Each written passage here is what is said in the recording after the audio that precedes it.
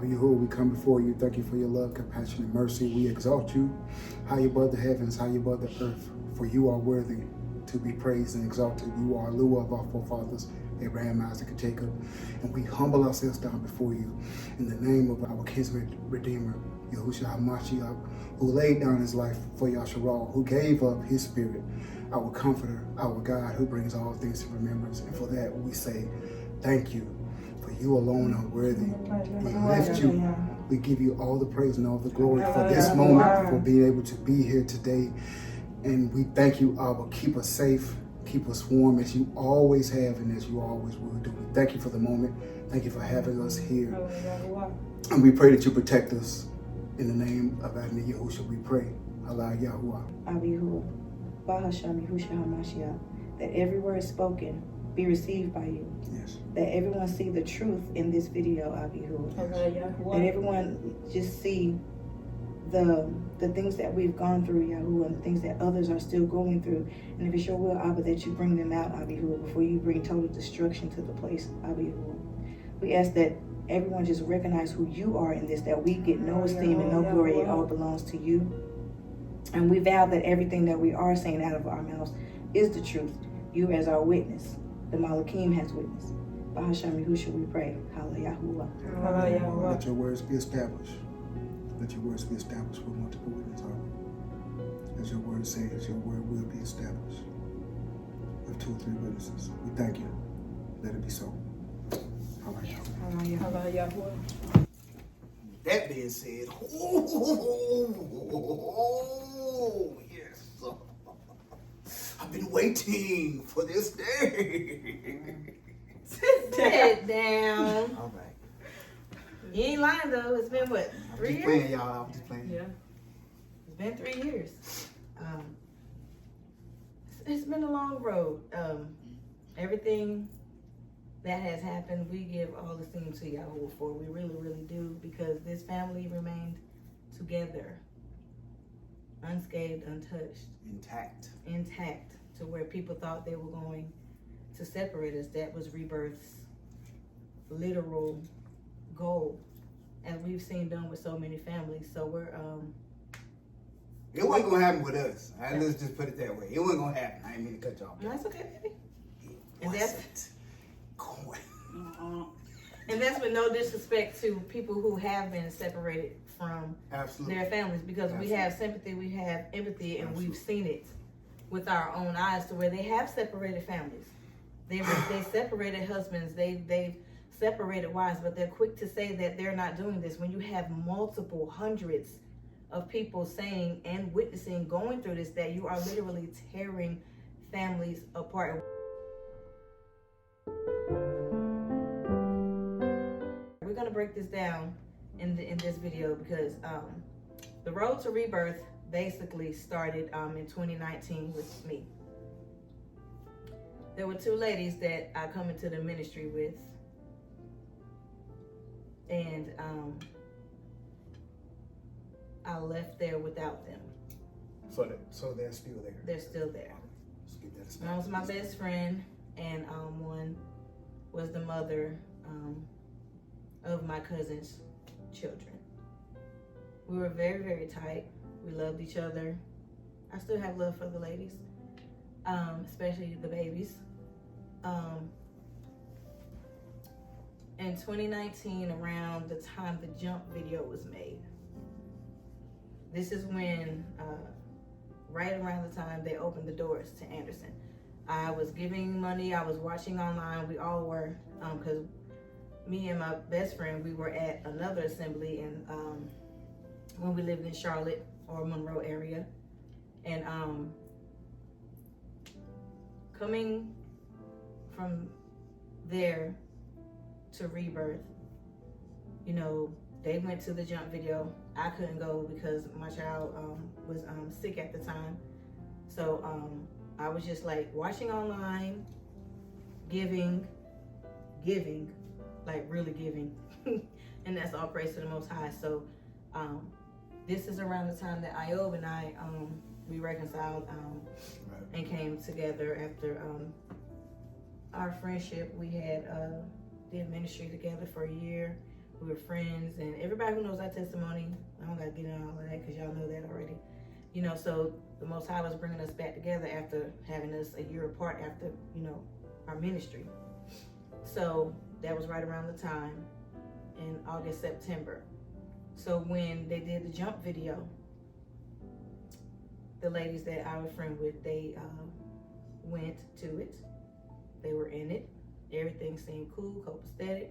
You know, so I ended up visiting and had a great time. You know, there was a lot more people there that are no longer there. And so basically that was my road to rebirth. And we ended up getting married. So January of 2020. We ended up getting married, and I'm sure you've heard the testimony.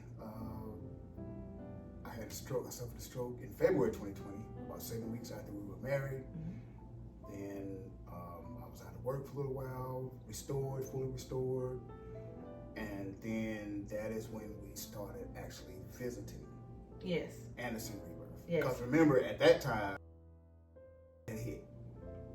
And we were in Charlotte, and we started to visit Rebirth together in Anderson. Married together. Yes, we were married. Yes. So when we started doing that, it was just Ducky, Yaya, Iyob, myself, and my niece.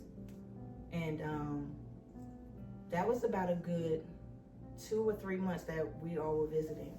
And then May 2020, it was around my birthday. That was the first time I stepped foot in Anderson and visited. And that was with everyone from my dad all the way down to Yaya. And before that, I was visiting my dad. They were both planting the seed of the truth in the Most High. And that I knew about Rebirth because we would play like videos and stuff on Shabbat. But that was my first time stepping foot in Anderson. It was my birthday weekend. I don't know if it was the 31st or the exact date, but it was the weekend of the 30th.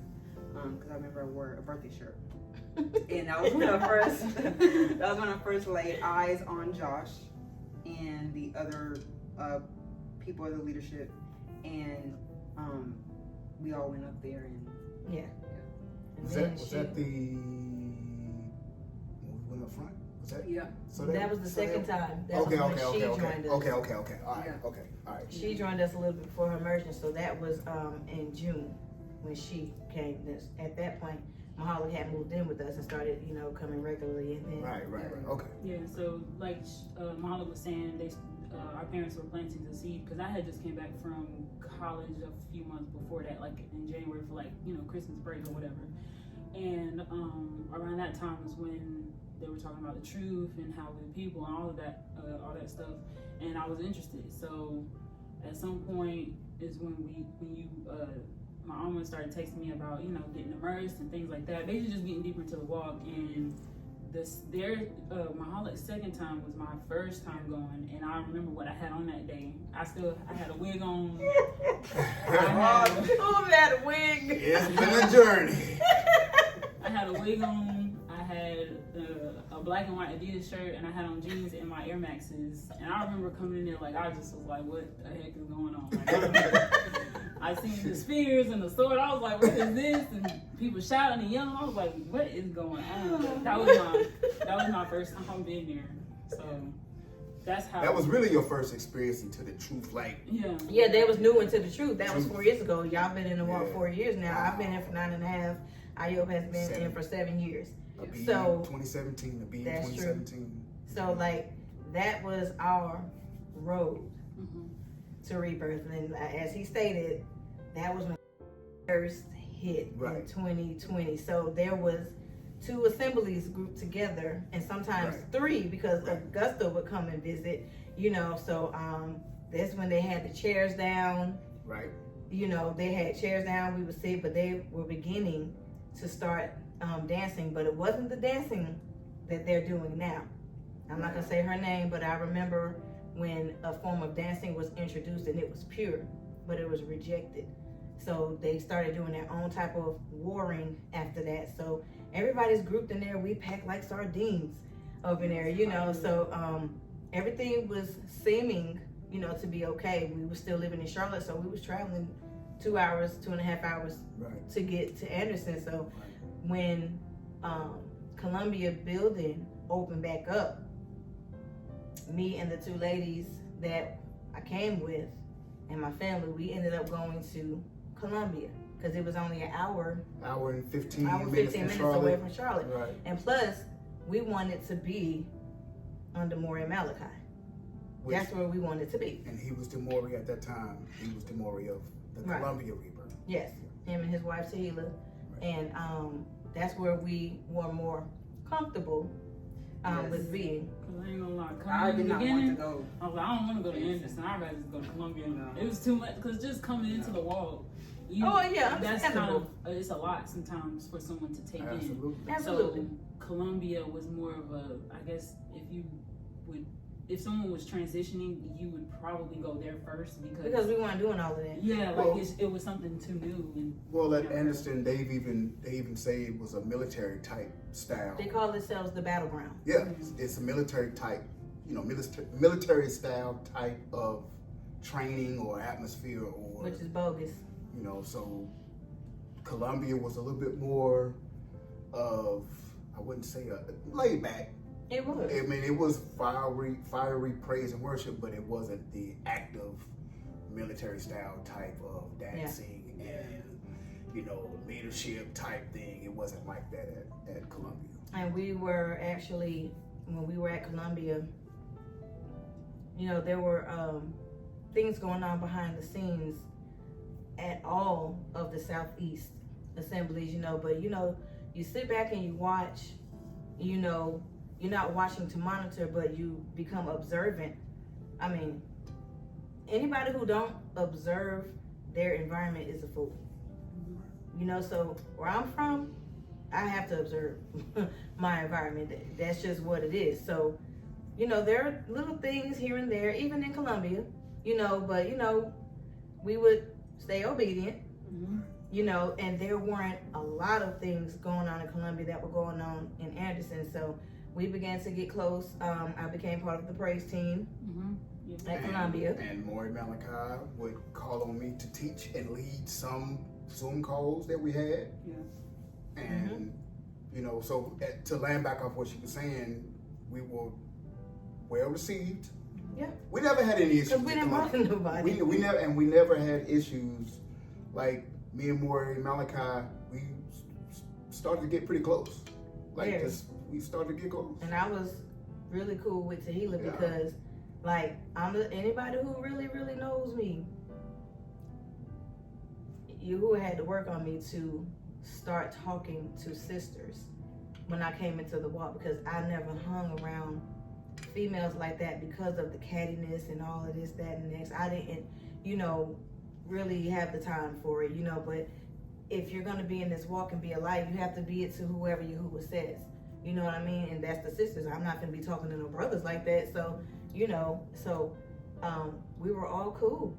We were very, very cool. So cool that we were, one night, I think we was in prayer. We was in prayer, and Iyob and I, we would take walks at night around the neighborhood that we lived in. In Charlotte. So, Ladies Forward Road. The hood. But we lived in a pretty good section, so we were free to walk around at night. Right. We lived right behind the police station. So we were walking one night, and we had been in prayer about fasting and praying. We was literally fasting and praying about making a move. Making the move. To Anderson, South Carolina, but not to go to that assembly. Right. Now, people really tell the truth and they see this video. Let me say this, I have proof of everything that I speak. Listen, y'all. Let me go. I didn't mean to cut y'all, baby. But listen, y'all. Everybody out there that love receipts, guess what? We got them. So before y'all listen, I don't know the exact number, but it's 200 or more. So to give you a brief synopsis before we move on, just understand. I'm telling you, the head of the house, I'm telling you. Come in the comments doing all this crazy stuff.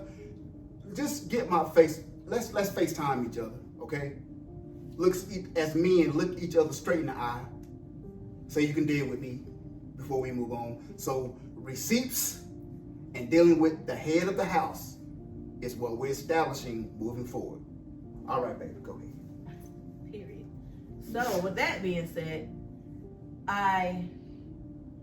like I said, I have proof. I don't do anything without proof, because you have to establish a matter by witness. And I have literal proof of any and everything I say up here, because I know how Rebirth likes to lie. I know how Rebirth likes to try to blackmail people. They love to do it. They love They to don't do like that. it. They love to do it. They love it. So you can say what you want to say about me. You can try to pull out anything, because guess what? You have nothing on this family. Nothing. You have nothing on this family. You know why? Because we stay in righteousness. That's why. My husband don't cheat on me. Never. I don't cheat on my husband. Never. Our children stay in order. And if we have a problem in this house, it gets solved. You won't hear a peep out this house if our house is ever out of order. Ever. And there have been times to where we as a family, we have to make sure the order is maintained. We have 8 children, 4 in the walk, 4 out. So trust and believe.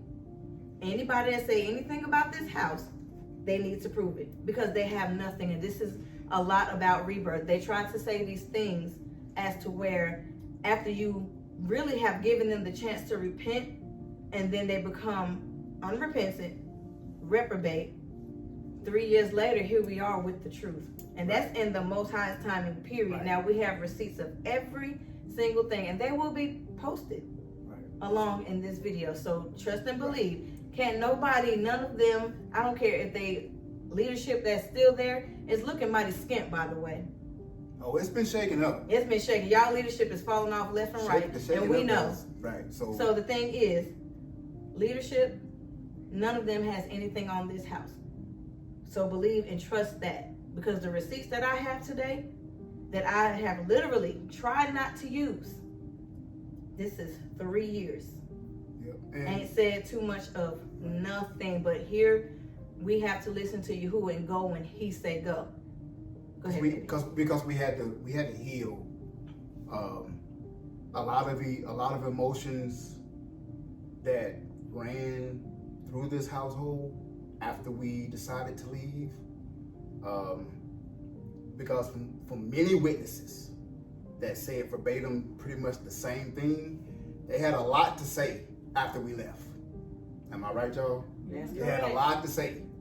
Not necessarily about me. That was a small part, but about these women sitting here, everybody, they had a lot to say about my daughters, a lot to say about my wife. Oh, they had stuff to say about you too. Said I couldn't sing. That don't hurt my feelings. That don't hurt my feelings. I'm a praiser and worshiper. So, right, I praise and worship. Moving right along before we get back to it. So just saying, they had a lot to say. Never to our faces, of course. Again. And y'all listen, when we left in August, September 2021, our flesh wanted to go back to Charlotte. But guess what the Most High said? You ain't going nowhere. You're going to heal right here in the same city. Allah Yahuah. You're not going anywhere. And guess what? By his grace, and until he says it's time to leave, y'all, we are still here. Right here in the same city. In the same house that everybody from Anderson was here in our home when we had the super sweet party. Everybody was here we opened up our home. So fasting and praying, it's like my husband. Because I was like, every time she brought it up when we went on our walk, I was like, and y'all for real spiritually, and as a man, I was like, I don't want to move. But the Most High was like, no, you're going. And I wrestled with it. We fasted, we prayed, y'all, and then the way it fell into place, I said, okay, Most High, this is you speaking. I'll go. That's what he said. And I said, okay, let's go. So go ahead, baby. And again, that wasn't to move down here to go to Anderson Assembly. We were still going to Columbia. Right. I have literal text messages. Right. I have everything to prove that we were not supposed to be in Anderson. We just got caught in between the beef of 2 Morehs. Right. If you really want to be real, because listen, I don't have time to be playing games with people. I'm straight to the point. We just got caught in between the 2 We got to caught. Moreh's, We got behind caught. the scenes. We got caught in a crossfire behind the scenes that from one Moreh I was told, and we didn't. We had no idea there was any type of history between them two. We didn't know that, and we got caught up in between it. We did. We're about to prove it. And unfortunately, once we moved here, I'm not getting ahead. Okay. They got a husband. So, They got a. Like so. That's why she's my better half. All right now. She keep me. All right. I gotta reel him in. and again, I'm sorry. Listen. I don't know if y'all understand that on my YouTube channel, I do know how to check subscribers, and I know I've seen a lot of y'all still subscribe from a few of the assembly. So you're going to see this video, and out of love. This is not out of hatred. Like I said, like I was saying before, we had to heal from hearing stuff about us, what they said. Yes, we were angry, of course. As a man, I got angry. I was only angry at two people. My feelings were hurt. Nobody else affected me but those two ladies. Right. And I know they had a friendship, and to see sisterhood. her hurt from that. Of course, a husband, a true man, to hear what they said about my daughters, the craziest stuff, the slander, what was going to happen to them. But of course, a dad is going to get up. I was angry, but I had to heal from that thing. So I know you're watching. I know you still subscribe to the channel and y'all watch, and that's cool. So I know you're going to see it. So I was saying that. Don't act like I don't know that you're watching. And you still subscribe. And you be watching my channel. All praise to the Most High. I love you. All right. So, the move here, Iyob, he's the decision maker in this house. So, I had to, literally go to Yahuah about everything that he was telling us to do. That Iyob was like, so I just went to Yahuah about it. And one day he was like, we're going to make this move. The way everything fell into place with the house, everything, we know was Yahuah because we knew that we weren't coming to this city of Anderson to go to that assembly of Anderson. Because like I said, we were super close with Malachi and Tehillah. Yep.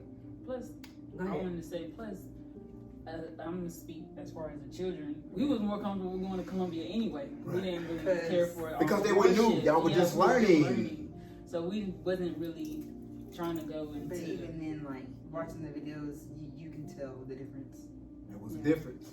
It was a huge difference. It was a difference. We were good, and we know we can't stay comfortable all the time. Right. That's the thing. So that's the thing that we know that as adults, but my children, they were new to it. They had to, they didn't understand the suffering, elevating to suffering and being uncomfortable. They didn't understand that. Right. So, that's where the Most High Yahuah, he had to deal with them with that because the decision had been made, Mm-hmm. So moving here.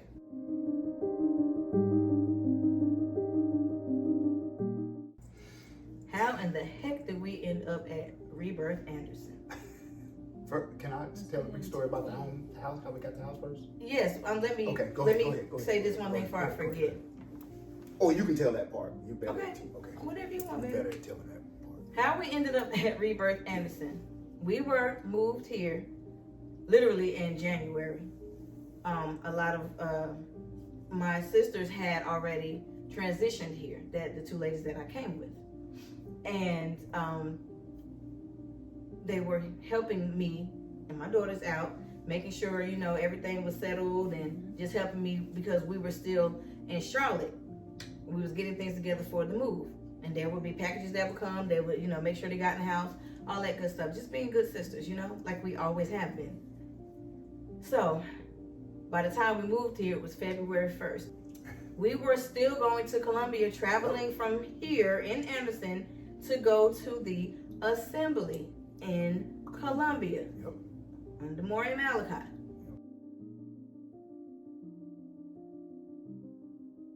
That's where we were. I was still on the praise team.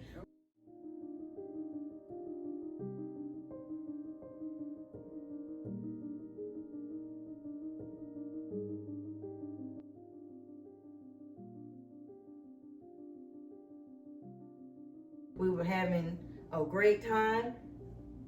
my husband was about to start doing immersions with Moreh Malachi. Yep. And we have the text messages on that as well. Yep. So again, we have witness to everything we're saying. Now, we get here.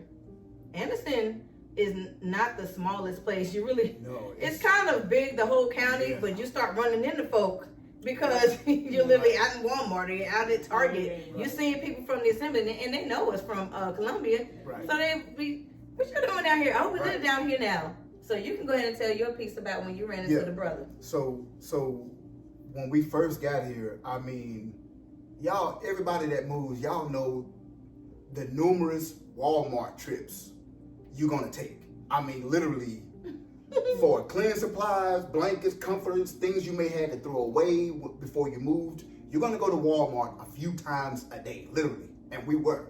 I mean, 6 or 7 times.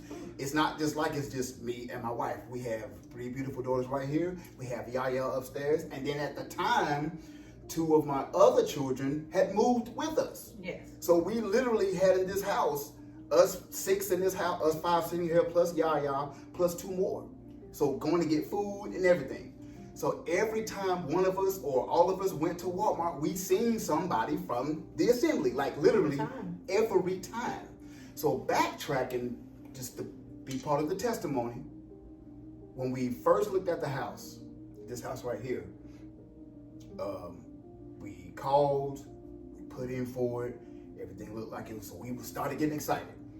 Then from the management place, we got the phone call, was like, oops, sorry, but we missed an application that was right before y'all's, so it's first dibs, so sorry to inform you, we got to give them first dibs, and it looks like they have their money, deposit everything together, so we're sorry, but we'll keep you posted. So we went right back into fasting and praying. Abba, if it's for us, if this is your will, let your will be done. We're out of our flesh, we're out of our will, we submit, surrender, we fast and praying. A couple days went by, we didn't hear anything. We get a phone call saying the people that had the application before you guys backed out, the house is y'all's. So I was like, okay, Abba, okay. Moreh Malachi came and anointed the Now, grounds. we called Moreh Malachi, said, hey, we got the house, yada, boom, boom, boom. He came over here to anoint the grounds and to look and see what area we were in. He called us back and said, oh, it's in a decent area. You're in a rural country, you're in the country, you're in a rural part, you got this neighbor, so-and-so, boom, boom, boom. So we got excited, boom, got the U-Haul, got here. Just fast forward to the Walmart trips. We started seeing folks in Walmart. We told them, what y'all doing here? I thought y'all was in Columbia. Oh, well, we just moved. Oh, praise Yahuah, all praise to the Most High. Yeah, y'all guys gonna start seeing a little bit more of us because we here. And like I said, we're moved and we see y'all. Oh, we see everybody all the time. So we got here. That was February. Everything was fine. And then one day,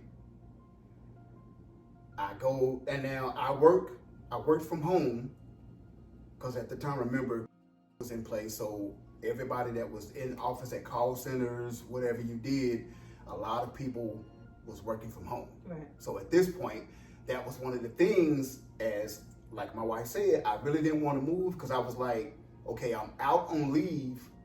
I was out on leave after my stroke, and then I went back to work. So then fast forward to the next year, I was like, well, we about to move. Like, what am I going to tell my job? I told them I was moving, then we just moved. The Most High was like, don't worry about it. So I'm on lunch break one day. I go to the store. I come back. I get a phone call from Moreh Malachi. And he was basically like, you know, I know y'all have been going to Anderson. You know, you've been going there, and I got to release you. I got to release you to Anderson. I was like, wait a minute. Am I, what? What? I'm on the phone like, huh? Like, Moreh, what? He's like, well, I ran into a couple people. They said they seen y'all there. You've been going to worship there. You've been going to a couple events that we'll get to in a second. And I got to release you. You're going to start going there. And I was like, Moreh, like, wait a minute, hold on. You just said I'm about to start doing immersions with right. you. And when I got to backtrack just a tad, when we first got here, Moreh Malachi one Sunday came and picked me up and showed me the city. Yeah, sure did. We was going for not just an hour, 2 hours. We was going for like 5-6 hours. Yes. He took me around all of Anderson. The very next couple days, he called me again. Was like, hey, you know, now that you're getting settled in here, I want you to start. You know, you've been teaching lessons. Every time I call on you to teach a lesson, whether it's a day ahead or whether it's a 30-minute notification, you know, on the spot, you've never backed down. You've always been ready. So with that being said, you're in the city now. You're here with me. You live 15, 20 minutes from me. You're going to start going on immersions with me, traveling with me wherever I go. So start getting ready. I'm going to start taking you under my wing and training. That's what he said. Fast forward to the phone call on my lunch break. And I'm like, we just had a phone call about immersions and you just took me around the city. So he basically was like, I'm going to give you Moreh Josh's number. You're going to call him. And I was like, well, yeah, we've been going to Anderson and we thought it was cool because it was one tribe. We've seen people from Augusta visit. We've seen people from Augusta visit Columbia. We've seen people from Anderson visit Columbia. We didn't know it was. He was like, well, that's right, but y'all don't know the history behind the scenes of what that stuff causes going to different assemblies. Now, what he meant, the stuff behind the scenes is what I was saying earlier, because the two ladies that I originally came into the ministry with, they got caught up in the same thing. Same thing. So basically, it's like a tug of war. Right. Some people move here, and the reason we move here is because at the time, our elders were Malachi and Tehillah. We lived right down the road from them, about 15 minutes. So we were closer to them. Right. And going to the assembly, Right. They were close. He was going to start doing mergers with him. Right. So we were literally trying to form a family unit, you know? So the other two ladies went through the same thing to where, oh, you move down here and then now you start going here for a certain event. We were invited to every event we went to. Right. And my girls are going to vouch for that in just a minute. Plus, I'm going to put the screenshots and the text messages and the proof up here. Right.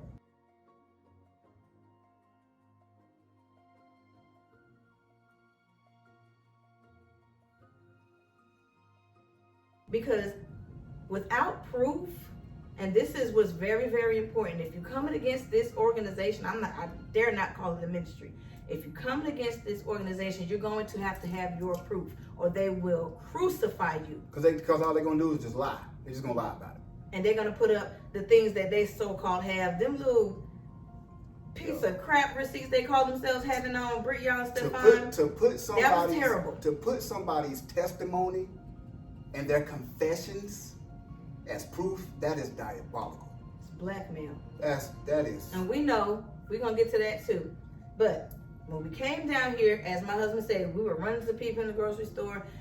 So one of the brothers ran into Malachi and told Malachi that my husband said, oh, you're going to be seeing more of me. Yeah, my husband did say that because we're living in Anderson. Right. Not because we're coming to that assembly. And y'all, I told Moreh that on the phone. He did. I'm a witness.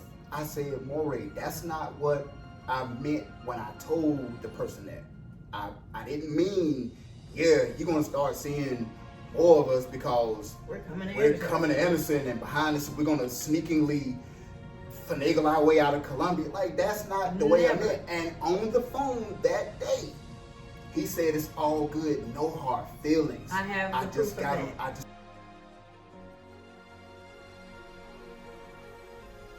just gotta release you. It's all good. Y'all didn't know.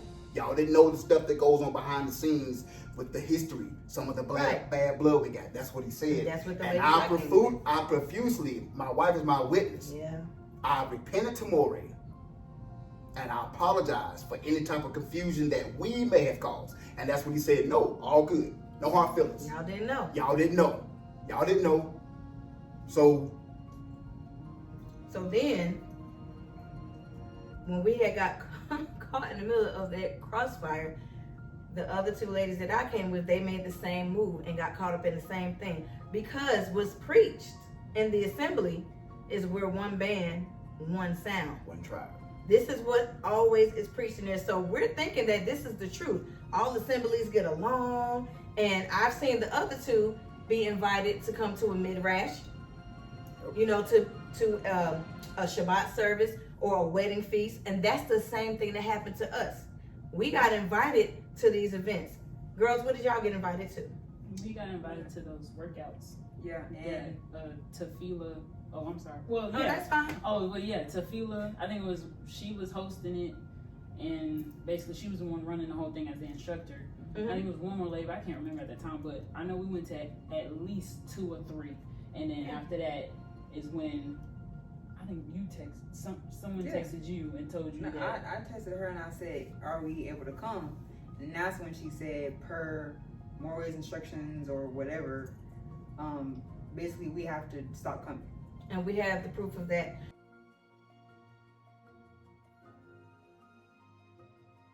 As well. So my daughters they don't have no reason to lie. No one here has any reason to lie, but we're still going to put up the proof anyway, because that's just how you have to be like this. You have to have the proof to prove anything against this organization.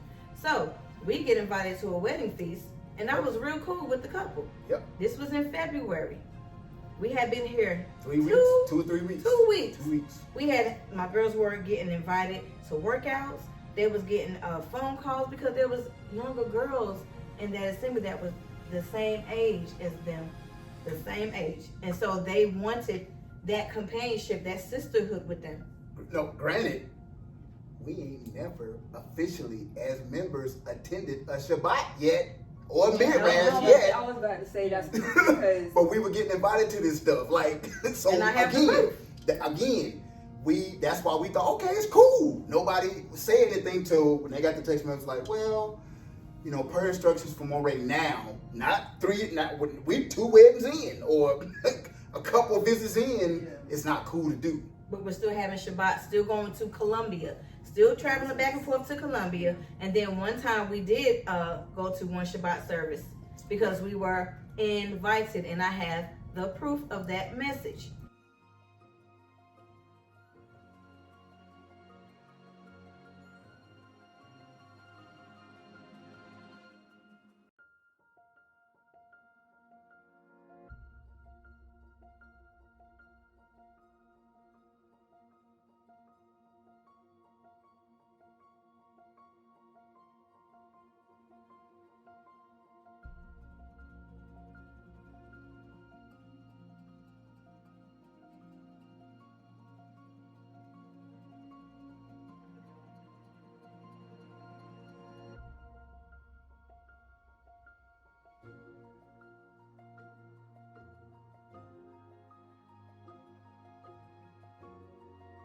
I'm saying this so profusely because they tried to make it seem like we pushed our way into Anderson, and that is not what happened. Your people are inviting my girls to workouts with the younger women. You're inviting us to weddings. Angela, who they call Queen Mother Malachi, we had started trying to come together because we have a similar situation with our daughters, our younger daughters. Okay? And everybody knows Yaya is special needs. I speak on my own child. So that's the bond that we were forming because of our youngest daughters. So I have screenshots of where we had permission to come, where we got invited to come, where Angela would invite me to the assembly to sit down and talk with her. We would grab tea at the assembly, and we would sit down for 2-3 hours and go over Bible notes. Meanwhile, we were still going to Columbia. But again, this is what we thought was cool because they made it seem like we're one band, one sound. Little did we know there's a war going on between Anderson and Columbia. As it played out later, because Moreh Malachi is no longer there. Right. And I got my own stuff to say about that later. But anyway, so no one pushed their way into Anderson. I literally asked Jamay, and I have the messages as well. I have all of these things, and they're going to be up here.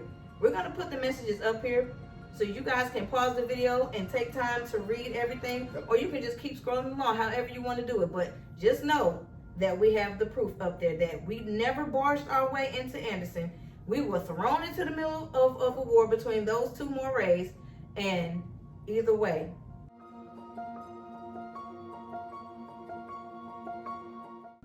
During that first meeting, February 24th, 2021, I will never forget it. Go ahead, babe. And not to cut you off, babe, but excuse me, February 24th, 2021, our first official night there was a Midrash in Anderson, well, on a Wednesday night. And it just happened to be the year anniversary of the stroke. It sure was. And like I don't want to say crazy, but I know what you mean. it's so like you talk about how the Most High orchestrates things. There is no coincidence that our first official night there was that Wednesday at that Midrash. It was the anniversary to the stroke exactly 1 year later, and it was the same night that somebody on their leadership went through a massive deliverance. It was Malawan. He went through a massive, like, I ain't never seen puking in the bucket. If puking in the bucket was a person, like, and I'm being for real, not being for, that night. It's truth. It was truth. And in that meeting for our first official night, if you just had this massive deliverance and your own leadership, they talk about all this, well, when an artist or a musician comes to the assembly, we set him down. Why was he still in the meeting that night?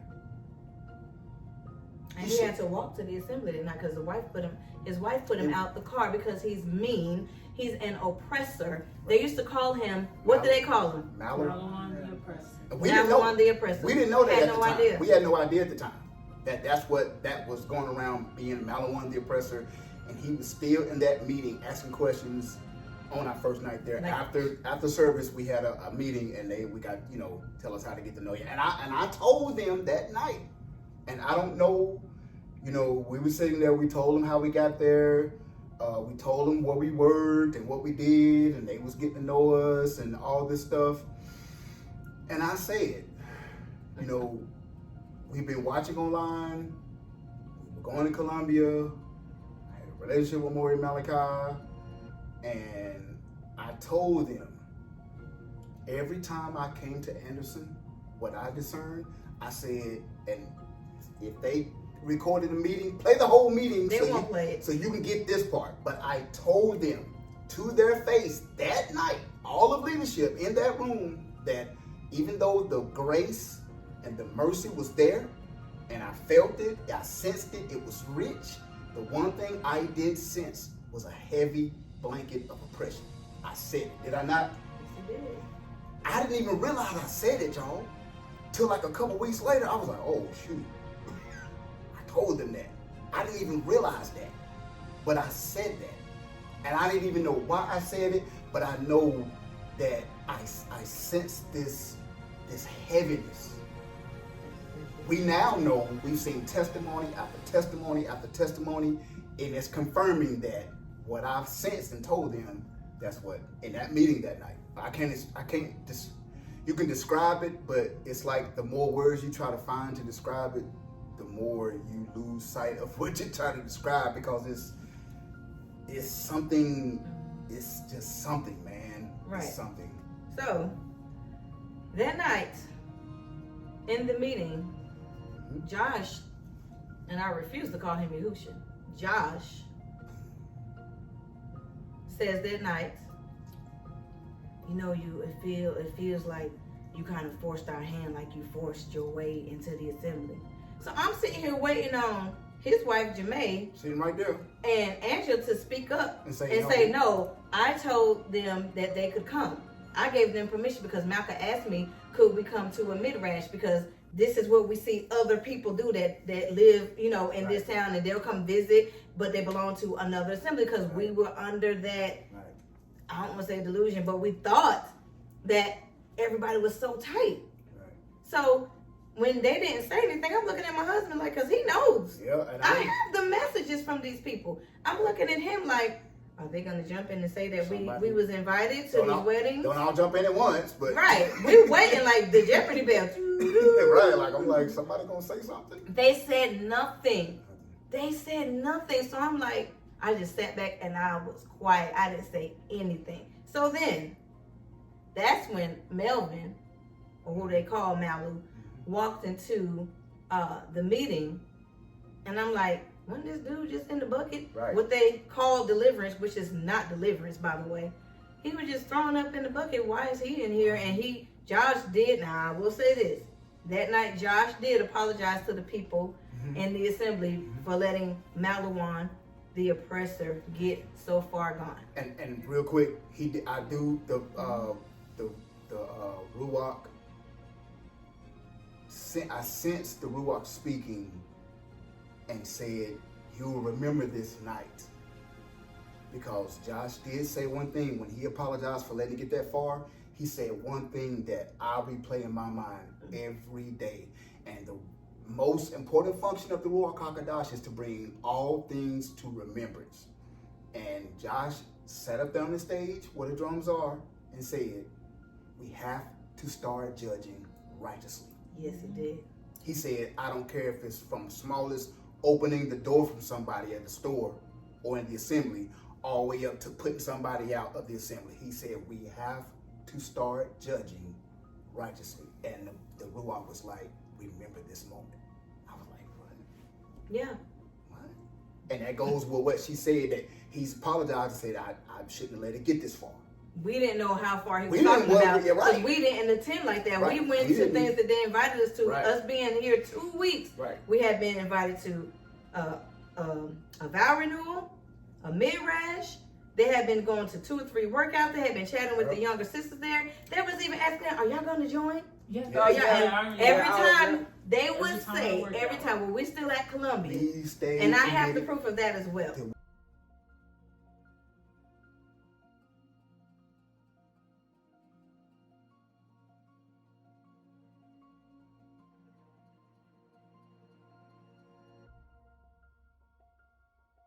We said we staying committed to Moreh Malachi Columbia. Oh, okay. Yeah. Well, all praises. Exactly. You're part of the tribe. All praises. One band, one sound was That's what he always used to say. So again, we're at this point, we're there in that meeting, and the 2 ladies, Jermaine and Angela, never said anything. We didn't force Josh's hand on anything. You know, we were caught up in the middle of you and Malachi's stuff. But after that, well, welcome to the city of Anderson. Welcome to the tribe. And to get what we'll get to later on, they also said in this meeting, what we do here at Anderson is what we call immerse in the tribe. Okay? Yep. Now, hindsight is 2020. We now know what that immersion is. It's not just dipping in the water coming up. That's a small part. What they mean is they're going to learn absolutely, totally everything about you. Whether you sold dresses, made food, sing, rapped, where you worked at, they're going to know everything about you, because to see if there are any type of traumas and behaviors, which I agree with, that's good to do. Mm-hmm. And they said, with that being said, they're going to be a series of meetings. Yep. We're going to meet with you. We're going to meet with you by the parents. We're going to meet with the children. We're going to meet with Iyob as the head. We're going to meet with Malku as the...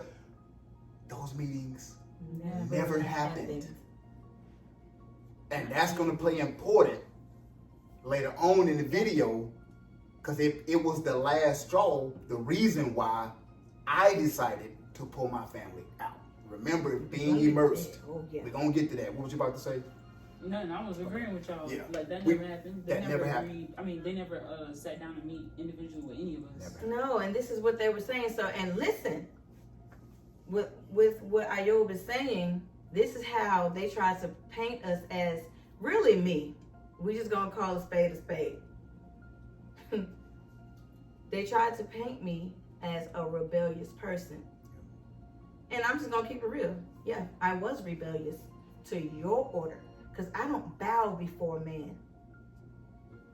I don't look up to man as my idol, as my allure, as my God. Yes, I rebelled against bowing before you, and like I'm literally saying, like physically bowing down. I will not bow before you. So in that sense, yes, I rebelled against that. But I did it respectfully, and I'm going to prove that. So that was our transition to Anderson. That was the road to Anderson Rebirth. It was pretty lengthy, but we tried to get everything. We tried, like, we could be here for days and months talking about this, but we ain't got all that time. So that was our road to Anderson, and again, we're about to post the stuff up there so you can see everything I'm saying is true. We prayed in the beginning of this video that Yahuah would be pleased with our righteous testimony and let the words that come out of our mouth be the truth. Because I don't have time to have smoke with Yahuah for bearing false witness. I don't bear false witness. I tell the truth, whether you like it or not. Because again, y'all, we are still here in the city. Yeah. We see them all the time. I don't. He do. It's mostly us. It's mostly them that see the members. But far as leadership, a couple women on the leadership I ran into. I've glanced and seen maybe one or two of the males on leadership, but again, we ain't, like she just said, to reiterate and to end this part to move to the next phase. And I'm gonna say this: we have no reason to lie, because, like I said, we still see y'all. You know what I'm saying? We still in the city. By grace of the Most High, He hasn't removed us from this city, and until He does, we gonna be here. So again, because ain't no fear in these hearts over here. Again, we don't idolize no man, no woman. We bow to Yahuah. We are yoked with Hamashiach, led by the set apart Ruach, the Ruach HaKodesh. No man, there's no fear. No what? No fear. Spell it. F-E-U-R, fear. Because at the end of the day, as a man, y'all got to see me. Like, I'm not Billy Tough Guy. I'm not talking in that sense. But again, y'all had a lot to say. If you're that bold, just say it. Just when you see me at Walmart, when you see me at, I don't know, QT, Quick Trip, gas station, pump of gas, just say, "Yo, can I holler for a second?" and tell me everything y'all said. And we can have a conversation about it. It's not gonna happen. But it's not gonna happen. It ain't happened in 3 years. And that's the main part. When you're in leadership, leading a church or an assembly, those things you can't slander. You can't do that stuff, y'all. That's what's at the foundation, at the core, that's crumbling, that Yahuah is sick of. He spat you out because you're lukewarm. Now, if you're not doing those things, if you're trying your best to be righteous leaders behind secret, what nobody can see, and these things are happening. If people leave, people get put, you know what I'm saying? That happened. But when you lie on somebody, or we put them out, and then you slander them, the word says all liars, not some, all liars and slanders are going to see the lake of fire. I think that's Revelation 21. All liars. So the lies you told on me and my family, the slander, and again, evidence is, oh, you were in the vicinity and we pinged your cell phone, so we know you was in the area when the crime happened. That's the evidence. Proof is, Negro, we seen you on camera in the house stealing. So again, we have both. Evidence is all the witnesses that has came. It was like, oh, we didn't even know it was y'all they was talking about. And I know I'm getting ahead of myself. But as a man, I gotta say this to y'all. I gotta say this. Every witness, that's evidence. But we have the proof and the confirmation that what they said, it's like, wait a minute, we got the receipts. Yes, with the P, receipts. We got the receipts that say that's a lie. That is a lie. And the lie, it's crazy, we're gonna move on. The lie is still being held. The lie that you told on my wife is still there. It's still there. You haven't repented. Man, that's crazy. All right, sorry. Sorry. Love y'all. So that was the transition. And when you come into something like that and you literally see, like, at that point, like, nobody really spoke up for you and said that you had permission and you were invited to come because, oh yes, we're all three, the South Division, we're one band, one sound, we all love each other. And you find out, like, that's really baloney. But you sit back and you're like, okay, we're gonna move on from that. They did what they did, they didn't tell the truth, you know, so okay, cool. So we were looking forward to having these meetings that never happened. They never sat us down. They never told us, so these tribal rules and things like that. So basically, the transition was rocky. We just had to, we figured, like, just trying to be as righteous as we could. Like, just trying to figure it out as we get in where you fit in. Right. We saw them doing something, okay, well, let's do it that way. Because we didn't, like I said, we didn't know.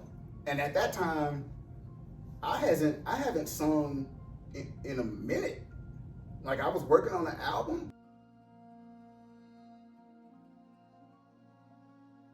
But I was still trying to figure out, like, how to do this thing. All right. So none of that was, that order was never kept. So we're going to transition into, like, the feast days. Because there really were no rules that were given to us. So, you know, because first of all, I'm older than just about everybody that's on the leadership except Angela. What's she, 80? 60? I don't know. But she's an elder is my point. Right. She's an elder. So the rest of these people sitting around here with no children. Yeah. At that time. No children at that time. They may have And if some they now. did have children, they was all under 10. You're not going to sit here and convince me that you know anything. That people with 8 children that's grown, Right. all the way from the age of that time was 23, all the way down to 5. There's different dynamics in this family that we're not seeing it. And we were told that. Yeah. We were told that. Like, y'all the first family of that this is happening. Y'all the first family, husband and wife that had this many children. Like, we were told that. We were told that, so it's like, for some reason, instead of them appreciating that, they envied it. Right. And that's when they set in their plot to try to separate us. So the feast days. I have screenshots that I'm about to put up there about the feast days because we were at the assembly cleaning out the leaven.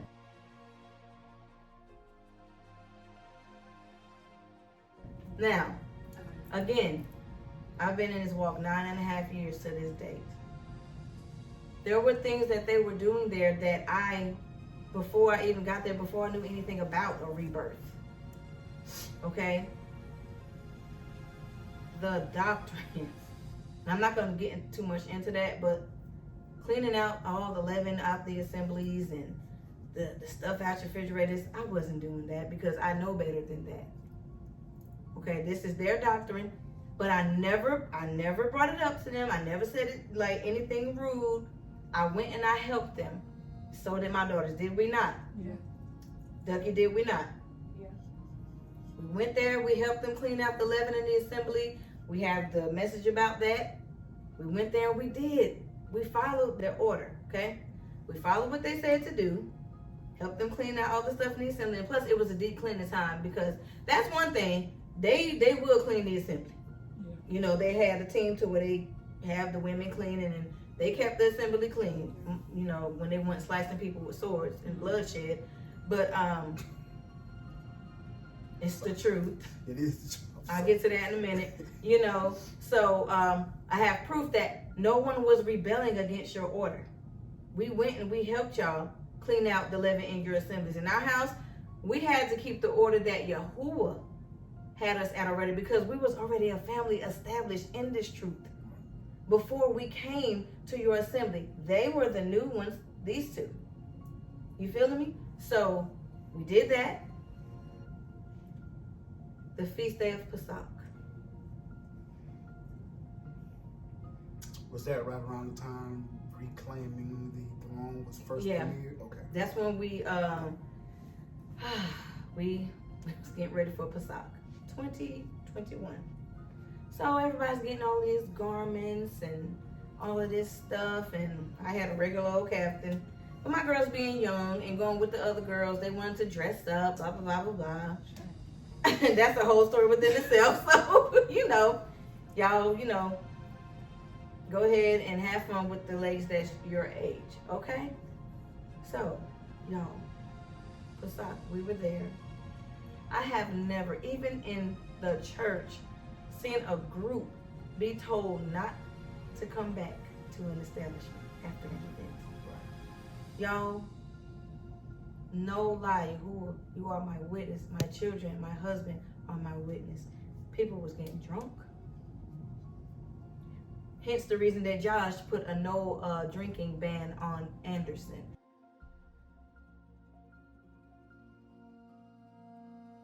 At feast days, at weddings, there was no drinking by the tribe of Anderson. And I even remember that I don't remember, but I think it was Mirash or Shabbat. And I remember him cutting the camera off because at that time, Shabbat was over or Mirash was over. And he told everybody to stay back a second because he had something to say. And he said how he felt like it was unacceptable for people to be acting that way and getting drunk and stuff. And that's what she was saying, like what she was saying about the no drinking policy. He was also saying, even if somebody from another tribe offers you something to drink and I see you drinking, we got a problem. Yeah. Like if y'all go to a wedding at another assembly, Yeah. even though they're part of us, and their Moreh offers you drink, and you drink, we got an issue. Yeah. And righteously, he had the right to say that because you're grown people, so should know how to be. Absolutely. Not act, but how to be. Because the act is just an act. You should know how to be. You should know how to represent Yahuah first and foremost. Then yourself, your husband, your tribe. So, but my problem with that was you need to get to the people who was out there acting a fool, and it was a Moreh as well. That was the ring leader, hollering, playing piano in the singing in the lobby. People were asking to be moved to different rooms because we were so obnoxious. We ended up peeling out. We was gone. We ended up leaving because we didn't want to have no parts of that. We had already told them when we left, look, don't stick around too long, They was here, 20, 30 minutes after we had came? We stayed at the top, and then when we were going down, they were down there playing. And then it was like 2, 3 in the morning. And we had to work the next day, or later that day, that morning. And so we had to do that. Yeah, we stayed as long as we could. And now I also have screenshots and proof of what I say about the drinking ban. And I also have proof about Pesach. There was an issue with the food that night. Yep. They say that we got served undercooked lamb.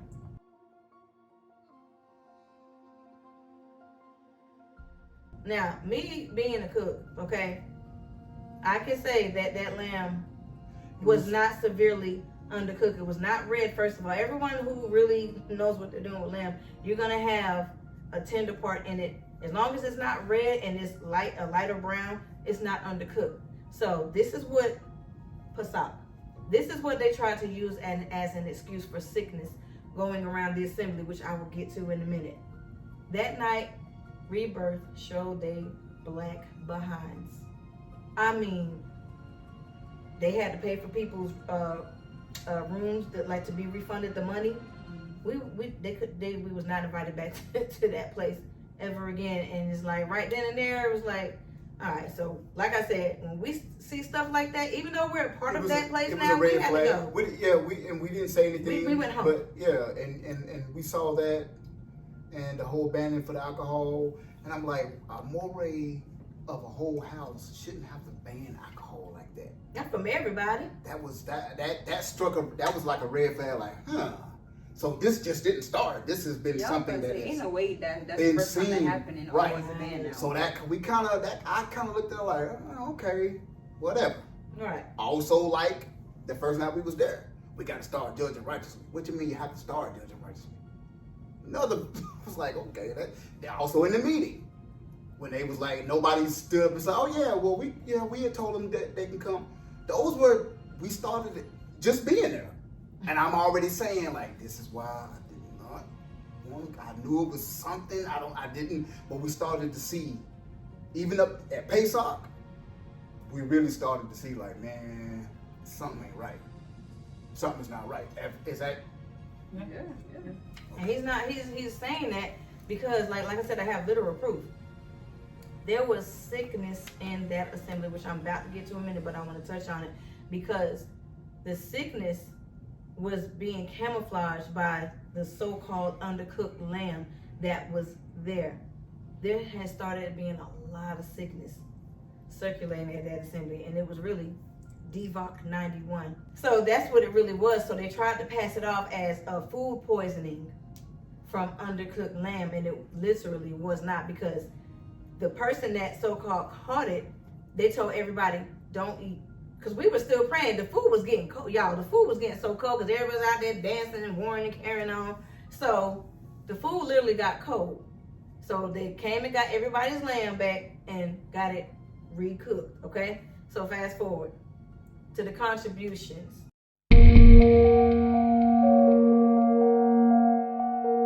That we gave to Rebirth as, you know, trying to be part of the tribe, be obedient, you know, but not to no obnoxious, crazy rules like bowing down and all. That hasn't gotten enforced at that moment. The bowing down didn't start happening until a little bit before we left, but we'll get to that. But would you say that? Oh, so the contributions that we made, because when we left, we were labeled as rebellious, not tribe, not trying to be a part of the group, not immersed in the tribe, nothing. And we have literal. What was in the last meeting? What did she say? We were on the side doing our own thing. No, he wasn't her. It was the other guy. I won't mention his name because I don't think he's there anymore. They said he said we it's like your family is over here. You're operating. doing your own thing, operating in your own household, and this is the tribe over here, and this is how we're operating. And y'all are not trying to come over here to us. And we have literal proof that we wasn't coming over to the nonsense y'all was doing, because first of all, let's just say what you gotta say, but this house is not ran by nobody, right? But this man, of course you. But this man, there's an order that we keep in this house. Go ahead. I was gonna say, I remember in that meeting that when we was all in there, and of several meetings we kept getting pulled in. But go ahead. I remember, and that when one of the Morehs said the whole thing about us not being immersed in the tribe or we're doing our own thing. One of the Morehs asked another Moreh to look up the definition of tribe so that they can tell us like what it actually means, as if we didn't know. And this was the meeting, like we said before, that should have happened right after the initial meeting that never happened. Why? Okay, so why now? Here it is, months later. Yeah. Now you want to tell us what being immersed in the tribe is. That should have been told before the next Shabbat or Midrash we came back to. That should have been established right then and there, and it never was. And in that same meeting, he also, I think it was Josh that said, that's on us that we didn't get to know y'all. Right. But if that was the case, or why after that meeting you still didn't try? You still didn't try. Because Josh got a good way of trying to act like he's so sorry. He masquerades and he does it well. But the people who have Ruach eyes who can see through that like we did, I seen it didn't mean a hill of beans to us. I seen it. I just, I didn't want to come against the order. I didn't want to ruffle any feathers, so I just sat back, and the Most High was just speaking. Sorry, go ahead. Sorry. It was more. No, I was gonna say, how do you expect a family to act if you never sit them down and tell them what to do or what not to do? But number one, number two, we were more immersed than a lot of the other members. If you really want to be honest, say it again. We were more immersed and gave more and did everything we were supposed to do. We were asked to do. And I have and a lot of the other members that have been there longer than us. Right. And on top of that, it was because we knew what to do. Y'all didn't sit us down again and tell us what we should or shouldn't do. We were doing it out of the kindness of our heart. And because that's what tribe actually does. That's the true definition of a tribe. That we're there for each other without you having to ask us to do anything. You know why? Because the order was already established in this family before we even went there. We were telling them, do what you're asked to do. Do what you're told to do. And we did. Do what you're told to do. But with that being said about do what you're told to do you think that our children are going to do anything without saying anything to us first? Anytime we were told any type of instruction from Moreh, leadership, whoever, or elder, it doesn't matter. We always, when we got home from that Shabbat, that Midrash, or whatever meeting or event we was at, we told them. Because not every event we was there as a collective, you know, because we have Yahya. So sometimes someone has to stay back and help. For some reason, as a tribe, they didn't understand that. But they said it was not a problem in the first meeting. You know why? And they said it was not a problem because Malka would always let somebody or multiple leaders in leadership know, we won't be there tonight, our daughters will. Iyob won't be there tonight, we will. And I even had a bum leg was on crutches And still came. for 8 weeks and didn't miss a Midrash or Shabbat. And he's telling the truth. We literally did everything we were supposed to. And I have the screenshots. I have literal proof of how we gave, cash apps. And this is where I started noticing the problem. There was too many cash apps floating around. Lord mercy. There was like 5 or 6 cash apps floating around. So it was like, and I know, to run an organization or business or ministry, which they are not a ministry, there's different avenues you have to travel. I get that. Absolutely. But 5, 6, 7 different cash apps to where you say it's going to the same place, that's an issue for me, because you start noticing, okay, this is going straight to your cash app, but this doesn't say Rebirth Anderson on it. This is going to someone else's personal cash app, and it doesn't say Rebirth Anderson on it. So there was literally, am I lying? No. We have the receipts, and we're about to put them up there in just a second so y'all can see all of these cash apps. And people started asking questions because the cash apps started being shut down. And they would say, oh, well, you'll see it on the receipts, but I'm paraphrasing right now. It's not verbatim. Well, Cash App tends to check certain ministries and they'll shut it down if they see something. But that's like kind of how the government works. No, people not stupid. There's too many cash apps floating around here, and if it's an organization, you should have maybe 2 cash apps. It's not like it's 1,000 members. It's not a mega church. It's maybe 100 to 200 people that tops in that assembly, and that's including the children. So all of these cash apps, why are we sending all these different things to these cash apps?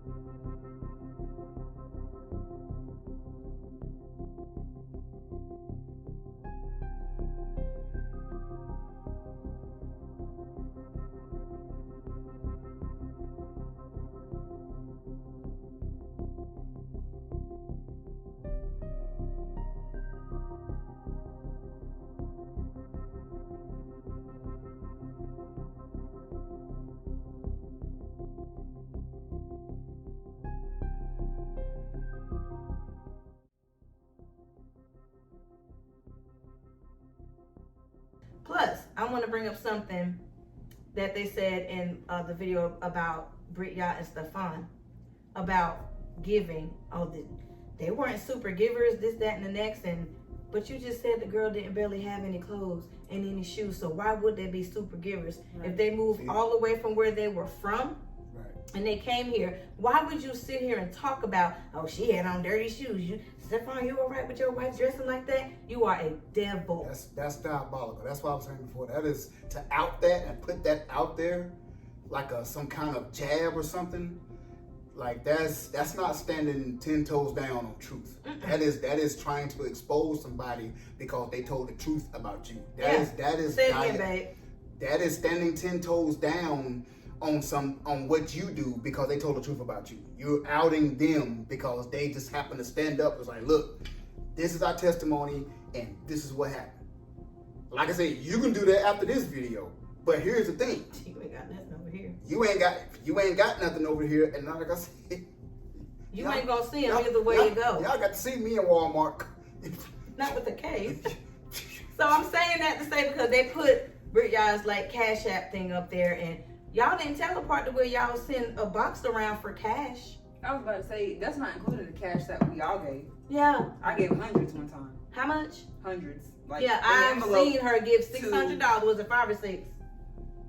Today, I don't want to say the email's name.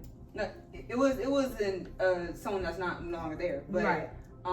I gave it to her, and I want to say in the envelope, and it was right before Shabbat because it was still dark in the Nakla room and in the kitchen. Yep. The lights were still off because no one, of course, was gonna cook right there or be right there because everyone was in sanctuary praying and whatever. So I gave her the envelope, and this was from tax money. It was like a good chunk. And I gave it to her, and I said, "This is just a free will offering." And she was like, "Okay." And You remember how much it was?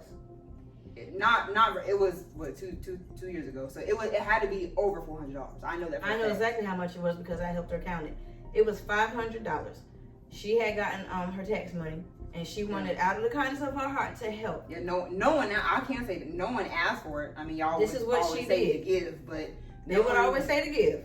And she gave told it. me. It was cash. So when you put up screenshots of people's cash out, you didn't give this, you didn't give that much, you are leaving out the fact, sir, ma'am, that you send a box around, just like the church send around a collection plate and ask for tithes. Which I'm gonna leave that alone because we're not even finna go there about these tithes. That's a whole nother thing. We're not even gonna get into that. So we're gonna leave that alone. So as far as contributions, we gave. We were givers. And I'm about to put the screenshots up there of me giving away supplies, okay? Pampers, wipes, chuck pads, cash, going food shopping. Do y'all need anything else at the assembly? Yeah, we need some chicken. I got an extra $70. Oh yeah, remember?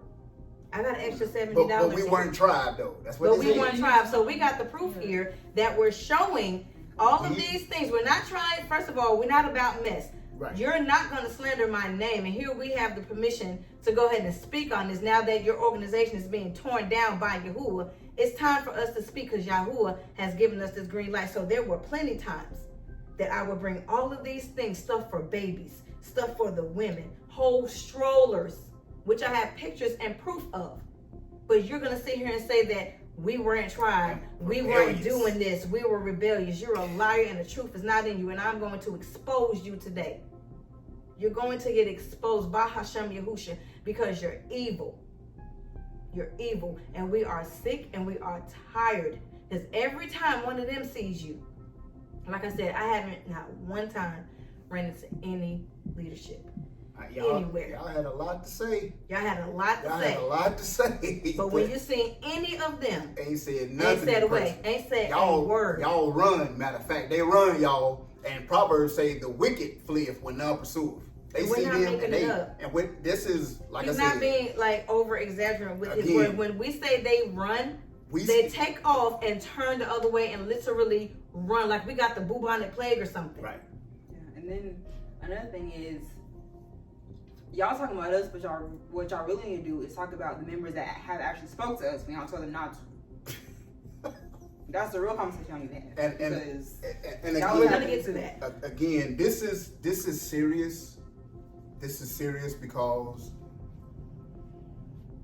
what we have to understand is, y'all, we are still in captivity. Right.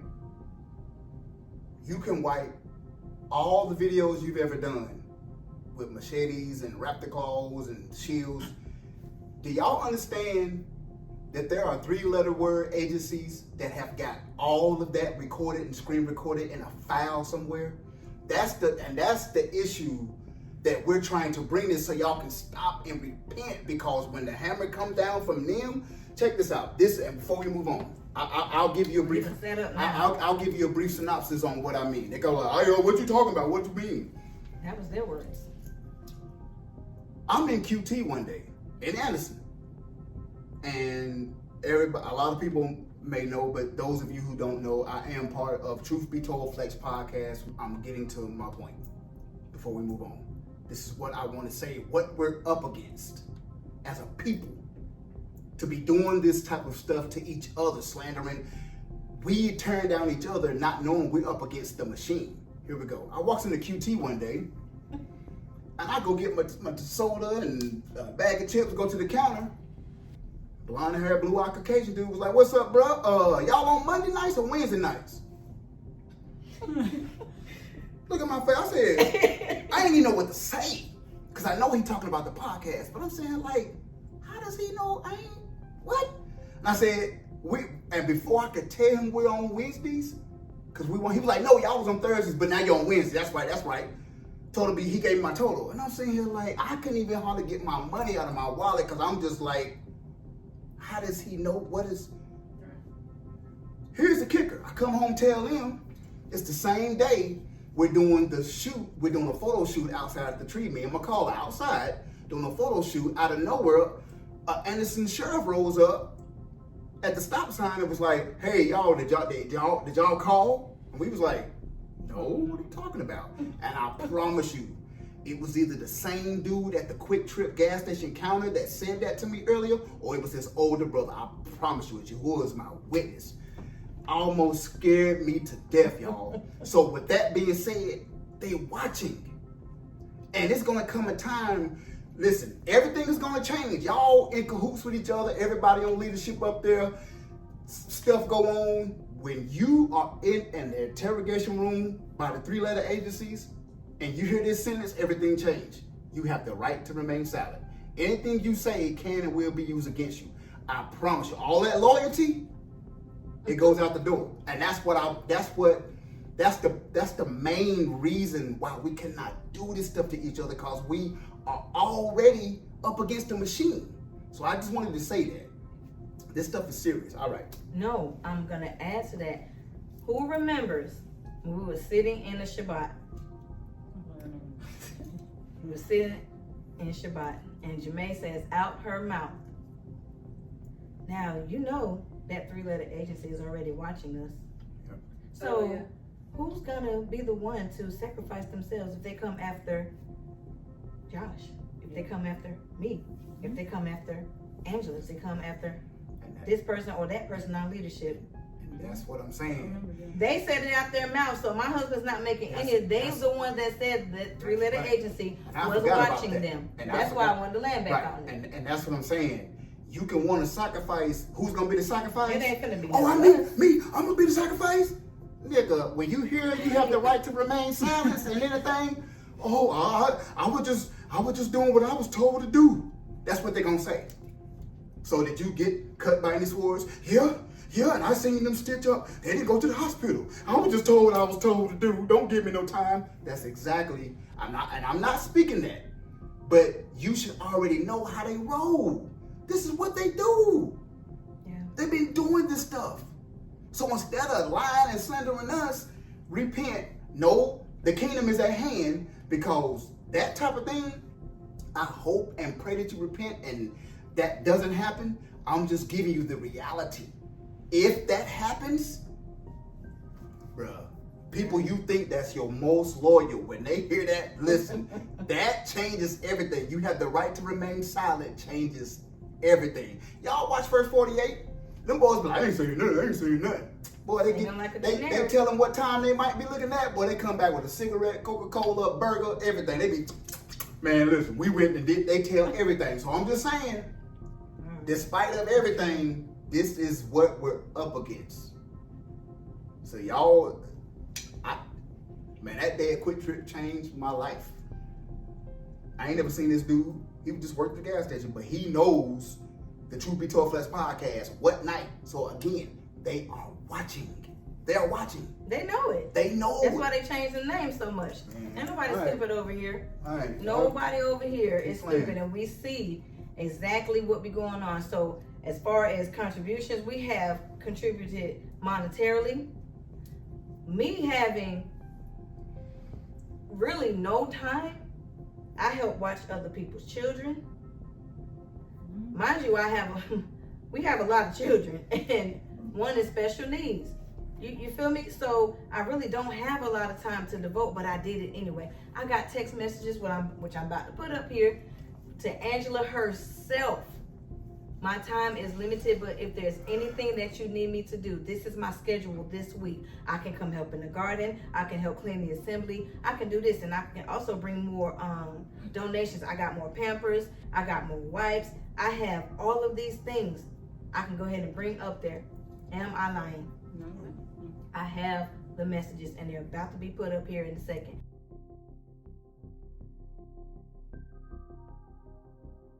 So contributions, we gave our time. We dedicated our time. We gave money. We literally did what was asked of us when you did even ask. But one thing I cannot stand is a liar. We gave and gave and gave and gave. And during all of that giving, you weren't appreciative of anything. You were plotting and planning to break us apart, which you could not do. And I'm about to get to that. And I'm gonna say, even in that giving, like where we used to work, we got paid every week. So we gave every week, literally on a Friday or Thursday, whenever we got paid. I can't remember when we got paid, but we gave every week, and we also have screenshots and screen recordings of that too. Yes. Even when we were going in between siblings, we were giving to both. We even asked. We Thank you. We asked. One of We asked Tahila. Yeah, there you I go. have the screenshot, so her name is up there. Okay. We asked Tahila when she said that her husband talked to my husband and we have to go to Anderson, there's no hard feelings and she loves us, all that stuff. I said, can we still pour into Columbia? And this is what we did. Again, I'll reiterate that. Yeah, because we was already established. I said that to Jamae as well because Jamae asked me, which is in the screenshots. So are you guys gonna be joining Anderson? I told her we're still at Columbia under Moreh Malachi. But Moreh Malachi did say, and this is in the screenshot that you'll see if you pause and read it, if the traveling gets grievous because you have Yaya, just let me know. Not one time did we ever let that man know that. I told Moreh, I said, Moreh, we are dedicated to Columbia. You, Tahila, and Rebirth Columbia. We will let you know, but it's not. Because we don't want to go there. He laughed. He That's did. what he laughed. We was on the phone. He laughed. He said, oh, okay, I get you. Yeah, we don't want to be there. We're dedicated to Rebirth Columbia. And that's what we did, y'all, until we got caught in the middle of that war between him and Josh. Plus, contribution-wise, we threw the biggest and the best premiere party for Super Sweet. Now, I'm gonna fast forward a little bit. On that video that they did, in response to false allegations, they sat there and said, you can ask any, I think it was Morris, you can ask anybody to come to our assembly. You have to sit down for 6 months to a year. Cap. For 6 months to a year. You can't come in here doing anything. Now, I get that where if you come into a ministry, you have to sit down and learn. Absolutely. But you're not going to stop my gift for those 6 months to a year. Who are you to put a cap on anything that Yahuah tells me to do? A gift you didn't give. You didn't give it and you sure can't take it away. And see, that's the thing. They said that's what they do to everybody that come in. They didn't do that to my husband. And I got the proof on that too, which I'm about to put up there. You didn't do that. Stay tuned because it's coming up there. I Now, gave the Super Sweet testimony at Columbia. I have the screenshot. We have that December 2020.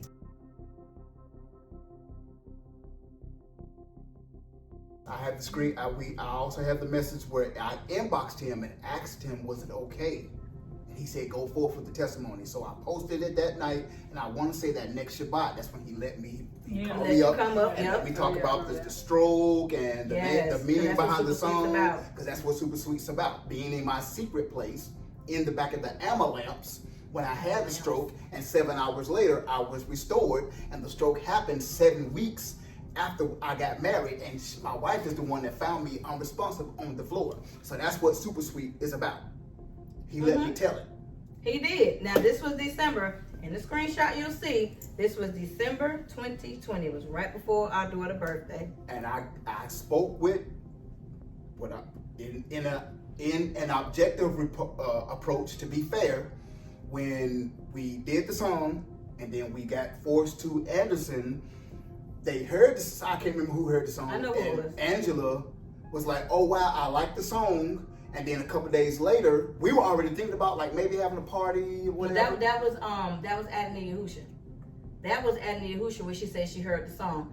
The other thing was how they heard the song because you went to Josh and said that you were gonna shoot a video. video I for met with Super Josh. Sweet. Me and He met him. with Josh. They didn't tell him, oh, He you didn't gotta say- sit down. yeah. You can't do that in When here. I met with Josh, I told him about I was a singer and a praiser. Which He's they like, already knew. He said, yeah, I'll be seeing you putting in the work up.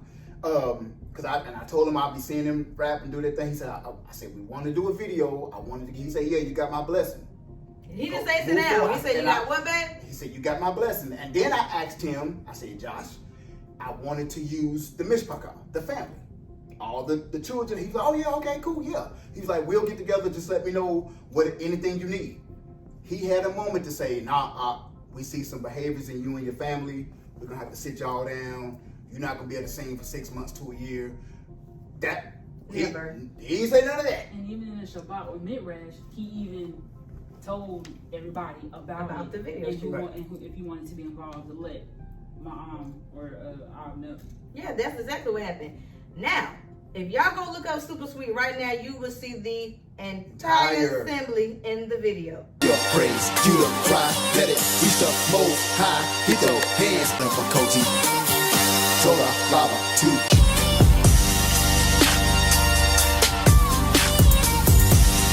Okay? The children, we had rehearsals here. We cooked for everybody. We served, okay?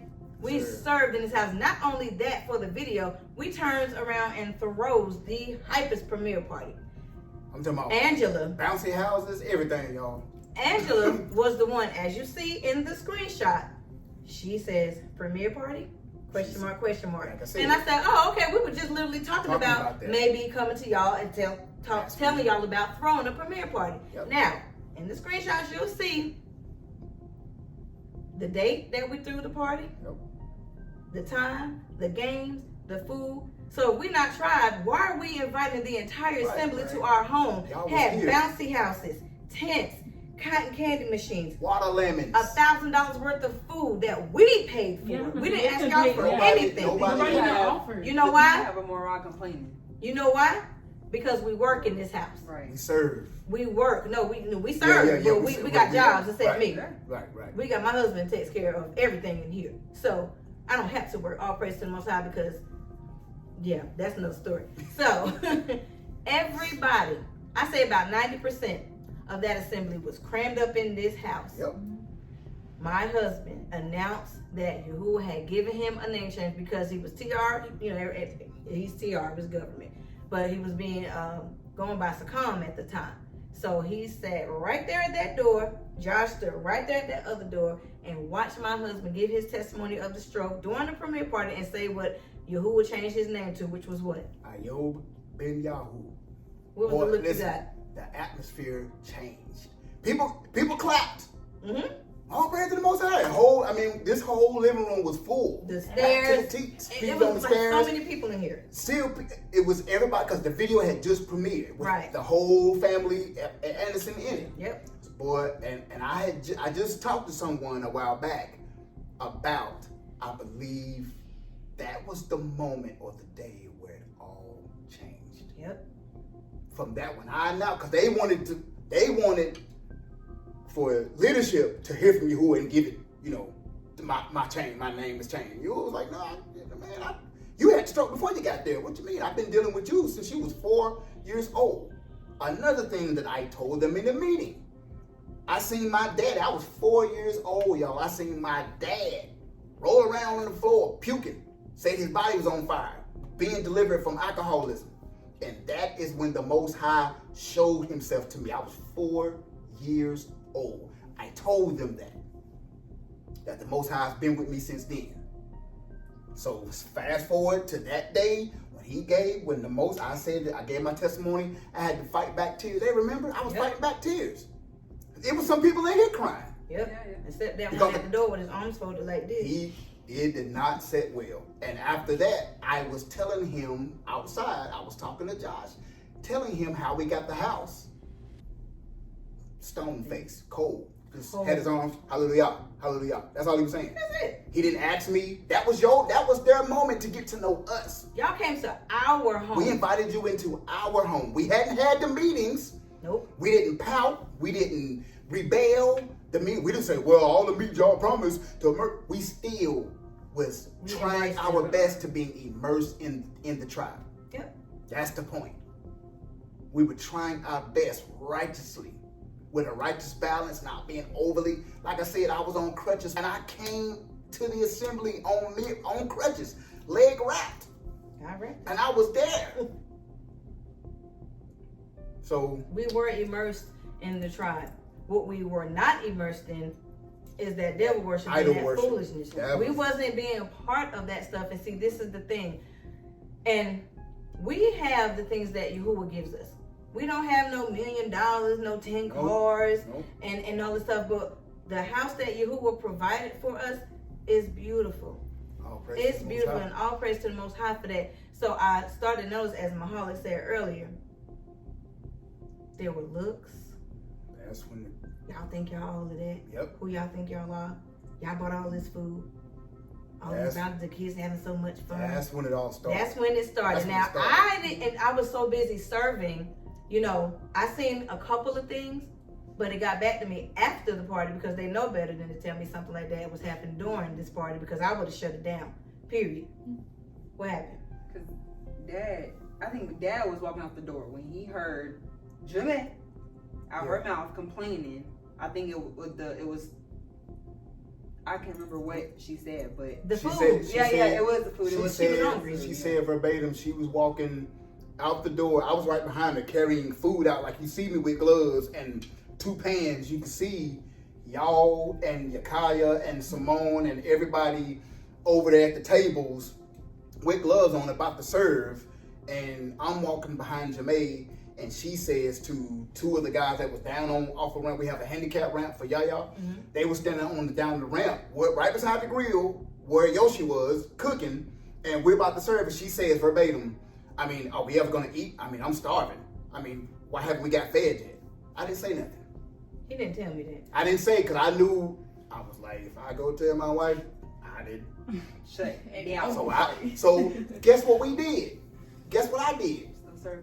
I just continue to serve. All praise to the Most High for just being a vessel. Man, this is beautiful. We're in a new city. Yahuwah's being stroke survivor, able to do a song. They told me I wasn't gonna sing ever again. They told me my face was gonna be twisted and my left side of my body was gonna be inoperable. You're gonna have to go to rehab. You're barely gonna walk. You're never gonna sing again. So this was a celebration of the Most High being good. That's what the song is about. That's what the song is about. That's what the party was about. To celebrate a new beginning, new city. Like Abram, he told Abram, move. I tell you where to go, just move. That's what we did, y'all. That's exactly what we did. That's what we did. And now you're gonna sit here and say all of these things Complaining, about, murmuring. you know, what we did on our own. Like, we didn't ask y'all for no money. Every penny that went into that huge party, we had a jousting arena, 2 bouncy houses, Water slide. cornhole, food, cotton candy machine. I mean, Watermelons. we played spades, y'all, because we know how to throw a party, a righteous party. We have fun. You see us laugh and joke because we're healed. You know what I mean? So to say that we're not tribe and all of these other things is crazy. And like I said, you'll see the receipts. So moving on.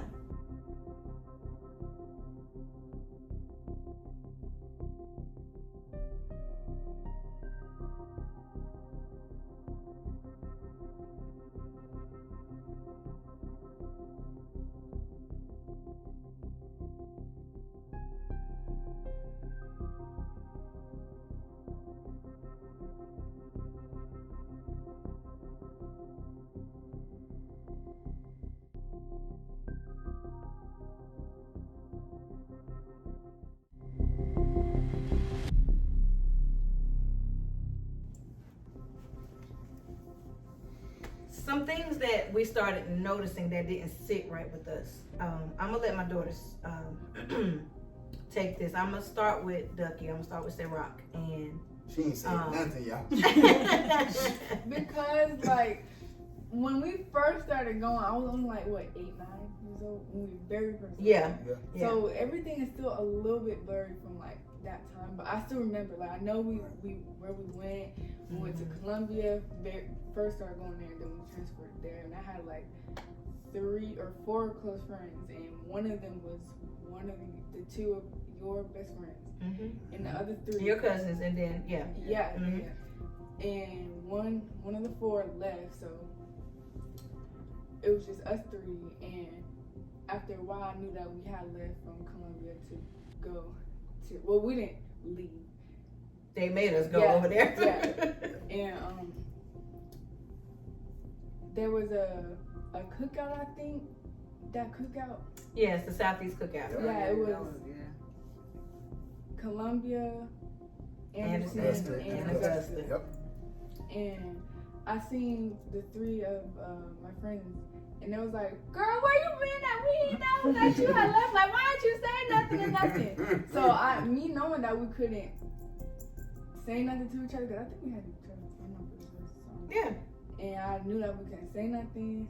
I was like, I thought y'all assumed that I had went to over here, because I thought that they had knew that we couldn't. From Columbia. Yeah. Communicate with each other because of that rule they had. Say that loud and clear. That rule. What was the rule? We couldn't associate with other assemblies. Within Rebirth. Yeah. My baby just said it. I want you to back up. We're gonna get back to you.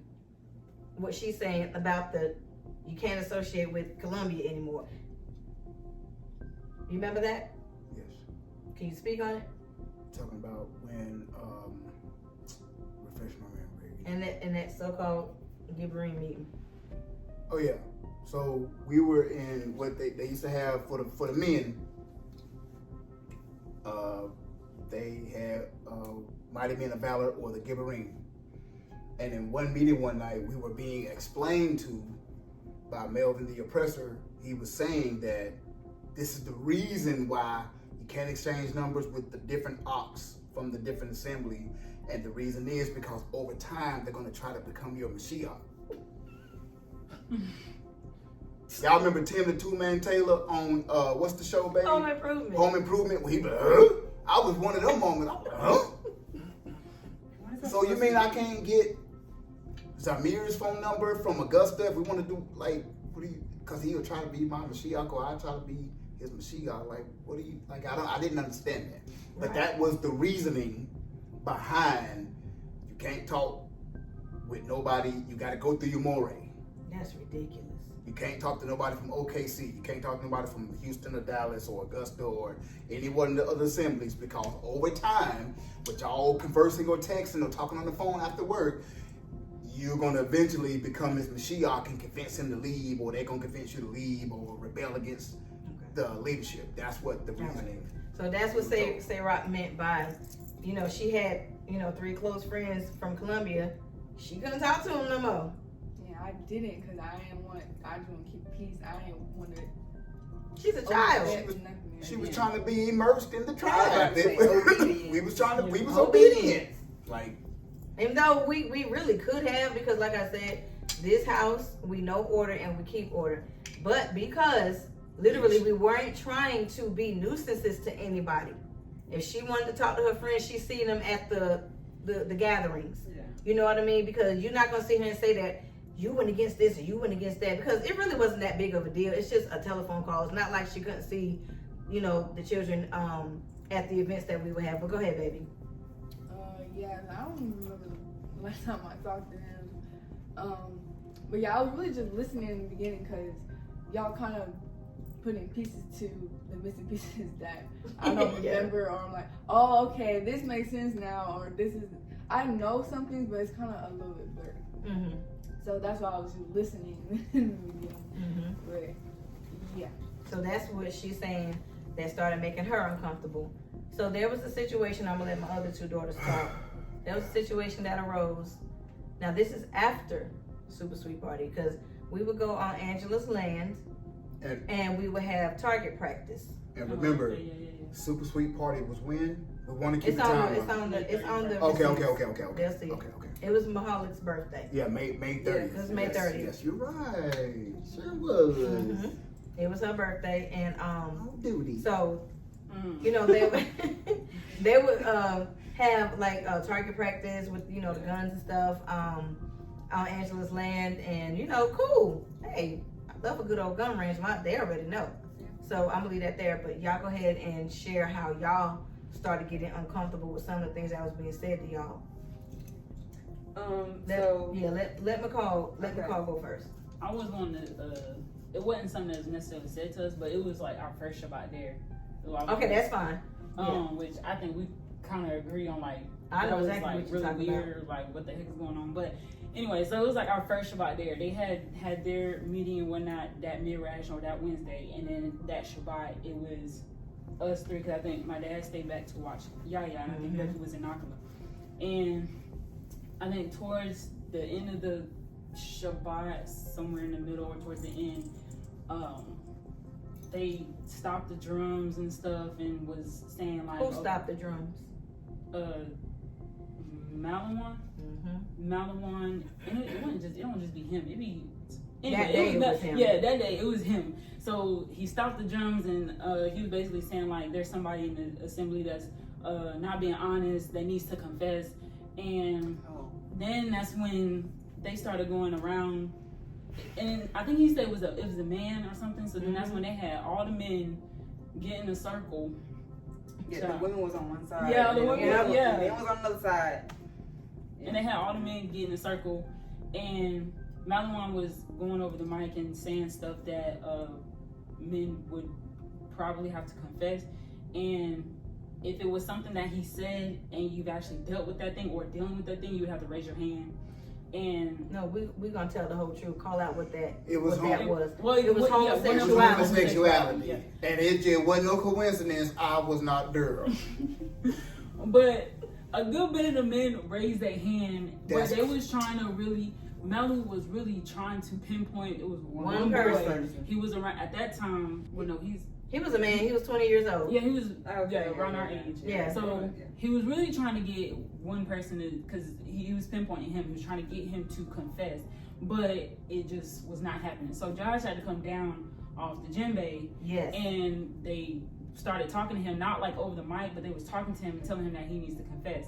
So they gave him the mic. He starts confessing, stuff like, oh, I lied about this, or stuff like that. It's things that children, no matter how righteous you are, all children are going to be children. So you're growing up, there's going to be some things that, you're dealing with, disobedience, rebellion. You're a child, or you're growing. You're growing. So that's understandable. Yeah. So he was confessing that, and then there was one thing that he just wasn't saying, but they was trying to like force him to confess. Y'all, it took like 10-15 minutes. No, it took longer than that. It took about 25-30 minutes.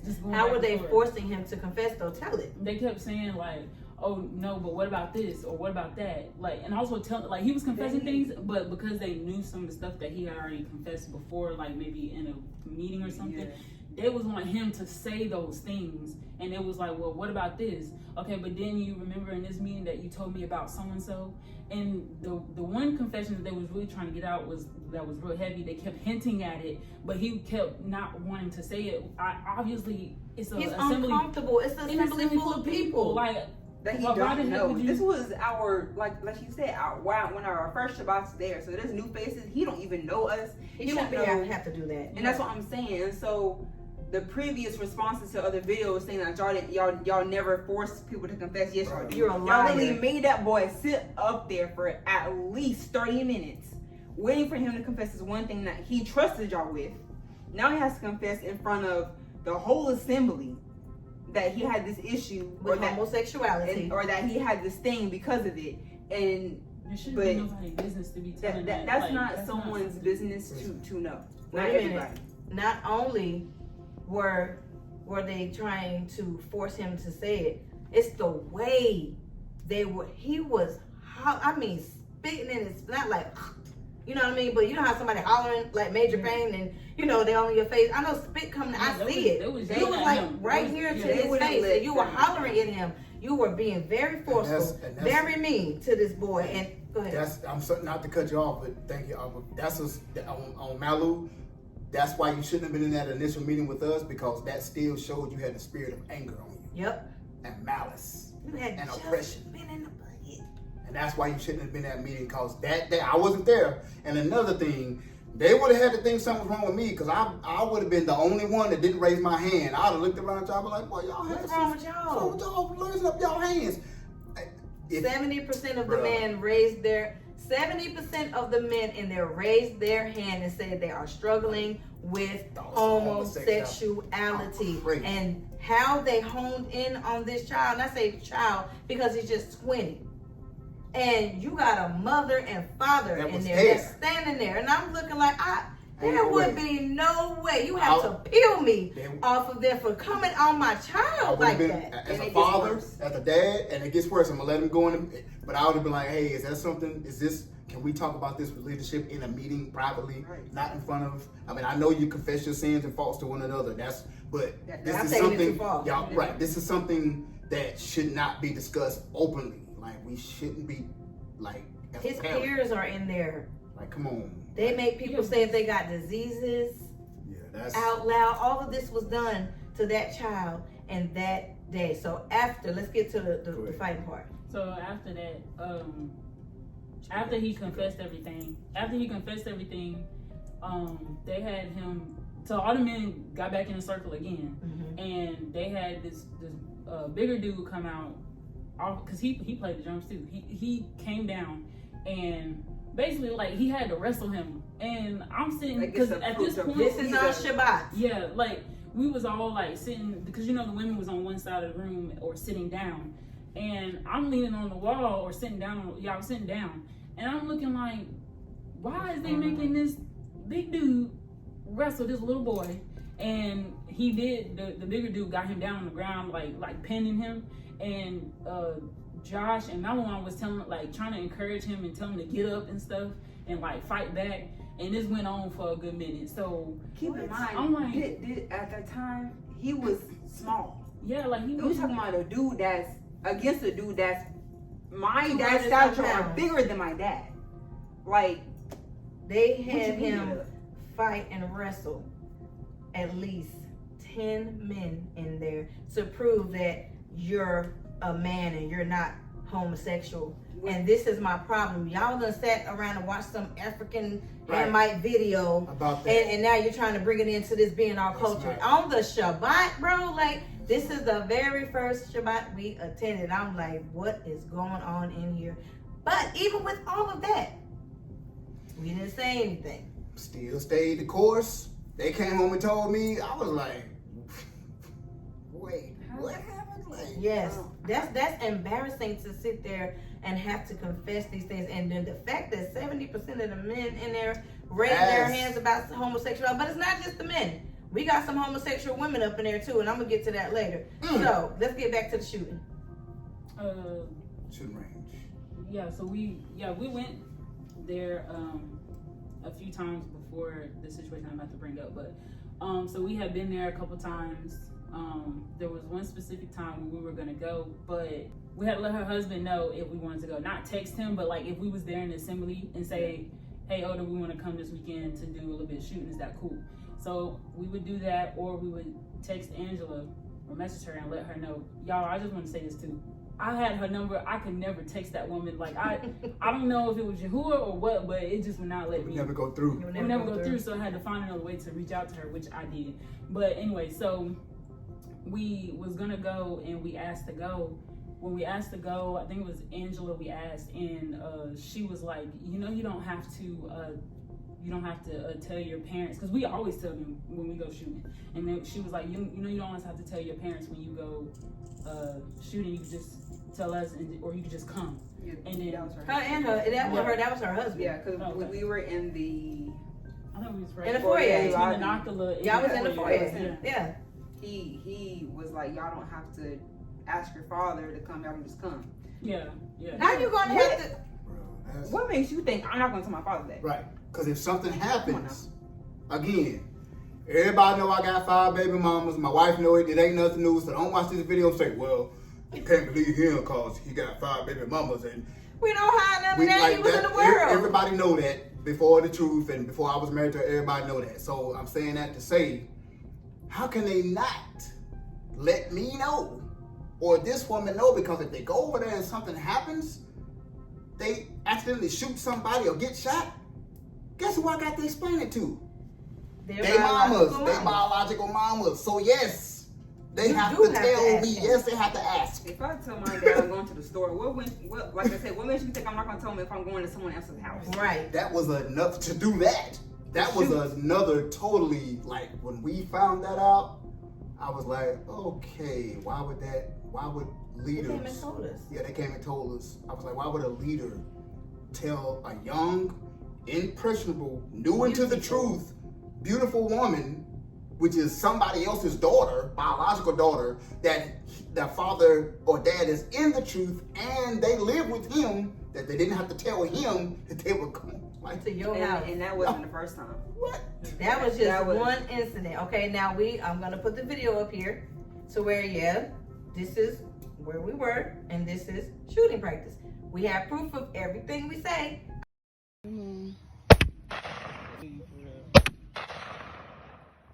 War II rifle. Always money and Philip.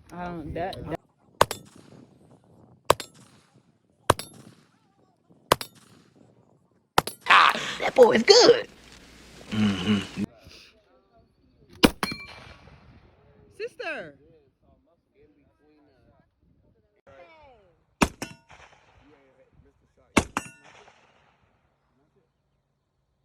Iyob was there at the target practice with them. So he not finna send his daughters nowhere. We don't know y'all like that. So he's going to check out the scene first. And the other time, that's when, they said, well, we didn't have to let you know. So, oh, yeah, you do have to let me know. So then they went, to another target practice, and that was cool. So there's another incident, and I'll let you tell that. Was it you about you don't have to work? It was both of us. Okay, so let her tell her. Because I walked up on that conversation. Go ahead. So Yeah. it was Josh. Josh was talking to us, and I think we were explaining our work schedule, and we were in between at that time. And schedule was changing and things changing. We were going from temps to being hired and all that stuff. So we were talking about that, and he was like, "Well, y'all don't have to work." And then that was his suggestion to us, and him telling us that. Meanwhile, in the conversation, our dad had walked up. I walked up. He stopped talking. Right. It said he stopped talking because we were looking for them. So I walked up. He turns to me and said, "Oh, what's up? Oh, we were just talking about you." I just kind of looked at him because my ruach, it was an uneasiness. I can't, it's confirmation now, but it was an uneasiness when he said that. There was no peace about the way he said it and how he said it. Like, we were just talking about you. Yeah, because it wasn't, we were talking about the jobs as a collective, as a family. It wasn't just specifically us. Right. So I was like, okay, I'll praise Moreh. Y'all, we about to leave. I just want to find y'all, let y'all know, continue on the conversation. Because he's the Moreh, like, to have a conversation with him. And evidently, he's giving them some kind of insight or advice. So, cool. That ain't what you walked up on. Right. What did he say was the reason you didn't have to work? Because you had a what? A covering. Yeah. Let me tell you something. Go ahead. You go. And all I was going to say was, at that time, none of the women were working. If they were, they had like families. When I say none of the women, I'm talking about people our age. The girls our age weren't working. They started having part-time jobs after that conversation, and after other things went down with the men having jobs and people quitting and all that other stuff. Mm-hmm. But at that time, none of the girls had jobs except for us two. Yeah. Okay, so listen. In this day and age, in this dispensation, as my husband says all the time, and it's not just Rebirth that does this. It's a lot of camps that does this. They act like we're literally on donkeys. Riding down donkeys. Like riding down roads on donkeys. With Yahushua sandals all the way up, strapped to our knees. Tunics, dust flying and everything. You feel me? So let's stop that. We are in 2024, and I'm not saying don't keep the law. We already know we keep the law. But what I'm saying is, my girls, my sons, our girls, our sons, they are going to know the ethic of work, okay? Because at the end of the day, everybody has a responsibility. until they get married, yes, their father is their covering. They live under his roof. So it would behoove them if they just wouldn't have said that at all. You're going to sit here and try to sneakily get them to move into that Potter's house. No one's stupid over here. The Potter's house is that house that's beside his house. Okay? House full of women, and some of them have children. This is where they move these people that leave their husbands. Yep. Okay? Yep. This is where if they don't move them in their own house, this is what Brit y'all and Stefan was saying about these houses and stuff like that. So what they were trying to do was plant the seed, right, so they could turn against their father like they have done other men. And I won't mention any names, but a lot of people know who it is. You have taken their children away from their fathers and some of their mothers, okay? And you have literally turned them against the parent. So you thought that was going to work when you planting these seeds. Oh, you don't have to tell your father you coming to shoot. You ain't supposed to be working. You got to cover your father. You covering. If they want to work, they're gonna work, And guess what? and they're gonna stack their money. We came home and told him. That's exactly. Well, what happened was, now they came home and told me, but I could see. Yep. That this is after the super sweet party, and this is when we started to kind of see them with this wedge in between us two and them two. I could see it. I could see a difference of this battle between, should I date my mom and dad and they taking care of me, but leadership is saying this.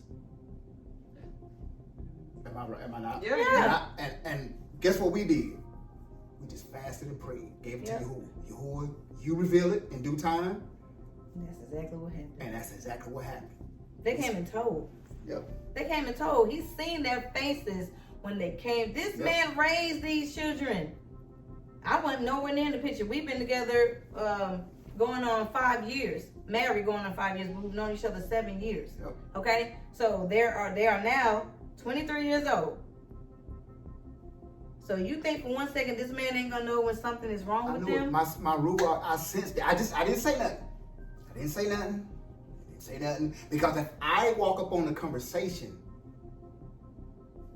I can only imagine when me and her stay home with Yaya or don't go to an event or a function that was rarely done, but if we couldn't make it, and when they went to the range by themselves, I can only imagine what was being told to me. But I didn't ask nobody. I didn't go and confront nobody. I just stayed obedient, did what I was told, but I was in the secret place with the Most High. And he revealed that thing. And he revealed that thing. And like I said, he just revealed it. So that's their one or two of their accounts of, for time's sake, we're going to wrap that part up. Go ahead, baby. The last day was that, the very last day, what was it? Oh, yeah, we're going to get to that. Yeah. We left August 28th of 2021. We're going to get that. I want you to hold that thought. You talking about what happened in Auckland? No, right. What? Go ahead. I was just saying the whole entire atmosphere. Oh, yeah. Oh, man. It was, I was never in man. the front room. I can count on one hand how many times I've been in there. But I was in knockout room, and there was this one person who just kept coming in and out of the room, and just the whole day was just like, what is going on? Like, yeah, it was so weird. And there, you can always feel like somebody staring at your back. You feel this heat, Just hit you. Yeah, that, and I know we'll get to that. But tight. yes, we're gonna get to that. That was what made you uncomfortable. That was probably, in all my 46 years of existence on this earth, that day alone was probably the most craziest, weirdest days. From the time we woke up. From the time we woke up, y'all gonna get ahead. We're gonna get there. My ruach was just, I don't even know. Go ahead. We're gonna get there. We're gonna get there. It was. So, and some things that started making me uncomfortable is how I would notice how Angela would drive a wedge between me and my best friend. There would be times to where, listen, I don't even know how to say this. Before we moved here, my best friend, we would have her children. They would come over. We got plenty of videos, but I'm not gonna, put their faces up there because I don't play with nobody's children. but they would be with us. He had a nickname. What was your nickname? T-Car, Uncle T-Car. Uncle T-Car. The children called him, instead of T-R, it was T-Car. Okay? Uncle T-Car. The children loved us. They come over here, spend the night.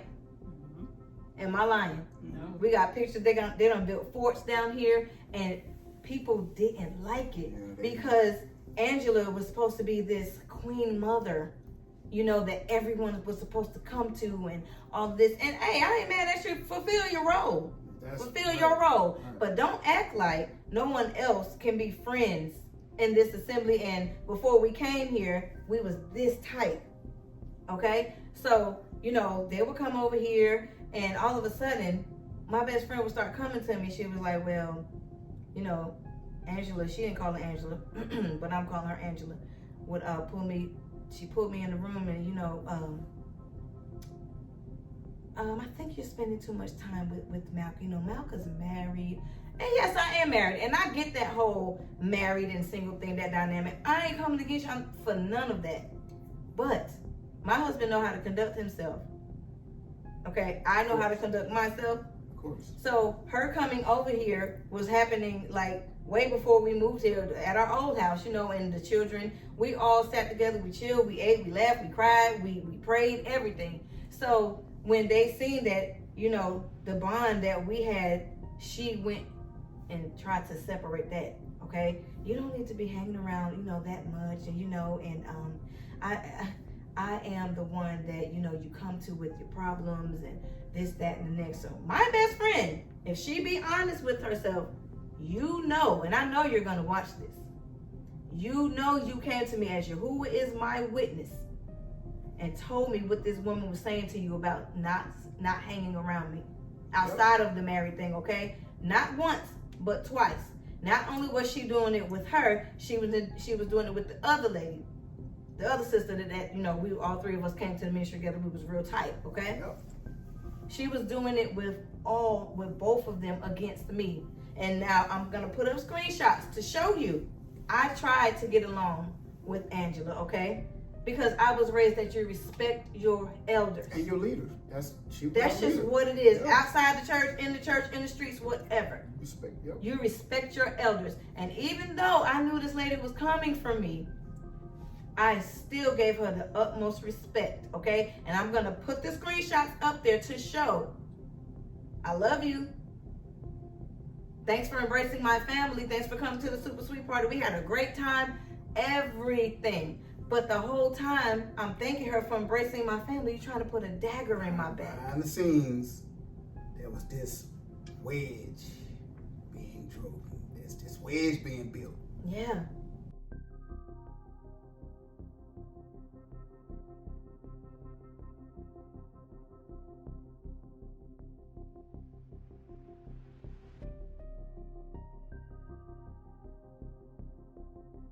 We could sense it, but we didn't quite know. Well, we just didn't know what was going on quite that much. We knew it was happening we knew it was something. We knew it was happening with them and with her. But we couldn't quite. We got a handicapped child or a special needs child that we have to attend to. We had other children. I had other, like I said, I got children outside. And my husband worked. And I'm 9 to 5. It was things going. It was. Unlike y'all leadership, ain't none of y'all got no jobs. It was one leader. Yeah, we call him Tommy. You ain't got no job, Tommy.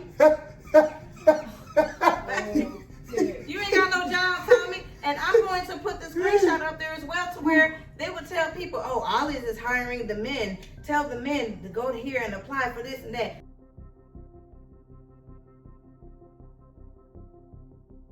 You need to be telling your own husband to go apply for a job. You having all of these children sitting here wanting the assembly to take care of you and your household. None of you work. None of you. And I dare you to try to come against me or anything we're saying. Because Yahuah goes before us. And it's a true witness. So anyway, with that being said, I digress on that point. So, when she was driving that wedge between me and those two sisters, I started feeling very uncomfortable. But I told my husband, And he prayed with me. He said, now that Yahuah is revealing these things to us. Yeah, I remember, like, y'all. I'm telling you, let it be so. But we're still going to do what Yahuah says. He hadn't told us to leave yet. Right. And we know why. You know, other people have their opinions about that. That's their opinion. But we know the actual facts on why, you know, we stayed there through some of the stuff. We knew when it was time to go. Because we had just asked them. Yeah, we did. So, with that being said, okay. He started noticing that he had to literally ask, you know, the Gibberim. They would look at him like, oh, the Gibberim meeting, the Gibberim group with the men, da da da. They never gave him any, no text messages, no calls. There was one leader there who's not there anymore. We ain't never had no problems with this guy. Never had no run-ins with him. And like literally, he was the only one who reached out to my husband and asked, did anybody reach out to you about the Gibberim? I said, nope. He said, okay, we're going to work to get you in there. He's the only leader that was there. Like I said, their leadership is just falling apart. It's real skimp right now. It's patches. So, ask my husband about the Gibberim stuff. He was the only one that respected my husband. You feel what I'm saying? And literally kept it real, okay? So, that started making him feel kind of, okay, so I'm doing all of this. I'm doing what, you know, what I'm supposed to be doing. I'm working. I'm taking care of my household. I'm taking care of my children. I'm giving to this assembly. I'm coming with a bum leg that he got trying to get the mid-range going down the stairs. Yep. You feeling me? So all of these things started making us feel real uncomfortable. So that's the part that we wanted to bring out, because we literally still gave respect and we gave honor. We wasn't saying that, oh, double honors to you, Malek Musha and Malek Yahuah. We wasn't doing none of that. They weren't doing none of that then. They haven't set that order in there yet, because you trust and believe. That was the reason we left. But I'm gonna leave that there. You can say we don't in our culture, and when even the churches will do this, nobody has to self-proclaim themselves to be that. What happens is, even in church, a senior pastor would train the youth pastors for 15, 20 years, and then when they gave the church over to them as a business, as an organization, whatever, or whoever they was trained under, then the senior pastor ordained them and gave them a pastor name and gave them a bishop or apostle name. They never was a title. They never self-proclaimed to be nothing. It always came from, like, Samuel anointed David to be king, right? So if you go look at the Levites and go look at Ramah and Nob, we just went over this in the series. They had villages. When David went to Nob and talked to Ahimelech, the village of priests, they didn't just wake up and was a baby and start learning to read the word and then got 30 years old and said, oh, I'm a priest now. They was trained to be that. And somebody over them bequeathed that or gave that to them and gave them that name and gave the priesthood in the family business or the family culture. You have to earn it. You didn't name yourself a chief. You didn't name yourself a Malek. You didn't name yourself a Malachi. Because guess what? We just servants of the Most High. That's my title. I'm a servant of the Most High. And when you get into these self-proclamations and say the Most High gave it to you, if you don't keep it, what's done in secret, right, that sin and those lies is going to creep in slowly but surely and attach themselves to your DNA and that name. So that name that you're giving yourself and that name that you carry, there's an arrogance behind it because it's built on a lie. It's built on a self-proclamation. Yep. Just stay servant of the Most High. That's it. Just stay servant of the Most High. That's it. That's we it. serve. That's what we're here to do. We're not here to make ourselves these queen mothers and first of all, the language is so busted and broken. Oh my goodness. All of these y'all say 2 Hebrew words in a whole paragraph and think you know some language. That just bothers the crap out of me. But I'm gonna leave that there. So, and another thing too, I'm gonna say this, what started making a lot of us uncomfortable is the looks. The looks that some of the people would give us. Shalom's got weaker. Fake shaloms, we seen them a mile away, so it's like or act like you don't want to hug. Right. We was like, what is going on? Like, we was like, something is afoot. Someone's been having secret meetings. Somebody's been having secret meetings and secret conversations about us and not telling us, not sending us down. Now there was meetings that we even had that we called leadership and say, okay, this is something that they ran into a guy on the job. They turned him on to the videos for Rebirth because he was asking a lot of questions, but he's got a lot of history about Kemet, and so we turned them. That was meetings we called. Right. If there was something going on, if our daughters like were out of order by the littlest, slightest thing, we would discuss it as a family unit at first. Then we would go to them and be honest with them and say, because these are babies in this walk. Right. They're literally submitted to Yahuwah, and they're making mistakes. There was no sex ever involved with like, listen, we don't play that up in here. You will know ain't no legs spread up in here. But let them tell it. From what they said when we left, from every witness that came back and said it, that they witnessed what they said, you wouldn't think that. You would think we're gonna get to that too. Some crazy jokers out here. Let me say this before we move on. We would go to leadership and tell them to be obedient because if something happened to them or her out, and as a dad and as a husband, if I went out and did something, they would need to know. Okay, Iyob lost his temper at Walmart because something was said to Ducky. Some pervert or somebody said something to Ducky or one of them. So Iyob was there and overheard it and checked the dude. Stuff like that. As leadership, we was there in the assembly. They need to know those things. So if something happened, we would call a meeting and say, look, and we was transparent as we could be. Absolutely, because we didn't have anything to hide. Nothing. Because we know the order that Yahuwah has this house under. So we're not being transparent just to please y'all. We're not trying to please y'all. We're pleasing the Most High. And these things just started piling on. Now we're going to get to the health and the sickness. From the beginning to where we left until now, this is 5 years. Okay, and we've been gone 3. And we have never made a video. Now, we don't ring no alarm on this show because, like, starting, like, at the end of 2021, beginning of 2022. See, and this is another thing. They'll probably, they see other people making videos and they want clout. No. Man, I have the proof. And you're going to see on these screenshots to how long. Don't do that. I've been ringing this alarm. He's been ringing this alarm. Don't do that. And it's been us. We're in the timing of Yahuah.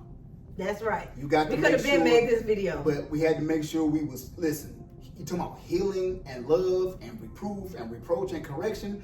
Listen, the Most High, and when somebody say, Yahuwah been dealing with us, it ain't, listen, y'all want to talk about last year's feast days, dealing with this family, going through deliverance and, listen, real deliverance. Not that mess y'all do. And real healing and real love and correction and understanding and growth. They can tell you, listen, last Sukkot, the Most High came down here and visited.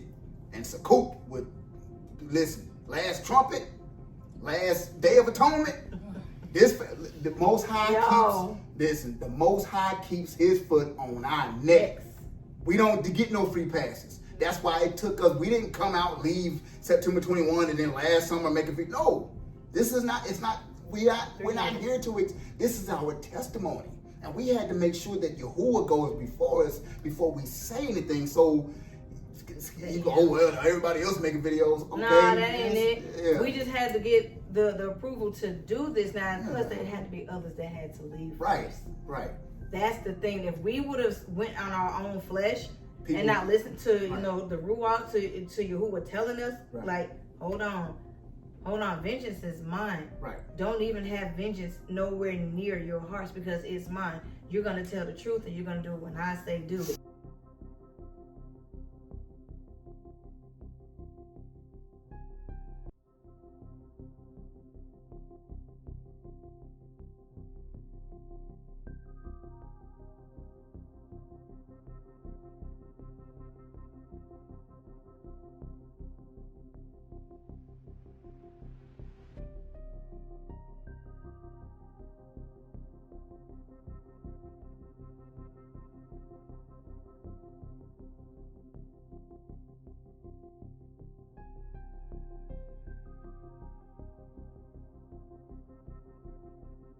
this is what we're doing. So this is where we're getting with the sickness. Y'all, this is a lot.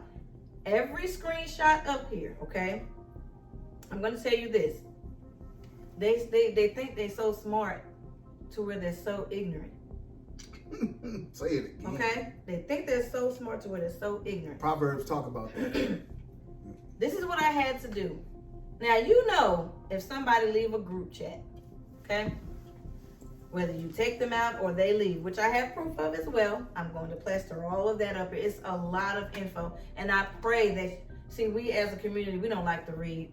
I pray that you take the time to read every piece of info that I put up there so you may understand why we're saying all of these things, okay? I had to go back to the group chat. Everybody got blocked on my end. My best friend, the other girl, lady sister I came there with, everybody got blocked because I got tired of being stalked. Boy. When we left, and I'm going to say a little bit about this. When we left, y'all, I'm telling you, like the oh my gosh, the amount of leadership and other people that was stalking my stories, not my Facebook, but it tells you on Facebook who's in your stories. Oh man. Ronisha, who they call Shayahu. Melvin, who they call Malawan. Josh, who they call Yahusha. Jamae, who they call Lady Adar, or whatever she being called now. She was Lady Adar when we left. Then gone Angela, who they call Queen Mother Malaka. Oh my gosh, all of the leadership, y'all, they have never ever been in my stories. They would stalk my Facebook, and I'm gonna tell you about that in a minute. But my stories, they would never ever be in. Y'all, when we left, I got the proof. They were stalking me, so I had to block everybody. Everybody. I had to. And these people, like I told my husband, y'all heard me tell my husband earlier, leadership never hurt me. Yes. There were two people that hurt me, which is the two ladies that I came there with. We'll get, I'll get to that later. I'm gonna break all of that down, okay? Right. We got at least another hour to get to y'all, because this is a lot. It's a lot to get okay? I wasn't attached to nobody in leadership. Right. We tried. She tried. She got this. Y'all seen the I proof? wasn't attached. She tried. I tried to be, the daughter. I tried to be the servant. I tried to do everything I was supposed to do to the best of my ability. And like I said, I have all the proof up there. Y'all see it. Okay? So, all of that, it was like, get that dirt off your shoulder. That's just what it was. Okay? It was get that dirt off your shoulder. But the two people that I did have an attachment to, that was the hurt I had to get over, because that hurt. I mean, literally hurt. But anyway, I'm saying all of this because it's very, very important that y'all read everything that I put up here.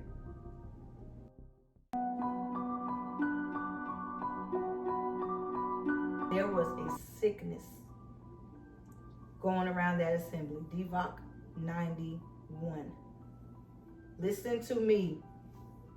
We all got it. The entire assembly was going through it since before Pesach. And here's the thing, real quick. In Charlotte, stroke, immune system susceptible to it, none of us never got it. Not until we got here into the family. But even at Columbia, even right after they opened everything back up, right after. And that was during DVOC 91. Like when they reopened Columbia, we all was there and never got sick. Never, ever got sick. So a little bit before Pesach, if you read the proof that I put up there, you'll see everyone is getting sick, and they try to camouflage it and say it was food poisoning.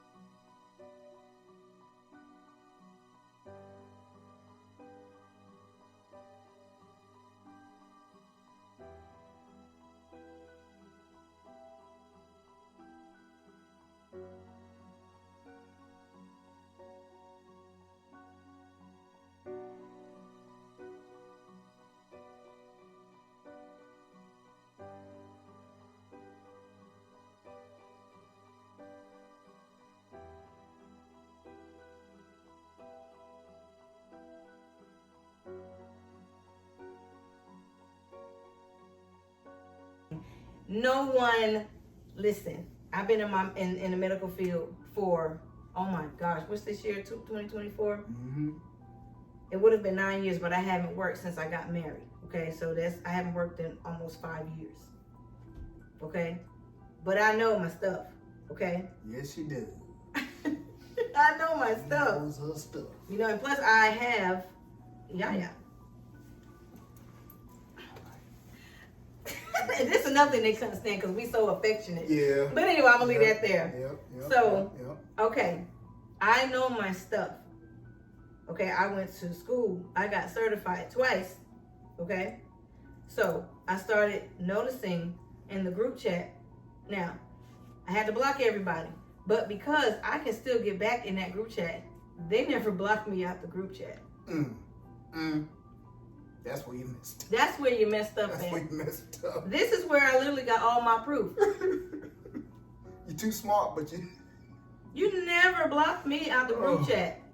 You removed me after I removed myself after we left because there were 3 chats that we was a part of. After they saw that I was removing myself from the chat, Angela, which you will see her name circled up there, went and removed me from the Bernard Anderson group chat because I had removed myself, which you will see. I was removing myself from the Mitch Pocket album group chat, all of that. I have all of this stuff, y'all.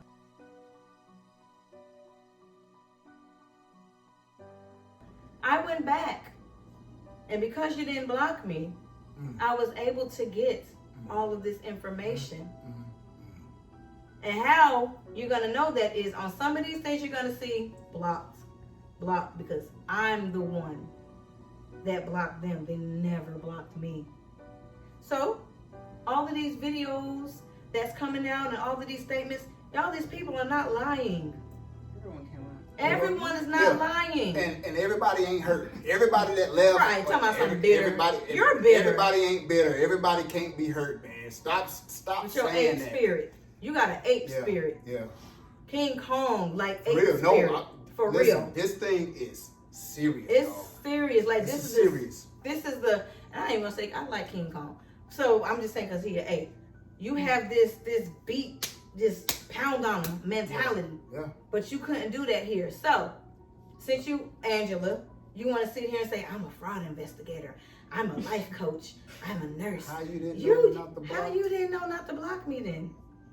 If you're a fraud investigator, which your friend Melvin, who they call Malu, so happily in that last meeting we had, he thought I was the one that said that I was a fraud investigator. No, that's your so-called Ema, how y'all say it. That's your Ema that said she was one. He jumps about and says, "Oh, did y'all hear it? She said she was a fraud investigator." I'm looking at him like, that wasn't me, that was her. Oh, okay. I thought you said it. That was them ruachs you still got. Exactly. Stop, put the bottle down. That alcoholism. Put it down. Because we know. Put the bottle down. You know how we know? Because that was another thank you, babe. When we didn't know what you had got delivered from. Now we knew it was anger, but there's alcoholism in my bloodline on both sides of my family. That's how I knew you was alcoholic and you were drinking. And plus, one of your brothers said it in the meeting that night. And your so-called deliverance when you was in the bucket. Okay?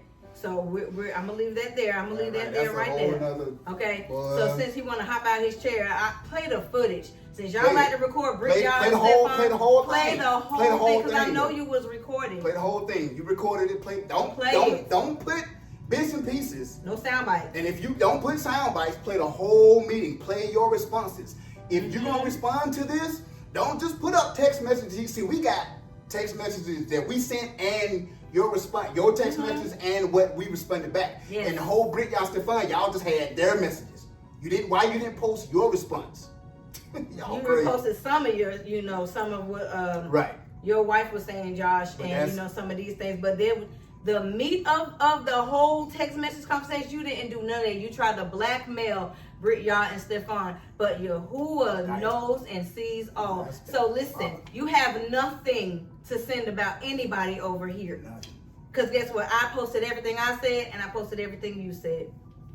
And you will never, ever catch me sleeping like that because I fear and I love Yahuah too much. But I'm going to leave that there. What was the other thing I was saying before I got off on that? I'm sorry. I didn't mean to get you on it. So okay. So during when I was going back getting these screenshots of these conversations, you never blocked me. I blocked all of you. I can still get in there, and you'll see it on the screenshots. You'll see blocked, and the only thing you have to do where it says message hidden, you tap it, and it'll reveal the message. So I'm tapping away at all the people I blocked, tapping away. I'm tapping, and I'm screenshotting everything that you've ever said, every lie you've ever told, every text message in my phone. Listen, how long I had my phone, y'all? Listen, y'all. Don't do that. 5 years. It feels like 10. 13,000 pictures. She got, listen. I know my family. I like a lot of. If anybody got receipts, If anybody got receipts, it's her. Y'all talking about, we got receipts. No, you don't. No, you don't. No, you don't. Pull them on this house. No, you don't. Pull them on this household. I guarantee you can. And if you do, it's fraudulent and it's made up. Right. Because I have literal before and after everything. So I went back in there. I didn't unblock you. Because I don't like y'all. I don't like evil. I don't. I'm not, y'all know me. I'm not fugazi. Yeah, no. I don't like y'all. But with the love of Yahuah, I have to abide in that and still show love. Even in this rebuke, I hope you repent. That's what it's I hope you repent. Repent, because the kingdom is at hand. But y'all so reprobate. You don't even, the delusion is so strong. You're And not. Yahuah sent it. And again, and the confirmation, we don't say it, you say it, oh, they're bitter, or everybody's hurt. You can't even say, man, there's a lot of people that we may have helped, but there's a lot of people that we have done wrong. And for that, comment in any of the videos so we can reach out to you and repent. You won't say that though. You have never said that. In 3 years. It's all, everybody's bitter, everybody's hurt, everybody's still hurt. It's all their fault. We should have put them out. If they left, they know what they left. That's all you say. That's all you know how to say. So, I got the screenshots from the Banat chat, okay? I have the screenshots from my best friend and our, messenger. I have screenshots from my telephone text conversations. I have Angela. I have so many things. And they're all going to be put up here today so you will truly be exposed with receipts, actual proof, evidence that the Bible calls for. All of this sickness is in these screenshots from the Bernard Anderson chat. Burn parties. Burn parties. Me and my best friend was having a conversation. It's on the, you'll see it. It's on the screen.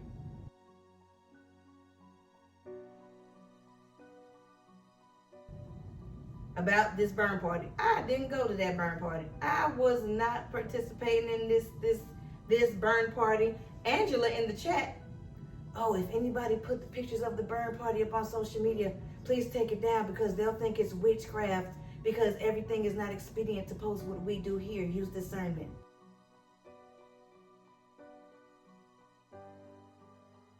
It is witchcraft. That's why you got mad when the members posted the pictures of this burn party that I didn't go to.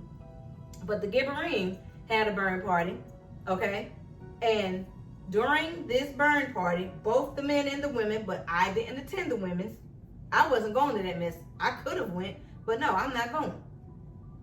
There were reports from the people that there were pictures that they took and seen literal images. I seen them. Demonic images. I seen them myself.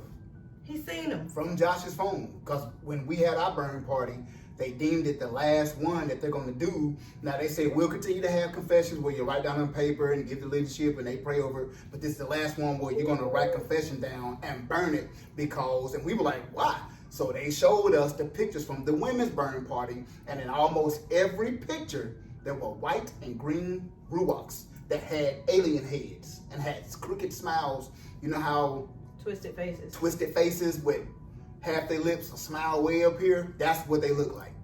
I seen this is the amat. This is the truth. We have no reason to lie. And I have the screenshots to where I said I wasn't going. I started feeling nauseous when even he was at the Gibberim meeting. He didn't even know about the burn party. He was just at the Gibberim meeting. whatever they wrote down, whether it was pedophilia, alcohol, whatever their confessions was, when they burnt them ruachs was released because most of everybody was still dealing with it. They were confessing it, but still active in that sin like the night before. We even had one dude at the Marine meeting that left because they said if there's anybody that's still active in this thing because of what they previously saw at the women's burn party, they say, look, your confessions you got, we're about to go burn it. If there's anybody that is still active in your confession and you need to leave now. There was one dude that got up and left because he was still active in the alcoholism and other stuff that he was dealing with. And he got anointed. A couple of Morehs went out and prayed for him, and he had to come and ask me, hey, yo, can you let me out? You parked behind me. I had to go let him out. I got on my crutches and hobbled out there and let him out. I had to back out and let him out because he left. Yep, and see, this is how you can tell Britt, Yah, and Stefan wasn't lying. Right. You hear how my husband just said they would come to you daily. You had to talk to a mentor daily. Yep. They try to get on my husband because my husband is a grown man. He don't have to call and confess nothing to nobody daily, okay? That's number one, nobody but Yahuah, okay?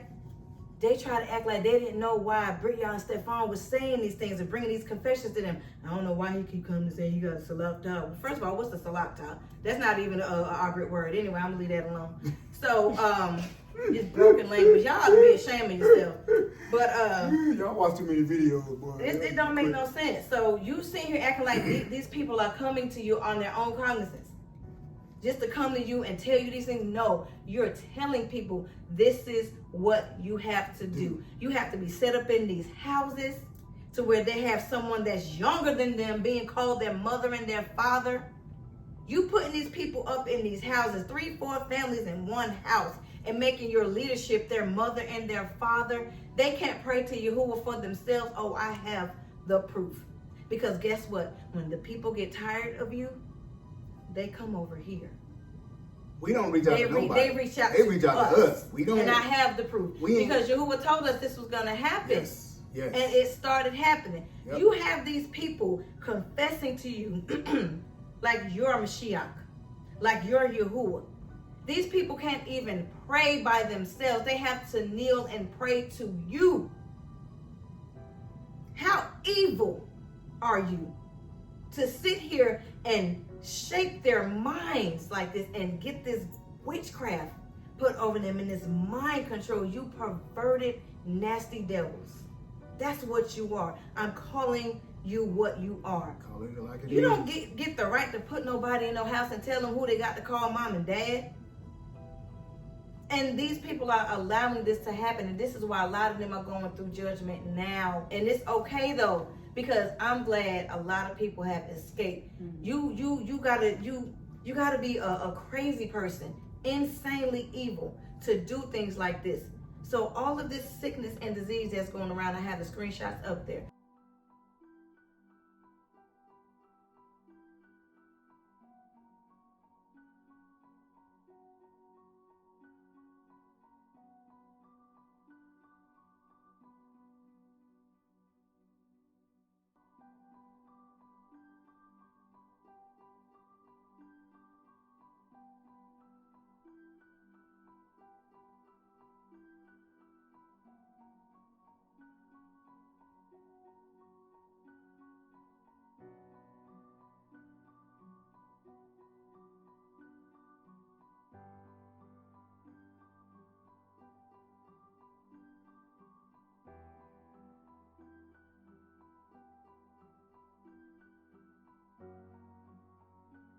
This happened from April all the way until we left August 28, 2021. DVOC 91 was in those assemblies. They was online lying. But we didn't put it together till we got sick. Boy, listen. Boy, go ahead, babe. Let me tell y'all, I've never in my life, I stroke, left side, couldn't remember nothing. Listen, when we got that DVOC 91 at the end of July, I really thought that I was leaving here for real. Like we was in here, but I'm serious, We y'all. was Like, in no here joke. I know sick. we laugh and we joke and we play, but we was Y'all, in here dying. We was in here dying for real. Seriously, like, again, For real. I thought I was getting prepared to go meet Yahuah and Yahushua. When I didn't know, when I closed my eyes, like my fever and my body felt so bad. I said, when I close my eyes, I'm going to look at my eyes and see Malachim holding me up to Yahushua. Like, that's what I was going to be no longer in this realm. Like, that's how bad it was, man. It finally hit this house. Yeah. Finally, after having a stroke in 2020, and right when I had the stroke, that February, that March, that's when everything shut down in March. We was at Walmart shopping out and never got it. Never got it. Never, So I was ever like, got it. what is this, Abba? What are you doing? I said, okay, this is everything that we've seen since we've been here, since our first meeting. Everything was kind of starting to make sense, but I was still like, okay, Abba, what are you showing us? What are you saying? I know it's something. Whatever it is, I trust it. Yeah. And I trust you. And I just continue. Like I did every time when I went to the assembly to pray, the one thing I did, and I still do to this day, is I thank him for the moment. Because we all be sitting here at the stoplight eating and turn each other and be like, y'all, we in Anderson, South Carolina. Like it's still like not a dream, not fantasy, because it's very real, but it's so surreal. Everything would have been through. I've been in North Carolina all my life, born and raised. Come on, All that sickness that was going around there, it finally hit this house, and we thinking, we got other children, like we said, we got 4 in the walk, 4 out the walk. So we like, well, when our other children come here, it's like, could it have come from the outside? We was looking at every avenue possible, so we weren't leaving no pages unturned. So when everything happened, I'm gonna get to the shortest version possible, okay? Mahalik was the one that healed the fastest. I think Mahalik was sick a day and a half. Right. Yeah. A day and a half tops. Day and a half. She healed faster. Those 3, they healed in I think McCall was down maybe 3 days, and then Ducky was down. We lost. Smell? Taste? My husband, who has 2 underlying conditions, okay? We toughed this thing out. You will see in the messages up here, we toughed that thing out, and this is what bothers me about people saying they have this degree and that degree, and you don't have anything. I actually have it, okay? I did everything known to man, to Ruach, to everything to nurse this house. We were even getting supplements, herbal supplements from people at the assembly. It's in the screenshots.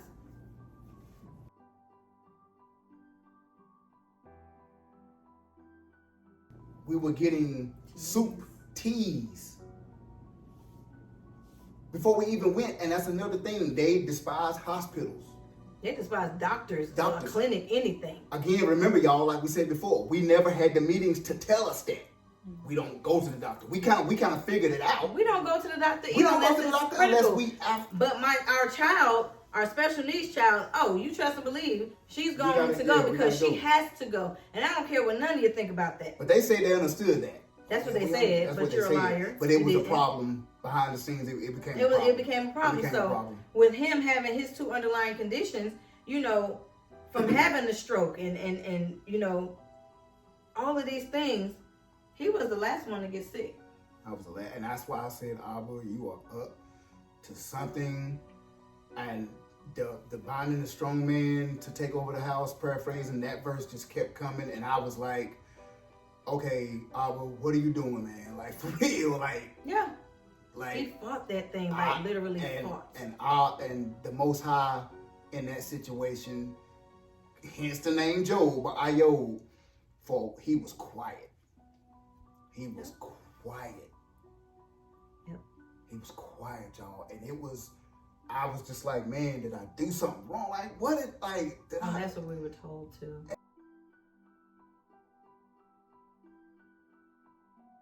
Am I in sin? I was like, is that something I did? I was getting on them and like, boy, that's something somebody did in this house. And y'all ain't telling me when I find out and get over there, are we being judged? I was like, Most High was preparing our exodus out of there. And that's how he had, he showed us a lot of things. But there were also things that, we were quiet about, and we didn't say anything. And so the Most High showed us, I appreciate you being the way I told you to be by not slapping people and doing what we really wanted to do. So I started, what is that? Just slapping people on the side. Flipping over tables like Yahuah up in here. So. Oh, yeah.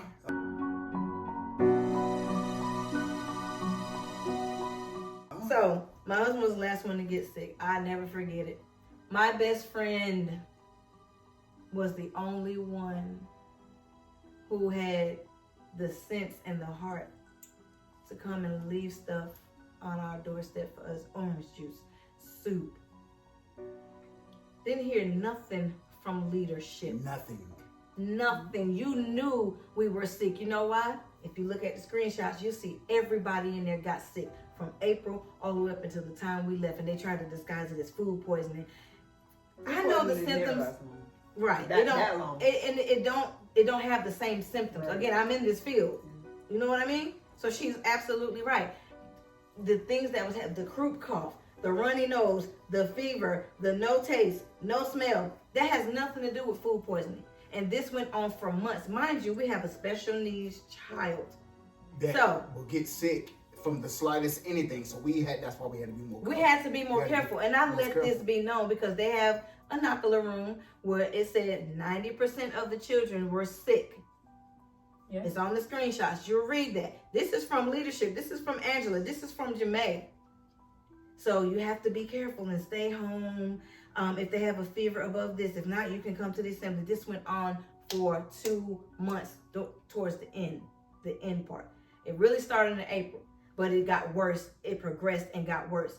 Even the Columbia tribe, when we had Pesach, when everybody came together, everybody went home and got DVOC 91 symptoms. I got the screenshot up there from Tehillah that says the Columbia tribe got the bug as well.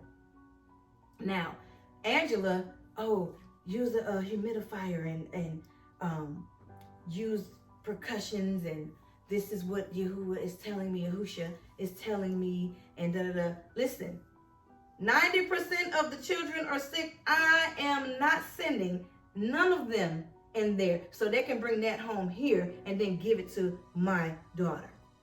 And I let that be known. The screenshot is up there where I said, I know there's an order, but for now, they are not really on the Nakala team. They volunteer. So until this sickness is taken care of, my daughters will not be volunteering because we have a special needs child here. None of y'all are going to sit at the hospital if anything goes wrong with her. So they are not going to volunteer in Nakala.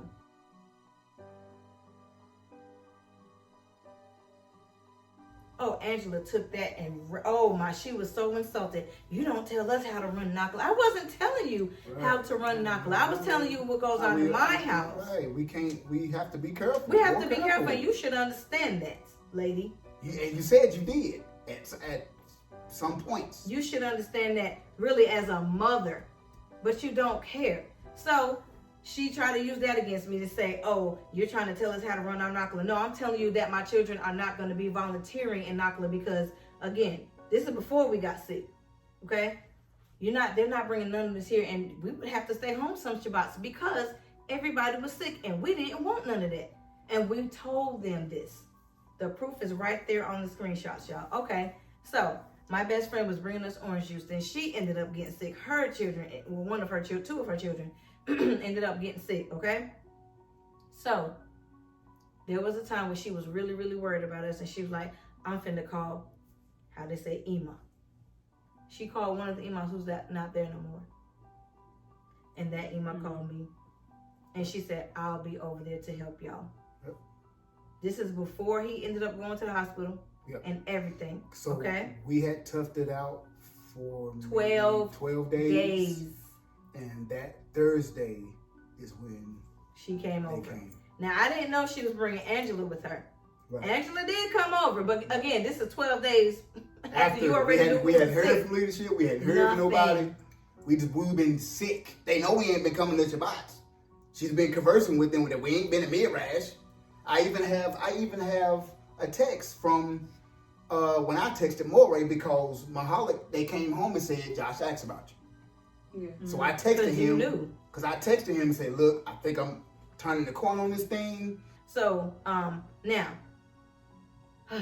when my best friend called that other email that's not there no more, she came here, okay? She had a mask on. She put a mask on. I said, I don't want y'all coming in this house. I said, even though we're over some of the hump of this, I don't want nobody saying that, oh, they got sick because they came here, all of this, all of that. And she was like, I'm okay. She said, because these symptoms have been around in the assembly for a long time. So don't think that Yahuah has turned his back on y'all. This is a sickness that's in the assembly. It's on the screenshots, okay? So she brings Angela with her. That lady had the audacity to come in my house. And if you read on that other screenshot up there, to say that we have to find the breach because this sickness is lasting longer in your house than anywhere. You are a liar. This sickness has been around for months and everybody is sick. So don't dare come in here saying that it's us. But there was a breach behind the scenes that we didn't know about. Like I said, we knew something was afoot, but we couldn't quite put our finger on it. Yeah. Go ahead, sorry. So throw that out there. With that being said, right here in this bathroom, when you have Devout 91, sometimes you get the urge to regurgitate. It happened with him. It happened with all of us. Because it tears your system up. It's trying to kill you, you know? So I was a little bit more over the hump than Iyob was because he was the last one to get sick. So I said, oh my gosh, I gotta throw up. So I went in the bathroom and I threw up in the sink. And I felt so much better because that had been like bubbling like all day. She comes in the bathroom. Malka, you're the breach. This is a deliverance. This is a deliverance. But you just threw up. I'm like, I said, how am I a breach? A breach to what? Right. And I've been warning you about fear. Fear of what? Y'all the ones that's in fear of Fauci and Devout 91 swearing somebody gonna get a jab, and I'll get to that in just a second. But when she came in that bathroom and said that to me, I was at that point, that was it for me. And it was so crazy. Simultaneously, I was standing outside the bathroom with my mask on. Still, I was just like, it's the best I have felt in about 10, 11 days, but I was still bad off. With the other email, and as that was going on, what Malka's talking about, she was telling me, you're a strong ox, you're one of the strongest ox in the assembly. Don't let Malka run your household. So I was like, where is that coming from? Like, what? She's like, you're a strong ox, don't let her do you like that. Huh? That was another moment but I was so sick, I was like, what? Okay, yes, ma'am. I didn't know, I know, right. Of course, now, but she didn't know at that time that day, I didn't know she said that until later that night. Right. And that's on that. So that's why she's saying I'm the breach, because you've been going around telling people behind the scenes that I'm this and I'm that and I'm doing this. That I don't run this house. Listen, okay, until you had to pick up your husband off the floor and keep stress from him and keep him healthy, then you tell me not to run something. I run everything under his authority because he gets instructions from you. And again, if you would have had the meetings like you initially said, you would have known that. You would have known that when I had the stroke, when I was out of work, there was a lot of things that she did take on for a season that I could not do because I was pretty much not bedridden, but they was like, bro, get your rest, don't be doing a lot, don't be screaming, yelling, don't be singing, none of that. Okay? So if you would have had the meetings, you would have known, okay, no, she's not running the household. She would never run the household, but he has bequeathed a lot of the duties that her and the girls do that right now he's just not doing. And that was then. What I do in this household is everything that he tells me to do, because you know what? I know he follows Yahuah. He's not going to follow y'all. He's not going to follow man. So whatever my husband puts the bills in my authority to get them paid. He gives me the money. We get together. We pay the bills. Because guess who asked me to? He did. He has enough on his plate. We keep this house clean. Keep these children in check. We cook. I cook.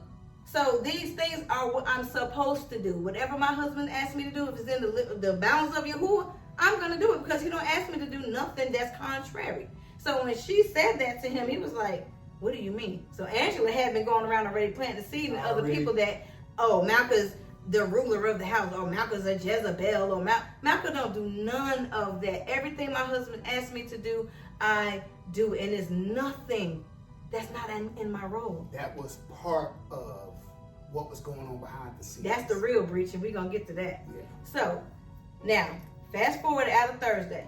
I thanked her, as you can see in the screenshot. I thanked her for coming. I thank both of them for coming. I thank both of the Amayu, or how they say Imas, for coming. Because the one that, she didn't even tell me she was bringing Angela. And that's them. And I'm not blaming her for that. It's Angela. Because you had my number. You could have said, Malcolm, I'm on the way with Ima such and such. Right. You sneakily wanted to do it.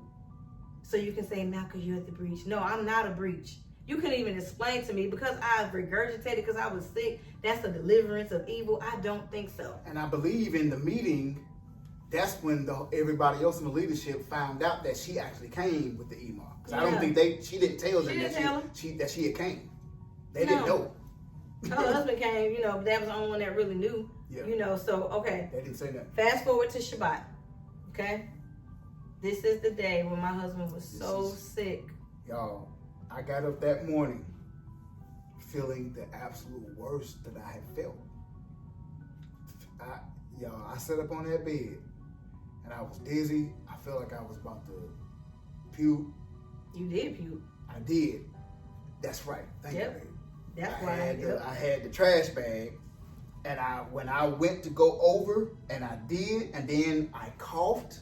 Y'all, when I coughed, I fell off the chair onto the floor, because I was like, boy, this is a new pain. Yeah. In my rib. Woo. My ribs hadn't been hurting, but I was like, this is new. When I coughed, I was like, man, I don't know if I broke a rib, but it seemed like fire shot up and I fell to the floor. And what was my next words? Malka, call 911, call the ambulance. That's what I said. I said it. I said, Malka, that's it. I can't take it no more. Call 911. Call the ambulance. It's after 12, 13 days now. Where were y'all at? We was in that sorry, but we was in that culture class. Now hold on, they said the culture class. This is how you know Britt, y'all, Stefan, or that document that Stefan brought out. See, this is how you know he's not lying. It's all confirmation.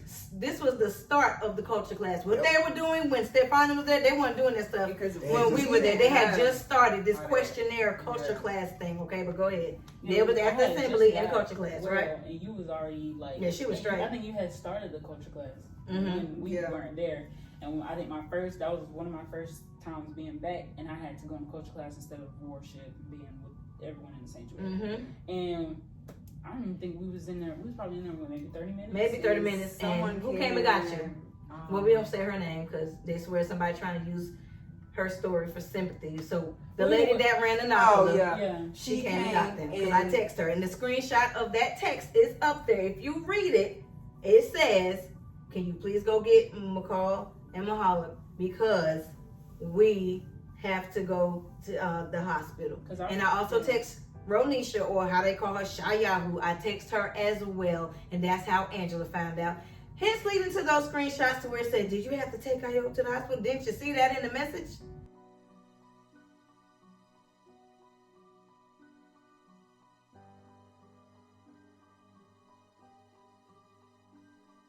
So it ain't like we went on our own and was in secret. It didn't say nothing. We notified them. Go ahead. Because we also, after the lady came in and told us that we checked our phones because you was mad at us. And I told y'all to keep your phones by y'all. And I think it was in our bag or something. Basically, we weren't looking at our phones. And she told us. And then one of us texted Shayahu, or was it you that both texted? of us did. Yeah, so Shayahu knew. Yeah. Now, what she did with that information? She went to told Angela. Oh, okay. Well, yeah. So they knew. That's fine. They knew. They knew. That was the point. They knew. Them ambulance people got here like in no time, and I'm praying over my husband, Yahuah, do your thing, because I felt it. I'm telling you, I didn't just feel it. I sensed it in my very ruach that something was about, a separation was about to happen. I said, Yahuah, your will be done. We have witnessed what has happened. We are witnesses, eyewitnesses. We have actual experience. We done been in the trenches with these people. So whatever it is, Yahuah, you please don't take my husband from me, because you've already spared. You've already spared him, and you kept him here. So please don't take him from something this small. I was terrified. Y'all don't know how it is, or for people who do, but I had to pick my husband. He was 275 pounds at the time when he had his stroke. I had to get him off the floor. Carried me to the I carried this man. I was blacked out. I just woke up and I was on this couch. This couch we sitting on now. In Charlotte. I woke up in Charlotte and I seen the red paramedic fire truck lights. I had to care for this man. Okay? So when my husband say call the ambulance, that's what I'm gonna do. I don't care what y'all say, how you feel about it. It's my husband. And despite what they may have told y'all about going to the doctor, that whatever they said after we left, do y'all understand whenever it's like for a checkup? I be trying to make every excuse in the book to not go. I hate going. I hate it. I'm like, babe, I'm not going. You should lie. You gotta go. You gotta get blood work done. You gotta get blood work done just to make sure you're good. That's it. Because he has underlying conditions. I be trying to find every excuse not to go, so it ain't like we were sick. Oh, I can't wait till I get worse so I can go to the hospital. That's what they made it like. We just love the hospital because they know we have to go with Yaya every now and then. And all praise that she hadn't been to the hospital like she used to be in Charlotte. She been twice. Since the 4 years since but she had got pneumonia, which is something that we go through. Is coming for her. Because one of the children, a couple of the children was spending the night over here when Yaya actually got sick, and we had to take her to the hospital. So if we were such bad people, why are children coming to our house spending the night? Right. You feel me? So back to that day, the paramedics got here. I helped my husband down the stairs. He was throwing up. They rushed in the house. They terrified, don't know what's going on. And that's when I started getting texts from Angela. Yep. I wasn't trying to respond to your messages at that point. He's my main focus. Okay? You know you couldn't pry me away from this man and you did try. Yep. You hear me? Like, you cannot break this bond. They tried. You can't. And they tried. You can't. You know, because the verse say what Yahuah put together, let no man put asunder. You couldn't do it because this is all Yahuah here. And I'm not saying that other marriages that they broke up wasn't, you know what I mean? I'm just saying it didn't work over here. So, fast forward. We at the hospital. He on oxygen, y'all. His O2, because I keep stuff at the house. I'm in the medical field, plus we have Yaya, so I check her O2 all the time. It was in the low 70s. The low 70s, so they had to put him on oxygen as soon as they got here. My husband could barely breathe. And everybody know DVOC 91 attacks the respiratory system. Right. Okay? So got there, and we hadn't taken he hadn't taken no tests, nothing like that or whatever. So when they got there, we knew what it was because all the stuff was starting to add up with all the screenshots y'all see. Y'all see everybody had nausea, vomit, diarrhea, dang on fevers, body aches, no smell, no taste. It was all throughout them screenshots if y'all look. And the only thing she could sit there and act like, oh well, get a humidifier and do percussions on your chest. She would put videos in the group chat, and I've had these videos and they've helped me. You're not a doctor. You're not a doctor. You're nowhere near it. You're terrible at the role that you claim.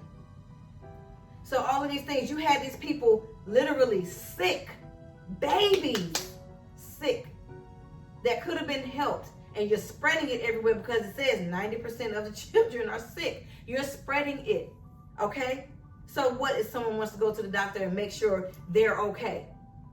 We don't ever have to go to the doctor because we're okay. But when he needs to go, he's going to go. And if you got a problem with it, take it up with you. Gets there, found out it was DVOC91.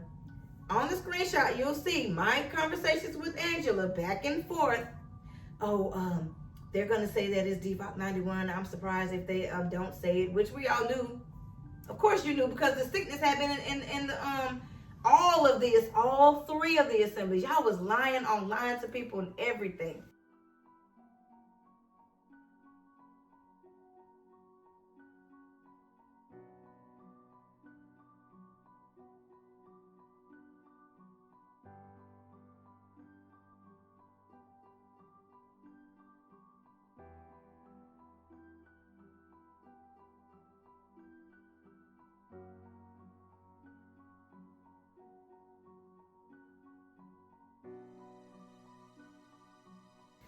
Everyone was sick, from Augusta to Columbia to Anderson. And finally, it hit us, and we went and took him to the hospital. He had to be on oxygen, fluids, everything. And she's so worried about somebody getting, let me tell you, this lady, I'm telling you. In the messages, this lady says to me, they're going to say it's DVOC91. Okay, it was DVOC91. So what? We had took that thing out for 12 days. And on the 14th day, when he got sick, that's what it was. He has underlying conditions. So he had to get fluids. That's it. And oxygen. And basically, once I got the fluids in me, they said that, yeah, okay, you got the respiratory infection, the DVOC91, but you were real dehydrated. They gave him an antibiotic as well to help clear the congestion. That is it. That's it. And y'all, I was trying to go home after a couple hours of getting the, after not being dehydrated, getting the IV. I was like, yo, I did. Like, I was like, that's all that was wrong with me. If I was dehydrated. Throwing up all the time. If I wouldn't have been dehydrated, I would have been able to battle. But I was dehydrated. And as soon as I came out of that, boy, 3 hours later, I was like, okay, I can go home. Ready to go home. They were like, no, we got to. You got to stay, let the antibiotic work. And see what, the fluids they gave him and the oxygen. Right. I was letting her know, and again, if you read those screenshots, you'll see I was saying how much liters of oxygen he was on. He was great. He weaned off of that in a day. So he was there a total of 2 days. You know, this woman had to say to me, if you read it, well, Malcolm, I've been warning you about fear, and this is what it is. You were just so scared that you just panicked, and he went, me now, he's the one that asked to go, which I'm not gonna object to. That's my husband. Well, I didn't ask to go. Oh, he told me. I said, call 911. He I need the ambulance. He told me, call 911 with vomit coming out his mouth. I ain't asked nobody. Call 911, call the ambulance. I don't care what nobody said. Okay. Today we're going to the hospital. This woman got the nerve to say to me, I've been warning you about fear, Malcolm, and he would have been all right at home. I'm surprised. I hope they let you out of there without taking a jab. You idiot. No, you're an idiot. You're a buffoon.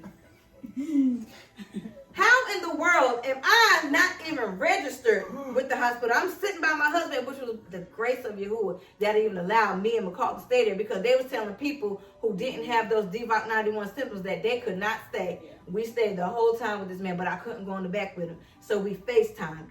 I seen how they diagnosed them and everything. Wasn't nothing done, no jab, no this, no that. It was a simple goddamn test. And if you don't like it, oh well, take it up with Yahuah. But this woman gonna have the nerve to say he would have been all right at home. You wanted my husband to die. That's what you wanted. That's the only explanation we can go with. He would have been all right at home with a 72 oxygen. After battling it for 12, I was getting worse. Right. Right. After 12 days, if you don't, and like I said, we got the text message to Moreh Josh. With DVOC91, you felt great, then you felt bad, then you felt great. I thought I was turning the corner, and then I turned the corner for the worse. That's exactly. And I started getting body aches. When they came that Thursday, that Friday was bad. And then when I woke up that Saturday morning, I already knew. When I woke up, before I even vomited and before I even fell to the floor and felt my ribs hurting, when I got up and linked up in the bed, I could feel the fever and I could feel my body aching. I already knew. I said, I'm gonna have to go I was like, I'm gonna have to go to the hospital. There's no way out of this. And that's what we did. There's no way out of this. I already figured it out. I was like, man, the way I feel right now, I'm gonna have to go. I don't know what else to do. We done prayed. You done came over here, with the other imam that came over, and you know, that was 2 days before that happened. That was a Thursday, and this all happened on a Saturday. You gonna text me and tell me he would have been all right at home, and I've been warning you about fear, and you're the breach, and I'm surprised they're letting you out of there without taking a jab. You sound so stupid. How in the world are they gonna hold me down and give me a jab? I'm not even registered. My husband is registered. I'm on FaceTime with him through every second of the other, and I even darted back there. Did I not? Yeah. They told me I couldn't go back there with my husband. Guess what I did? They weren't looking. They opened them doors. I darted back there. They was taking me to the X-ray to see my lungs. I was in the wheelchair, and I just looked up. And I was like, babe, what are you doing? I ran right past her. She walked right past me. Then she was like, oh, hey. I was like, how did you even get? She got back there. She was back there, y'all. And the lady that was pushing me didn't say, oh. Her name was Summer. You see, look at her name was Summer. Yep, she said, I'm going to let you sit with yours. I know you're supposed to be back here. But, you know, we're going to admit him. And, you know, I think he's going to be, you know, better after we get, you know, the x-ray done. And I hugged him and I kissed him and I let him know I love him. And I'm not leaving this hospital until he tell me to go. And that's what we did. And I stayed there and I stayed on the phone texting her what was going on. And for you to sit there and say my husband would have been all right at home, and I hope what she say? I'm surprised they let you out of there without a jab. You sound crazy. Right. You can't leave here until we stick you in there. Get on the floor. Come hold her down. Stop. Like you're crazy. This is the type of fear that they instill on people. But you're trying to say you warning me about fear. You're projecting. That's the thing. You're projecting what you felt onto us, or trying to, and that's what was happening for a while. And they saw it wasn't sticking. This fear of confessing all this stuff that you say that we have, but we really didn't. Those behaviors we didn't have. No, you never got no confession out of anyone we didn't come here with that type of traumatic stuff. And that was their problem. Yeah, they wanted to. Now there's a video that's gonna be on here where Jamae is saying some of you need to be reparented. But you know what? We're also trying to give people the benefit of the doubt. And we're trying to, like, okay, you know, we all have messed up backgrounds, stories, upbringings. So a lot of us need to be reparented, right? And so what we're trying to do is help reparent, because maybe you weren't taught, because some people just weren't taught. We've made the assumption that we all kind of had the same understanding and teachings and upbringings. We do not. When you do ministry, when you do actual ministry, you find out that's not true. No, you ain't nobody mama but your own kids. Right. How do you or your own Yahuah? How can you say you relate when you don't have children that's 19, 20, 21, 25 years old, and we have that? I'm older than you, lady. Right. You cannot reparent me. You can help guide me. I'm not saying I can't learn nothing from somebody, but to use the word, we have to be reparented. Some of you come in and listen. I ain't even knocking what they're saying to a certain extent, because some people are just that immature and they need that type of guidance. But not this family. But don't be traumatized. Don't start treating everybody else such as this family because you've been hurt and traumatized by what other families that you've had to put out and that may have left from what they did. And that's what they did anything at all. And Stefan and Britt, y'all, is the last confirmation of what they have been doing ever since we left up until them. That's what they were doing. That's what they were doing. All the traumas that they said that they want to help you get delivered from when you come there, they have. And I believe we were sent there as a mirror so they could see what stuff they need to work on. But they wouldn't. We leadership. How dare you come in here and be a mirror to us and what we need to work on? We weren't even trying to. We weren't even trying to, but that's why we were sent. Yahuah was like, I'm going to get you isolated. Just as Daniel in the lion's den, somebody got to be the 3 Hebrew boys and go to the fiery furnace getting turned up 7 times hotter. Somebody had to be Daniel. Somebody had to be Job. Somebody had to be Jeremiah in the cistern. See, they didn't understand that. All they was worried about was why Iyob got to go to the hospital. Iyob was like, I'm doing something in him. Don't worry about it. I got something I need him to specifically see. And he saw it, and this is exactly what happened. Right. Now, not one time did anybody from leadership, while this man, I ain't gonna say uncovered in this house, but physically he was not here. I'm in here with all girls. Not one time did his mentor, Anyone from leadership? Do y'all need anything? Can I buy y'all dinner tonight? I know you're feeling down, Malcolm, because your husband ain't here for the last 2 days. Can I do anything? Can I pray for you? Can I pray? It's nothing. Crickets. Nobody did anything. But we were good, you know what I mean? Because I know how to take care of my family in his absence. But this is the second time, the only time my husband's ever away from me is if he's been to the hospital with a stroke and then DVOC 91. Okay, so the sickness, it spread for months. Y'all have anything to say? No, the only thing I can say is that I agree with everything that they said, and then that whole time, like she said, no one checked up on him, even when Angela and the other elder was here, or imam, whatever, was here. When I don't know if that was the same time when, or the elder was here. He was sitting in the car and that was it. Yeah. He So didn't come here. I mean, you have. Y'all want us to be so part of the tribe, but the leaders that should be here helping out and making sure we're okay are the same ones saying that they're not here, and the same ones that saying that we are so disconnected and that we don't want to be a part of the tribe. We're doing our own thing over here, but the tribe is over here. Right. But none of y'all said anything. Right. It's not like y'all had jobs to go to. Because none of y'all work. None of you work. It was one elder on leadership that worked, and that's it. So none of you can use the excuse that, I'm busy, I gotta work, this, that, and this. And even if you did have a job, this is what your so-called staff is supposed to be for. Your leadership is supposed to go help the sick, the shut-in, and the bereaved, like y'all call it in church. You feeling me? So all of these things were done, and this is where Yahuah was like, okay, that's it. I'm about to separate y'all.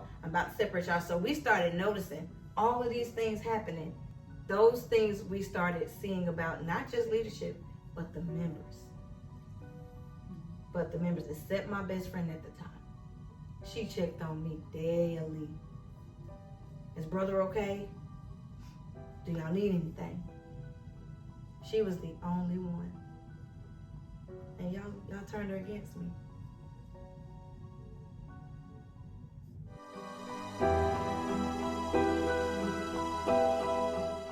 The betrayal and the meetings. We want to start on that. Come on, baby. So this is what, when I was in the hospital, this is what the Most High was showing me. That was the foot. And it all started making sense. The whole thing, not coming over as leadership into our house that you had already been to. You ate here, you got served here.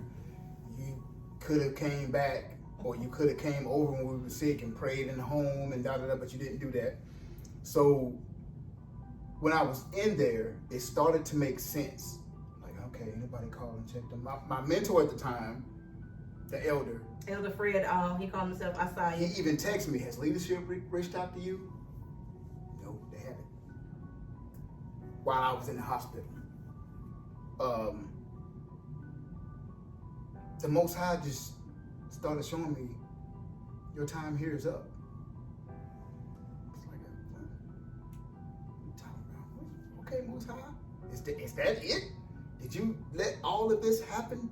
But he had to see some things in them that confirmed these were the things they were supposed to clean up, that I started to see as the Most High months ago. But I love them, and I wanted them to correct them, but they didn't. They started to get worse. So I'm in the hospital. I get out. I leave the hospital. I get here. That Tuesday or Wednesday? It was a Tuesday.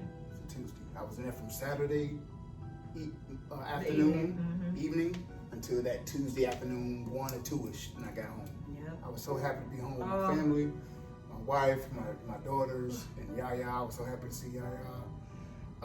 I still kind of had to be quarantined, so I was down here on the couch.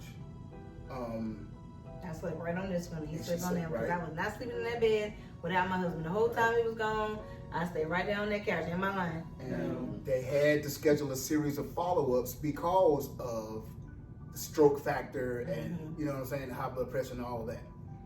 So we didn't go to Midrash or Shabbat that week. It was the next week. Mind you, Yaya never got sick the entire time. All praise to the Most High for that. Never. And this is how I knew. I said, okay, Yahuah, you are truly up to something. What is going on? Yep, you got home. I got home. We didn't go to Shabbat. We didn't go to Shabbat or Midrash.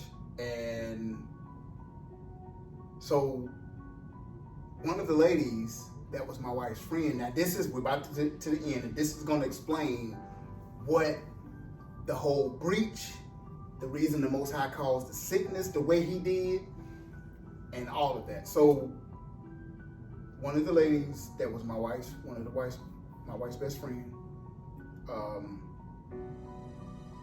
we hadn't heard from her at all.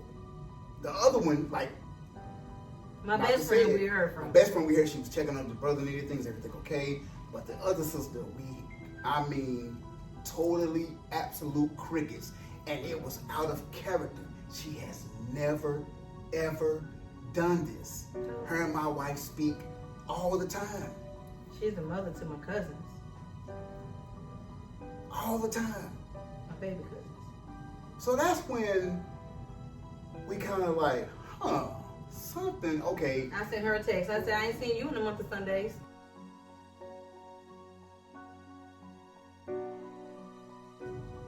Now it started to make sense, y'all, what was going on behind the scenes. Like I said, she texted like, haven't heard from you, haven't seen you in a month of Sundays. What's going on?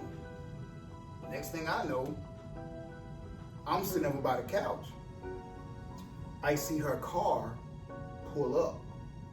Like she's gonna turn into our driveway, but turn the wheels back straight and go around. She did it like 2 or 3 times. So I finally was like, Malka, what is so-and-so? What is going on? Is that so-and-so? So I was sitting there and I'm like, why so-and-so keeps circling? It's almost like she couldn't turn into our yard. What is going on? And this is the one, like I said, we hadn't heard from her. But all of a sudden, after my wife sends that text, here she is popping up. I was like, something is afoot. And it started to I was starting to put it together. I was like, something is going on. It's the reason I was in the hospital and the reason that sickness hit the way it hit. I said, the Most High is up to something.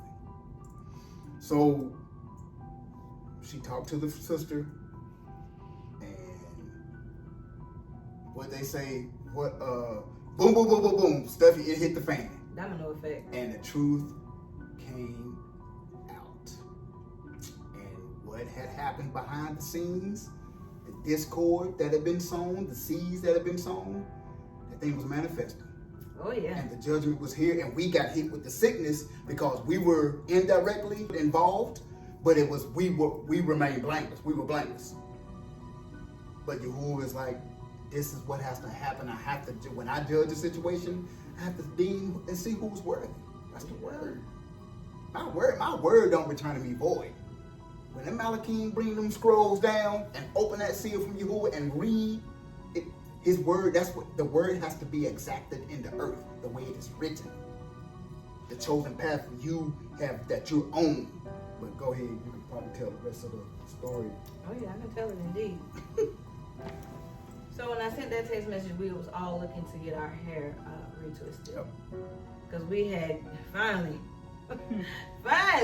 got over the debug, and we had sat out another week, and Angela knew this because she was like, I don't think it's a good idea for y'all to come, because Iyob has to recuperate, and all of this.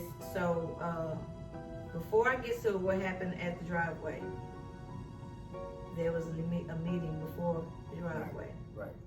In that meeting, this was like our 4th meeting. So we just, y'all, they got this council. If y'all ever listen to my husband's song, Let It Go on New Moon, it describes this meeting.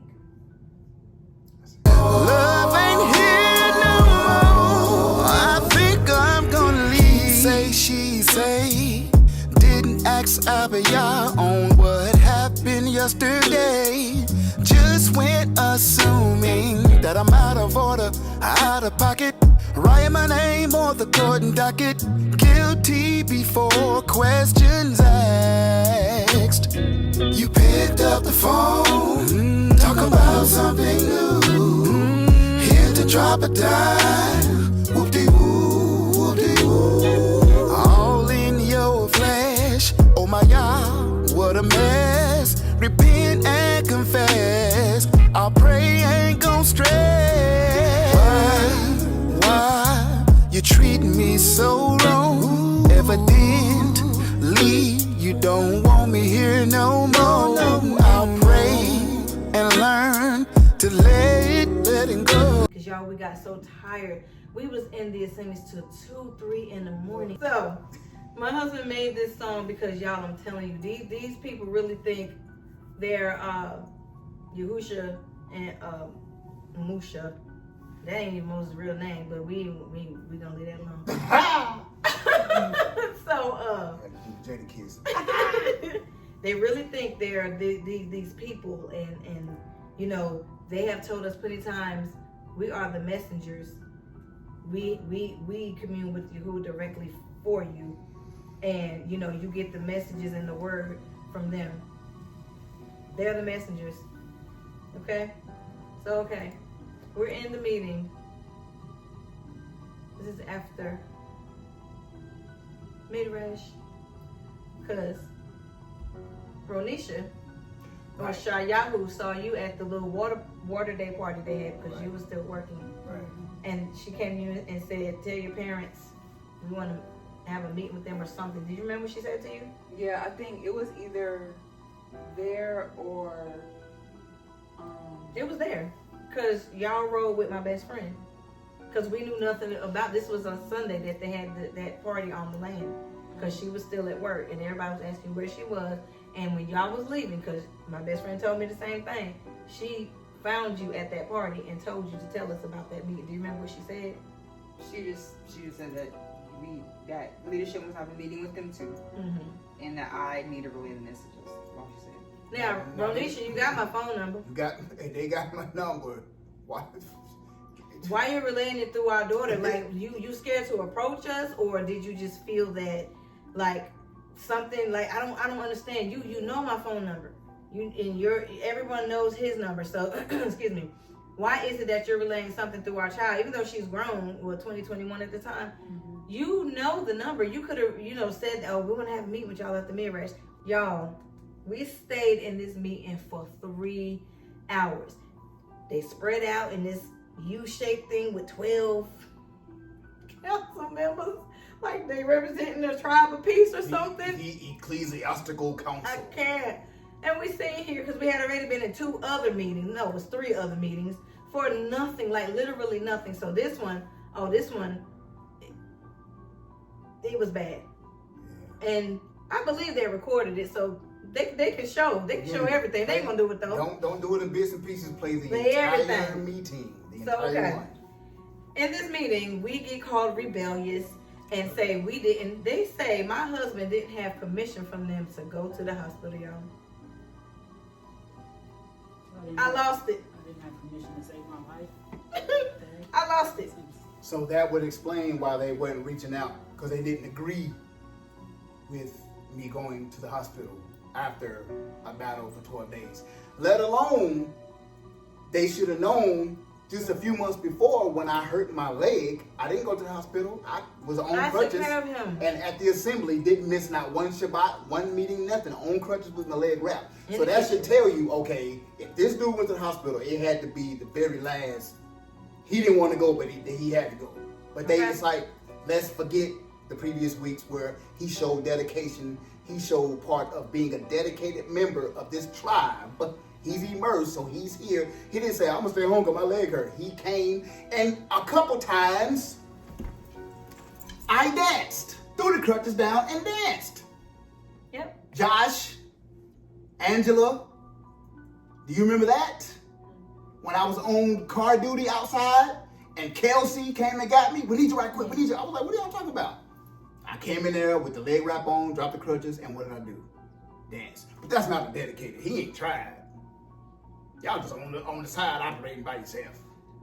There was also one time where they gave you a chair and let you sit down and danced around. She had a green Captain on that day. I remember. I sure did. Run the camera. And this is what at the end of Shabbat they would let the married couples dance and just enjoy, each other. And this is what we did. So they came and put a chair down, and I danced with my husband. He had to sit down.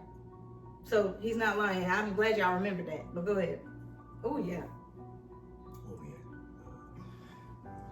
Oh yeah, in the meeting. So she says that my husband didn't have permission from them to go to a doctor, to go to the hospital. And Angela, out her mouth, her wicked mouth, said, don't you think the ambulance ride was a little over the top? And who's paying for this? My Who's insurance. paying Not for it? y'all. Not y'all. My Why is that your insurance. concern? Like, Oh, you don't know? Oh, that's right, because y'all don't work. So since y'all don't work, even if my husband didn't work, it's none of your business who's gonna pay for it. This is their problem. They think that everybody's mom and dad. You are not my mom. My mom is not in this walk. My dad is dead and gone, 17 years now. And at the My time, own mama don't talk to me like that. And at the time, my mama was in the walk. Yep, At this. at Columbia. You can't write the stuff. So, okay. When she said that to me, I lost it. I didn't, flip over nothing. In my mind, I was like, who she thinks she is? So I said, so we got to have permission when he's on the floor throwing up and can't breathe and his oxygen. Well, I told you that he would have been fine at home. That was just a little over the top. And, who's going to pay? I said, my husband's insurance is paying for it. So he was like, my job is paying for it. I get a free ride a year in the ambulance if you understand the value of work. Oh, they got mad at that. And then to combat that they didn't like hearing that, now it was being said that it was her decision that we go to the ambulance is called. That she, well, we get word that you run the household and that you make all the decisions in the household. Like, where was this coming from? Again, this is all after I came home from the hospital. So that means For 2 weeks. what we were going through, they just didn't come up with that stuff. Right, they planned it for 2 weeks. They had already been behind the scenes having conversations about, not telling us. We want to have a meeting with y'all soon. We'll let you know when it's going to be. There are some concerns we have that we may have been seeing for a while. But guess what? You know why they didn't do that? Because they didn't see it. They knew it was going to have to be conjured up. You don't know how to conjure up a demon. That's what conjuring up a demon is, bruh. So he been getting thoughts, visions, insights of when he told y'all the one came with him, a Ruach came to him. Mm-hmm. He didn't know me. That mean I ain't conjure nothing. Right. Because I don't know how to conjure no demon. I don't do nothing but cast them out. How, Sway? Take a...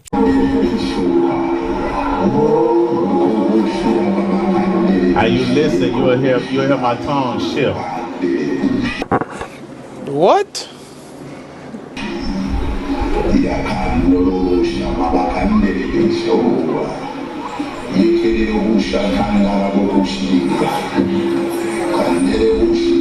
Now again, when you hear the word come, Bro, what are you talking about, man? Bro, I'm out, man. That nigga's tripping. Nobody said you taking out a Ouija board with a pentagram and conjure up, but you can lie and slander and make up stuff behind the scenes. Guess what that's doing? Conjuring up a demon. Period. Lying spirit gotta go into somebody.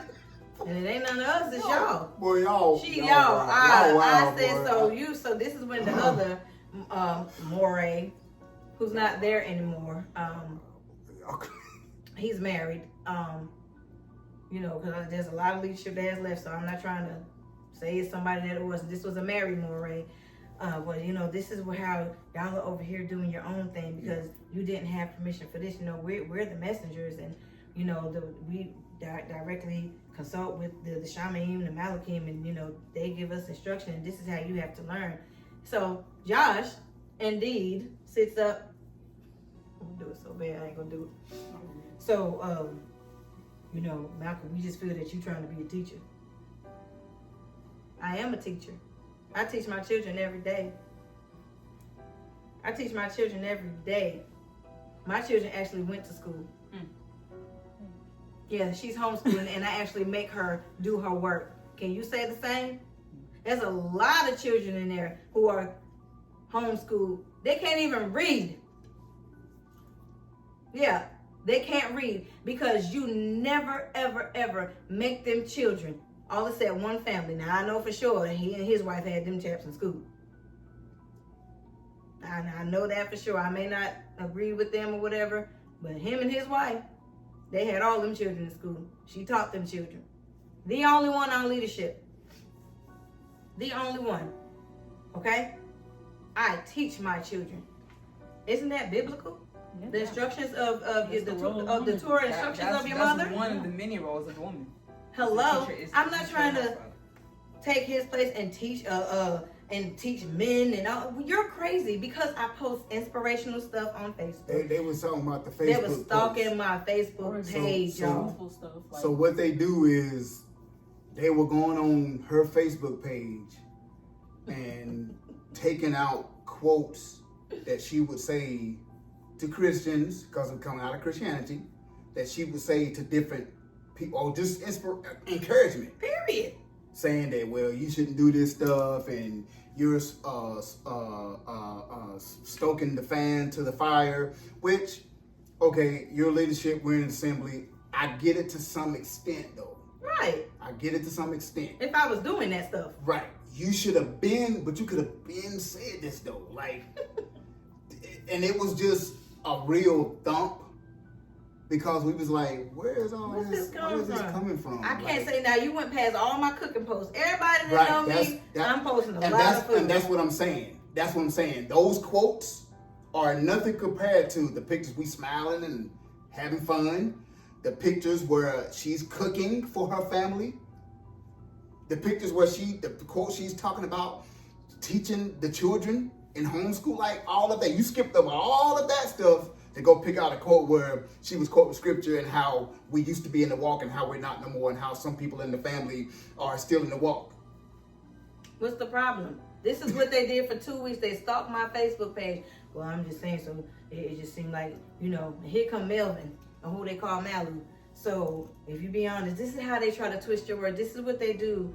This is what they've done to Brianna and Stefan. They take your words and they twist it. Now, this is no disrespect to Britt, and Stefan, but they couldn't do that with me. You're not finna take...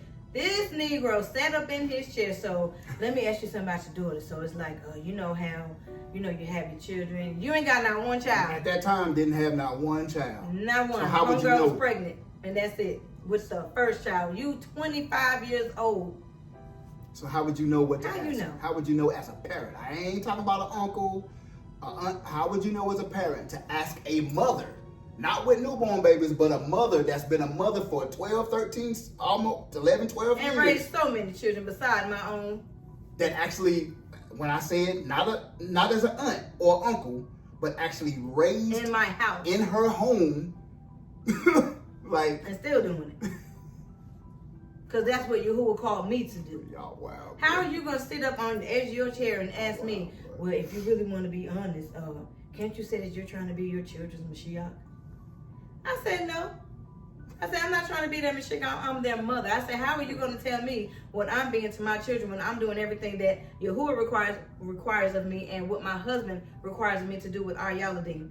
So you're just not going to, he kept, baby, am I lying? He kept driving that thing, so you're really not going to admit that. This is how they try to trick you into a confession, and that was not working with me. Right. And so when they try to trick you, so what they were trying to do was say, and this was the whole tactic behind not telling us we had a meeting, but telling them to see how they were going to come and tell us that we had a meeting. They were playing this game behind the scenes. Not knowing like I said, we had Yahuah before we got there. We were being obedient to Yahuah to come. Been to walk longer than most of y'all up there. 40, I was, 43 at the time? You was 44. 44, so I'm older than most of y'all in there. Not saying that age has but experience. Experience is a great teacher. Experience is a great teacher, so I knew the tactic. I seen it, and I was like, okay, they was trying to drive that wedge. And that's why it came up as, oh, you're trying to be a Mashiach, because the stuff the seeds we're trying to plant, they're falling on stony ground. That seed that was planted, it didn't work. So that they was like, okay, we got to see about this. We got to have a meeting. So we're not going to tell Iyob or Malcolm, hey, we got a meeting. We're going to tell them. So, okay. So he tried to drive that thing home for like 20 minutes straight. And every time, nope. That's not what that was. Nope. They tried so hard to get you to confess the things that they try to put on you. And this is what they've done to Brit Yah and Stefan. And this is what all those little screenshots they put up there of Brit Yah's so-called text or Stefan's. Right? It was at D28 with Amar Alia's character, and I thought it was that, but I think it was towards Malku Yahu. 15. Some things came up where I was wanting to rape Moreh Malachi. That's a woman that used to be in assembly. So he's looking at this woman, and her mind was, I want to rape this woman. These are the things I've cast down, but these things have come up. Or I want to kill you with a nail gun or whatever they said it was. Negro, do you understand the amount of evil that's floating around in that assembly? Those things can get into people. Yeah. Okay, this is witchcraft at its worst. Being in an environment like that, if you have any cracks anywhere to where House Satan can get in, I'm not saying that this is what happened, like they're just evil people. They had these big gaps and this is how the spirits got in them. No. If you stay around that stuff long enough and you start making man your idol and bowing to them, how they have people literally bowing, not no curtsy, a literal bow. You have to bow your whole head down to their feet. If you have these people idolizing you and you're telling them that you're their connection to Yahuwah and they have to bow and pray before you, they can't even pray when they're in these so-called houses with the fathers and mothers. They have to come to you and pray. You have oppressed them. Right. And out of that oppressive state in your mind, those words they speak is going to manifest. That's what conjuring up a demon is. That's what you do. That's what witches do. There over time, the incantations and spells, it's gonna eventually manifest into a ruach, into a spirit, and go do its purpose. Yes, it what is. It's set out to do. Again, there are no secrets in the spirit realm. That's how the witch of Endor was able to see Shemuel. In the spirit realm, it's vast. There are no boundaries. It's vast space. That's why witches and warlocks can read a poem and be able to peek and see what's ahead. Y'all are terrible. Because there are no secrets. It just hasn't manifested on the earth yet. But it will eventually manifest in this realm. So when you speak, oh, you got a killer instinct, you got anger issues, and that person's like, no, I don't. Over time, you keep telling them that, guess what? They're going to believe it. They're going to start believing it. And then you're going to get them to confess that they've had those thoughts. This is what they do to people. That crap was not working over here. And it didn't work. They tried one day to do a so-called deliverance on me. Y'all, this is the day that, who got nicked? Me. By the sword. Me. McCall got nicked on the sword. She had on all white, right? And I spoke up about it because the same day a sister got sliced on her wrist and was bleeding profusely. Every day had to stop, shut the doors, clean up the blood. And you know I'm not lying. You know who you are. You know who you are. So when I said y'all need to be careful with that, he gonna look back at me like, what did you say? Y'all need to be careful because she got cut. McCall got nicked. It was on your thumb? I can't remember. It was on my hand. It was on her finger. And I had to go. And it was really small, but still, with the amount of witchcraft in there, it screams blood sacrifice. You feel what I'm saying? So I took care of her, and we ended up leaving early that day because I was mad. And when I told him to be careful, he looked at me and was like, "What you say? You heard what I said. I didn't stutter."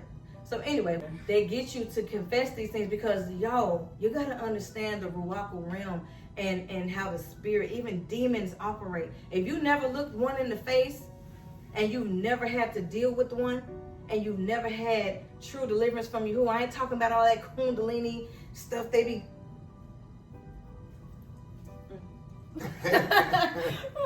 Ain't nobody talking about that stupid mess. I'm talking about a true fasting and praying and deliverance from, listen, from the streets, from the R&B life, rhythm and booty. That's what he was known as, the panty dropper. Oh, my mercy. Was it what? Just being transparent and real. This is what that life, it took deliverance. He ain't had to go in no bucket every week. He had to have it in his heart and in his mind, in his very ruach and be. That's right, baby. You got to be a willing vessel and change those things. And that's another thing. Y'all got the same people in the buckets every week. It was a healing. No healing. No healing. You have our season of Aruka. And then also the same people. I was saying, like every Shabbat or Mirage, they'll say someone's dealing with so and so. Oh my gosh, yes. And we'd be sitting there for so long waiting for somebody to come up. There was one time, like at that point, like the whole assembly had confessed, but it could have been penny any stuff. Maybe they instead of doing like something. I put my sock on my left foot first instead of my right. Something so stupid. So okay, they tried to do this so-called deliverance on me. And I was actually sitting with my best friend, and I was holding her because I knew she was going through something. Honey, Angela and Ronisha Sharks, they saw that. They came flying over there. Malcolm, we need to confess some things. And I was like, oh, y'all need to confess? She said, no, you. And I said, I don't need to confess anything. My best friend started tapping me like, Malcolm, shut up. Like, you know, she did something because she know I'm not going for it, you know? So I said, I can go. She said, well, would you like to pray? I said, yes, sure, we can pray. I didn't rebel against praying. So we over there praying, and I'm standing there, and I feel this push, like, you trying to make me go down to the floor. And at the time, it was Candace, who they call Yiska. Yep. It was Angela, Ronisha, and Tushi. Yep. All them jokers pushing me, you know what I mean? So it was like, what is going on here? All that booty here. Yo. I'm not doing this for him. So she got to the front, and I fell to the floor. It wasn't because, it was none of that. They pushed me to the floor at that point. So I hear Angela, ruach of envy, come out. Ruach of jealousy, come out. And I'm looking, I was like, next thing I know, Musty Gloves come over there with his sword. It's Josh. What did he say? Deceit. Deceit, come out.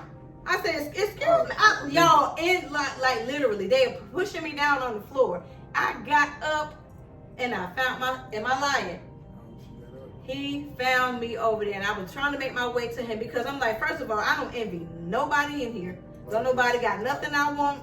I don't covet nothing in here. I ain't jealous of a soul in here. And who are y'all that have to be deceitful for? I got up off that floor. You hear me? They didn't like that. But that was because behind the scenes, whatever was going on with the two friends trying to drive the wedge, whatever was going on with the wedge they was trying to drive between me and her, whatever the wedge was they were trying to drive between the parents and the children, that's what that was from. Yeah. That's what that was stemming from. And we had no clue. Like, man, we envy deceit. We stay to ourselves. Still to this day, we keep to ourselves. We don't bother what is like who we envy? The stuff that they had against you. Say it again. They called out the stuff that they had against you because they had it in themselves. Yeah, they envy. They y'all had the envy, the jealous, and the deceit alone. Y'all, you would not believe. I can't stay here all day and tell all this stuff. Right. So off of that was the betrayal.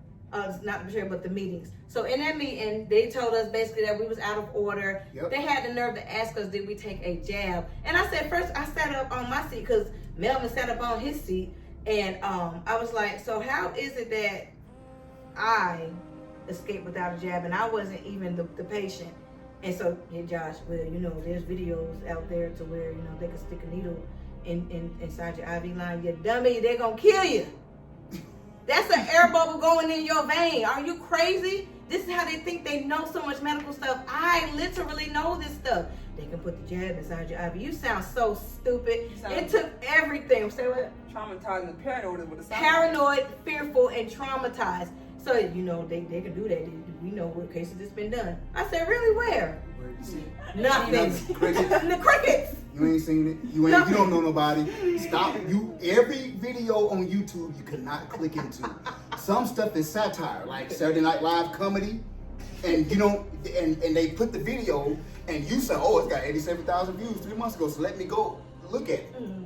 That's why you can't make that stuff on YouTube no more, because YouTube cracked down on it because it's hard to discern fiction and satire and comedy style Saturday Night Live sketch opposed to true medical information.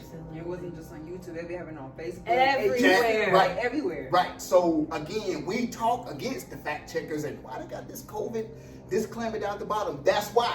Because they know people like you are gonna go tell a whole church assembly, yeah, they take a needle and they put it inside your IV and they can put it in that way. That'll cause the biggest air bubble. Like they're going to kill you. Like, and this is what gets me about these people. They think they're so educated and you know nothing. You're so ignorant, and y'all wear it as a badge of honor, and you look like buffoons. And it's now nobody really. People notice it from the past 2 or 3 years, but now it's truly, like I said before, what have I been saying? The seed is now manifesting. The demon is now manifesting. The same Ruach entity that's over you, that told you it's got you, that you thought was the voice of Yahushua and Yahuah and the Ruach HaKadosh, is now laughing at you because you're being exposed. Period. By the testimony of the Most High's people. Yes. It's not by my might, it's not by our might, it's just our account. Yeah. That we having to be able to tell after healing. This is not 8 months later. This is not, because, believe me, the flesh wanted to make a video soon. We left up out of there to warn people. The Most High's like, no, not now. No, it's not the time. There are some more things that has to take place and be confirmed. And then you're going to come in and tell your testimony. And this is our testimony. You can't blame this on Dennis. Exactly. You can't blame this on nobody. Dennis people don't that live have here. left or nothing. Dennis, they don't live here. I live here. That's right. You got his own family. You got to see me. So I'm thinking that like they're literally sitting here asking us did we take a jab. I wasn't even in the hospital. Wow. So he's waiting. They waiting on him to answer. He was like, "Oh, you want me to like for real?" We could not believe they were asking us that. I was like, common medical sense. Because I'm in the medical field, I was before I got married for years. Okay, before DVOC 91 even was put out here. Okay, with any sickness, there's only a certain thing that you can take while you're in the hospital. That's with any sickness. With a fever, you get what? Tylenol. You get antibiotics for an infection. For anything else, you have to be free of the sickness or disease for 60 days. And you want to know how she knows that, like she just said? Well, here's a confirmation. And if they would have asked or let me explain, they would have seen it. Marguerite. Your nurse Marguerite. Well, Marguerite, now, the true testimony, there were 4 nurses that took care of me. Marguerite, I can't remember the other, there was an African-American, so-called African-American, that was quitting, moving, and starting her own because they didn't want to have anything to do with the jab. How am I the one patient on the floor that had 4 nurses that had put in there 2 weeks and was leaving? That's the Most High. Because it was anti-jab. Because they was anti-jab. Secondly, but you didn't ask it. You didn't care to ask that. He was too busy pointing the finger and accusing. Saying we had Second thing, the 4 nurses that visited the room, I could hear the screams on that floor. They said, man, something about you. We love coming into this room. Your room is the only room that has any peace. They were like, you hear the chaos. And like I said, I heard the screams. People scream, oh, because they was in pain from lungs and death. And it was like, yo, what? This is the only room where there is a peace in it. All praise to the Most High. Halal Yahuah for that. The third and final thing. I literally seen a man almost manifest because he got so mad because every day he walked in trying to set up the very thing that you said we took. He was trying to set up the comeback appointment for the jab. I kept telling him no. Y'all, this man took the longest breath, the deepest breath I've ever seen. He literally had to, and I was like, dang. You don't care about your children? So you don't care about your children? You don't care about you don't want the jab? I was like, no, I don't. He took the deepest breath I have. That's how mad he got. And notice he said this was to set it up. He could not get it in the hospital. It's impossible. You have to be 30 to 60 days out of the illness. So stop reading every book. Stop looking at every video. Like, stop it. I remember Josh used to say, at some point you got to be done with sin at the assembly. And then he would say, y'all know how to do it? Everybody would be like, what? He'd be like, just stop it. So again, heed your own words. Just stop. Just stop. Stop, man. Repent. Stop being egotistic. Stop lying. Narcissistic. Just stop, man. You are in sin, active sin. People that leave there, you slander and you talk about them. Boy, y'all dogged us out. Just tell me what you said when you see me. You gotta see me, player. I digress. You gotta see me. I'm still here. To the Most High day I leave, I'm gonna be here. And then they say, you know I live. Come on here. Just come on over.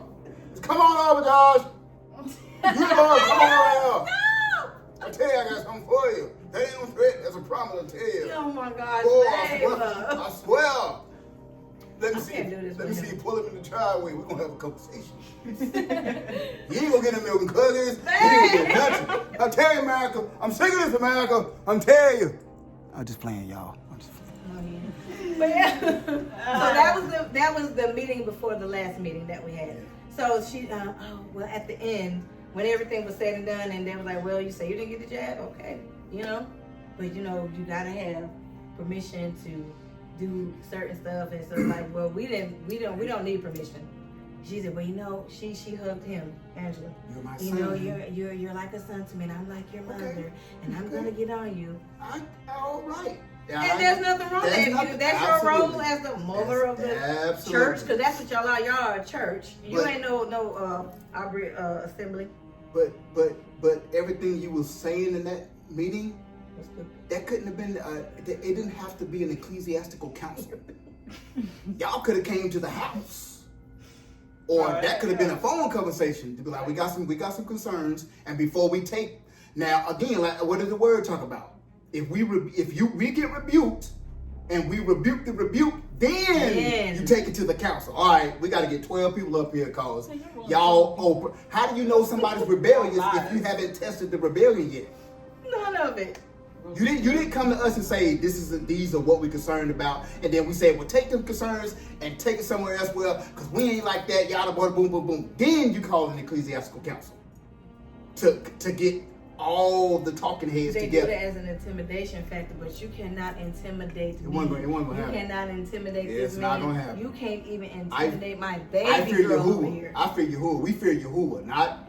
How? We don't. How is that gonna work when y'all already out of order? That's what I'm saying. That's y'all what went straight to the 12 deep. That's like, what this whole. Y'all skipped the whole process. That's what this whole testimony is about. It's about being. How can you exact order? We know. Y'all know it. We know the people say order out of chaos. Show me that. Is that in the word? I don't know. Okay. That screenshot is up there too, by the way. So all of these things that they do and all these things that they say with these meetings. So let's get to the last meeting. Yeah, let's. Because we're gonna wrap this up. And this is a lot. All right. So what's wrong? Oh no, go ahead. Because I'm not really starting out. Now, yeah. So, with the very last meeting and the betrayal. Now, he was saying something earlier about one of the sisters that we all came to the ministry together, you know. I text her, I'm like, I ain't seen you in a month of Sundays. You know, we need our hair done, you know, we're all over the sickness and it is what it is. She was like, I just been, you know, sitting around, blah, blah, blah. Just gave me some whack excuse. So, she said, I'm gonna come over and look at how much, you know, retwisting y'all need, because we got all of us, you know. Everybody except Ducky was locked up. Gary was locked up. So, okay. I'm waiting on her to get here. And she was excited because she was gonna see her cousins, and you know, ain't nobody really seen us, and she never checked on us. Never, which is not like her. My best friend did, but it was nothing from her. So I can tell something was off. So she comes, and I see her circle around this driveway. My husband seen her first. I'm like, what's that? And it was a car he didn't know, but I knew the car. So I'm like, I don't know who that is. Why is she circling around? So, okay. Another circle around. I began to call. I'm looking at it upstairs, looking at her circling like, are you gonna come to the driveway? Yeah. With a shaky voice. I'm like, I'll come out there to you. What's going on? She starts crying. I'm like, okay. I walked out there, tell the babies to come in the house, go see your cousin. You know, didn't want to do this in front of them. Whatever was gonna go down, because it was pretty intense at that point because she crying. But I regurgitated in my ditch out there. You know, so she's telling me, I feel bad that I haven't said anything to you, nor did I come to see you when you were sick. How were the babies? We're all good, we're fine, so why didn't you come? So she proceeds to tell me some things, but she needed a witness, and the other witness was my best friend. So she finally pulls into the driveway. Hand was balled up like this. You know, I'm like, stand your hand. She throws it right in the field across the way, because I had gotten into the car with her at this point because she wanted to tell me so much, and I'm like, what is going on? Okay. I ain't got my best friend. We're talking.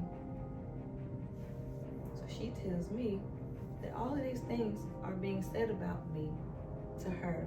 She's getting phone calls. In one of the meetings, Angela made it known to me. No, she didn't. That's not what happened. There were betrothals that were going on, and nobody needed nobody to know who was being betrothed. Cool, that's your rules. I get it, because black people too nosy and you talk too much. I get that. That's the order, okay? But this particular sister, and I'm not really big on dreams, but if I have one, I'll tell my husband, and I'll talk to Yahuah and see if I need to say anything to that person first. I don't just dream something and go tell someone, oh girl, this means this and that means that. Girl. God told me, Yahuah told me. That's so out of order. That is so churchy, and I cannot stand that. You could have just ate some bad chili that night and had some bad dreams. I don't know what to tell you. Stop telling people all of these dreams, and you don't know who it's coming from, what's the source. But this dream I had was before we moved here. It was about this girl, and she was with a man. They had on matching, I think, bracelets. And she had a baby boy in her hand, and she was literally just like so happy, so blissful. She was kissing on him. They was walking towards this building, and it was a baby boy. This is December, a month before we moved here, December 2020. So, okay, I told her about this dream about 2 weeks after I fasted and prayed on it and talked to my husband about it, okay? So I told her, I am telling you the truth. How you say, I tell you the truth. We got here to the vow renewal that we was invited to before we was even really at Anderson. I'm sitting there at the table with my husband. In walks this dude. Never seen him before in my life. But when I looked up and I heard the voice, we were sitting at the table by ourselves. Yep. He said, is this seat taken? Yep. Babe, I lost it. In my mind, I'm like, I'm under the table tapping him like that. I'm like, and I was like, what is wrong with you? So he went to go get something. When he walked away, I said, that's him that was in my dream with this sister I'm talking about. Yep. Couldn't pull in my driveway. Yep. I said, that's him. He was like, you know such and such. I'm like, that's him from my dream. Yep. We said nothing to this dude. Did we say anything? That would have been so out of order. She knew though, but he had just gotten there. Yep. He had was just joining the place. We hadn't even got transferred or bamboozled to go over there. So, okay. I had this dream that I told her about. So, Angela ended up asking the girl, well, how well do you know Malka? And how long have you known her? And what's she like? And just snake. So, you could have asked me anything. If you want to know anything about me, you could have got that sister on the phone and you could have had a conversation with me, her, and my best friend if you want to know something about me. That was supposed to happen. That's not what happened. Since that didn't happen, guess what that's called? Sowing discord. You sowed discord. How dare you? You went to another dedicated member and asked them about the other dedicated member whom you just got off the phone with, Malcolm. So let's backtrack. So yeah, let's do that. Where all that started was they have a patrol of the process, like Malcolm said. That is one thing I do agree with, because black people nosy. The way they set up the patrol rules is in secrecy, only leadership knows, and that's the way it should be because people know. So I agree with that. So what happened was, during this process, there was another couple that was betrothed at the assembly, but one Shabbat, one of the Morehs had to bring them up because they were leaking a lot of information about their process. They had broke the secrecy code that leadership had put on them and say, don't, whatever, the secrecy. Don't tell anybody about it until you're done with the process. Then we're gonna announce it in a ceremony, then you'll be married. So they were leaking this information. So what happened, the Moreh got up and said, listen carefully. From this point on, you are not to say anything else about this, or we're gonna cut it off. And you're gonna have to either start over again, and you're just not gonna be married. We're gonna stop the process. If anybody else in this assembly knows anything about any betrothal process, you need to be speaking to leadership about it, just to be clear that you don't get accused of being the one that's leaking information. I was at home. They were at Shabbat. You know what I said? I said, dig it. So guess what I did when we got home? I told everybody, if there's any inkling, we can let leadership know, so that if it comes out that this information is leaked, somebody can't lie or say, well, Michael, you need to let me know. That's what my wife did. Now, that's all she did. That's all I did. Now, because this dream that I had, okay, this one dream that I had about this sister and this guy, I didn't know this guy from a can of paint. I'm telling you, when he walked up to that table, I said, y'all, if y'all could have been there, I would tan his leg up on it. I said, that's him. That was the one in my dream. That was such and such was carrying the baby, and they had matching bracelets, and they was like married. Okay.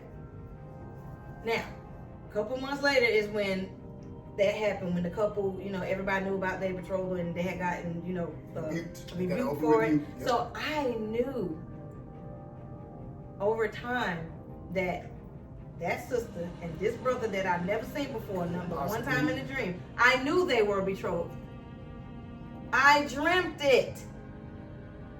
I literally dreamt this dream, and I didn't say anything for weeks until I talked to my husband, I fasted and prayed, and I told this girl before we moved here, I described this guy to the T. So when she got betrothed to this guy, she came and told me, there it is. This is the guy from your dream. It looks exactly like the guy you described in your dream.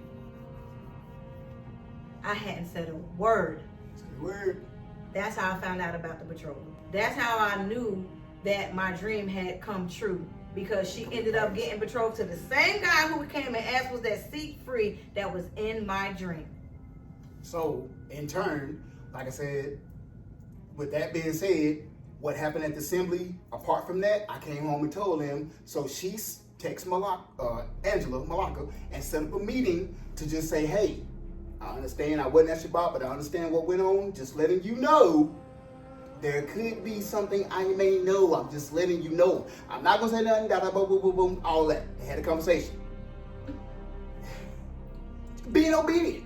I'm being obedient. I'm being obedient to the Moreh. So I came home and told her that's all she did, was just put the card through and say, hey, this is what I know. This is what I know. And I told her the reason I knew. I was in, y'all, one of my daughters was sitting right there at the table. I was in there cooking. I'm doing 3 things at one time. I'm helping her with something, and I'm cooking, and I'm trying to talk on the phone to Angela.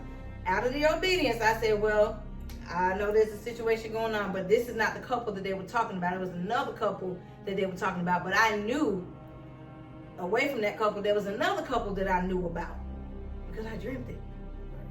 So I told her, I'm like, yes, I do know about this person, that person being betrothed, and this is how I know, because this is what happened in December. This dream came about, and blah, blah. I told the whole thing. Now she asked me something, and I said, "Hold on 1 second," because I think I had dropped something, a spatula, and I went to rinse it off. You was doing the noodles. Yep. I was on lunch break. Because remember, I worked from home, so I was on lunch break. I remember the day of the conversation, that afternoon, you were doing those broccoli noodles, the pack for my lunch, in the red iron pot. Yep. That wicked woman sat there and tried to use that against me. My obedience was to Yahuah and to my husband. Now I knew about the betrothal because literally this was the guy that was in to the T. And they're married to this day with a boy. 2. Y'all think I know about that? I can't make this stuff up, y'all. This is only from... That was from the Most High. So this is what she did.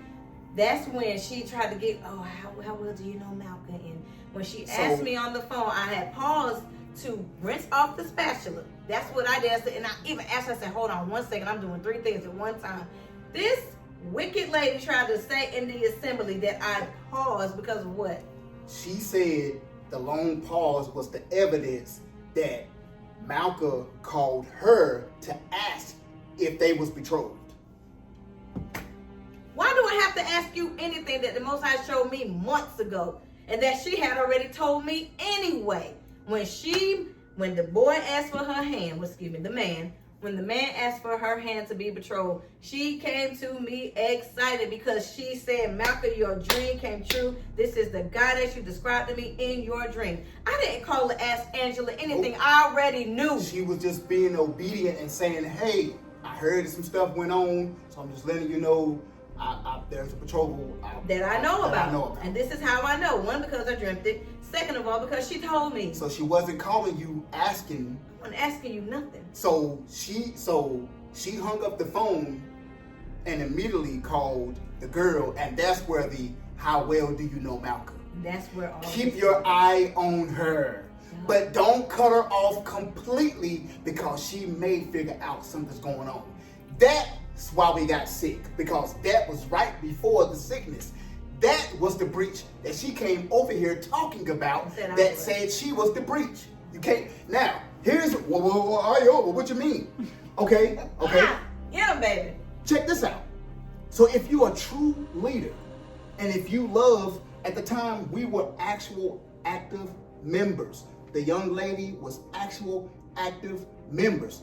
Why did you call Malcolm back and say, hey, just to be clear, are you asking me, or was that part of a conversation that you were supposed to have with me because of this whole betrothal thing that's going on? You didn't do that though. You picked up the phone, talk about something new, hit to drop a dime, whoop-de-woo, whoop-de-woo. That's what you did.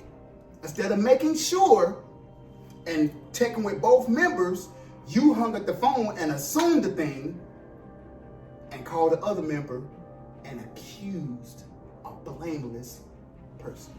That was literally just trying to be obedient. I wasn't even at the service. That's what you did. That's what you did. That's part of what you did. That's part of it. Now remember, this is the start of both. This is the betrayal. This is the lie that is still there. Still there. Still there right now. Right now. How big all boy 3 of them are holding to it. All 3 of them to this day are holding her to that discord. And Angela. All 3 of them know the truth. So they know it. Back to when she came to the driveway. Right, here we go. Bam. She told me verbatim.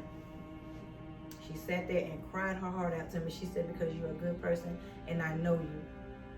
She didn't tell me the person's name at first. She said someone in leadership. Yep.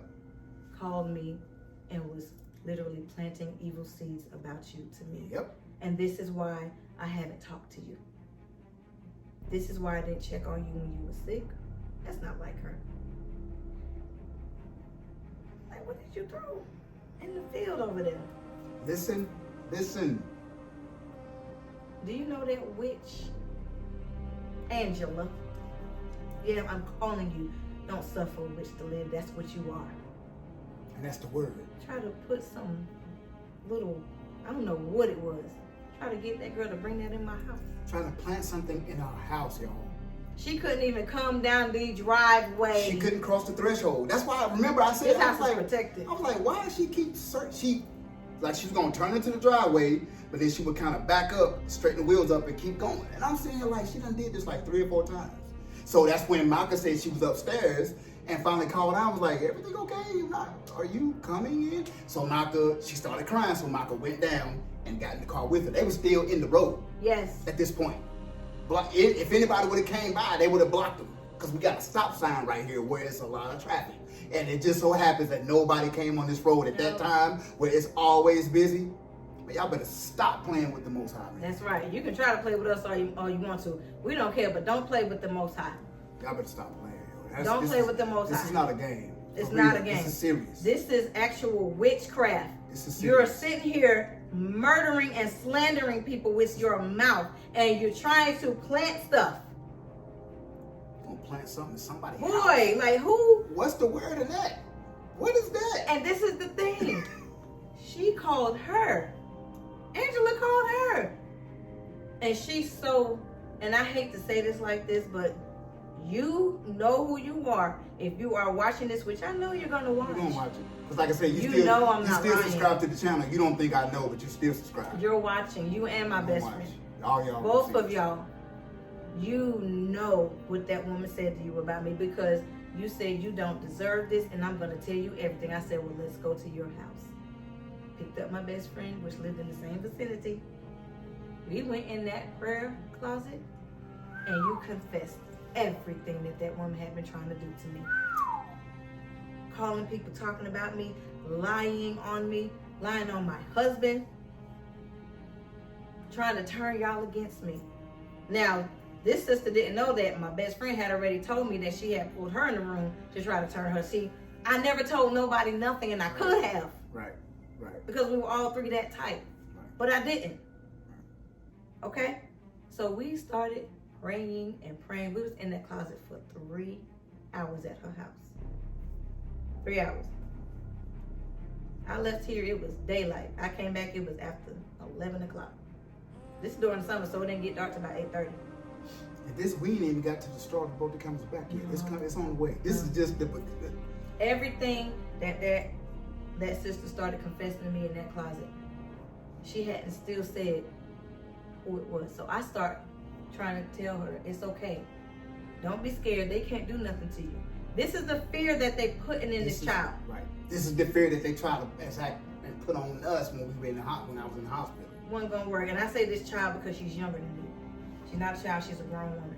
But I start calling out names of all the leadership. She just kept saying, it's leadership, it's leadership. She was terrified, shaking in that closet. My best friend was rubbing her back, I'm rubbing her back.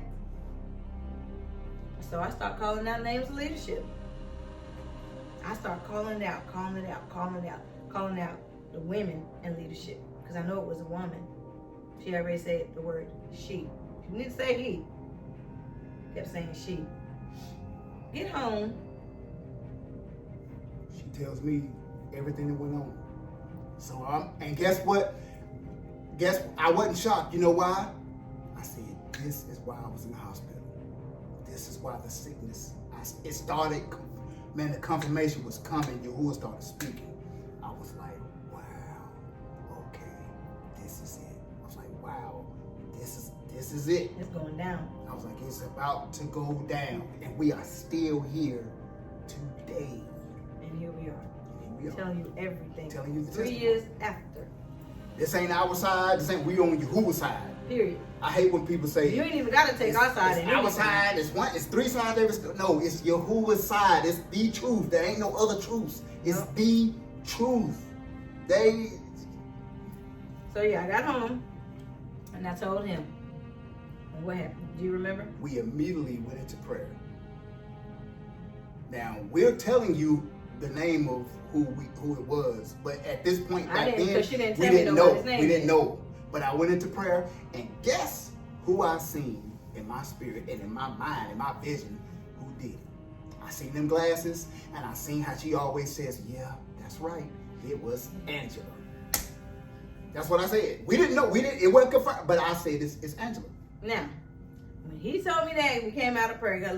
We stayed up all we was up, y'all. Listen, morning. We was my up. goodness. We was up. Y'all remember? Yeah, We had to pull the girls because we told them don't go to work. We had to pull them in the room, and we sat and had a conversation with them. And we had been up all night, all morning, and then they had left me with the work. They took a half a day, so we can explain to them what I had found out and what happened. Okay, this woman tried to literally work roots. They was trying to. You literally tried to work roots on me. This is what witches do. She was supposed to pull up in the yard and gonna put whatever she had. It was like some pebbles and some sticks and some kind of grass or moss, and put it somewhere in our house.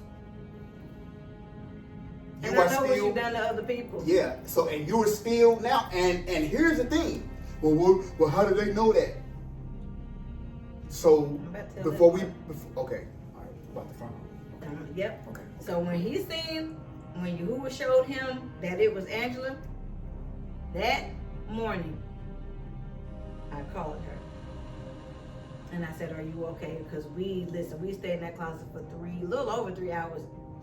And she said she was tired of it. She said she was tired of all the lies, all the deceit. Angela is evil. That's what she said. She said, Angela. I said, so that's who told you? Yeah. And she just began to bawl.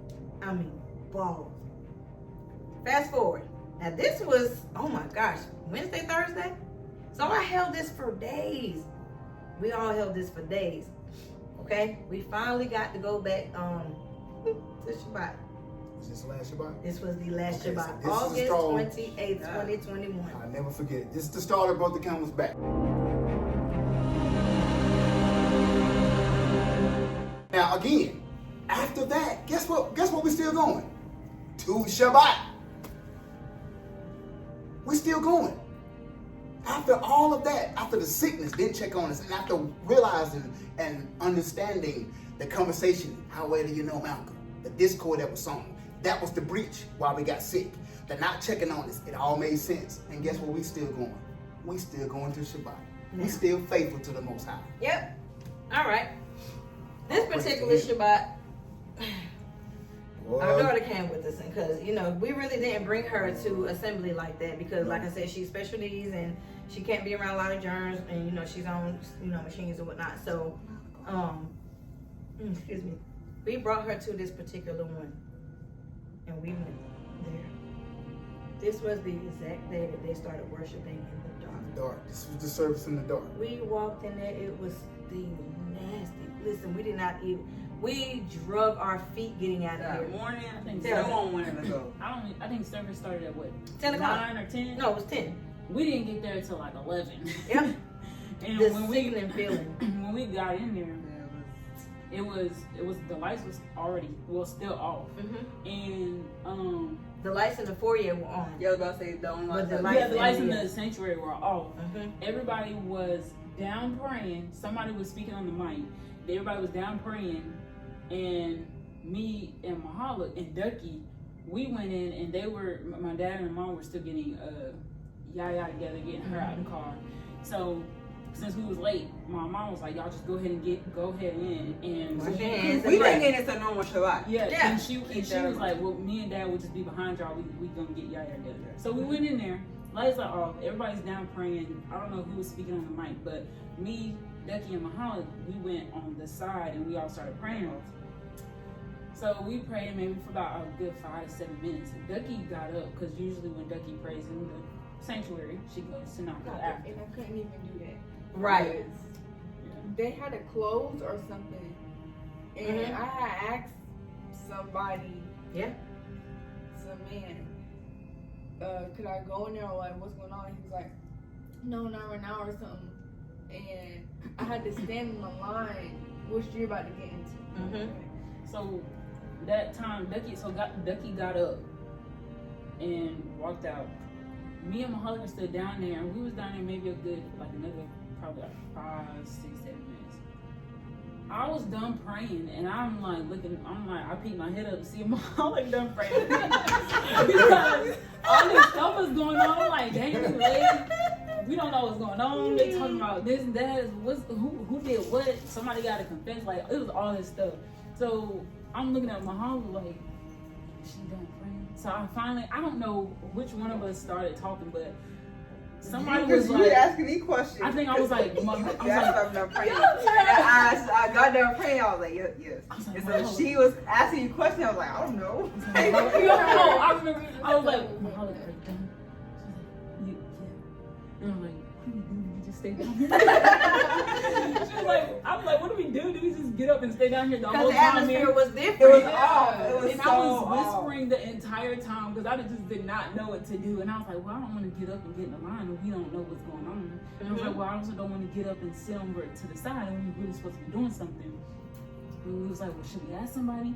When I peeked up, there was really no leadership because where we were also bending down to pray at, there was djembes in front of us. So we couldn't, from where we was, we could see a few people, but those people that we seen were members in line. So we couldn't really see anybody that we could actually talk to without interrupting, whoever was speaking or playing drums or whatever.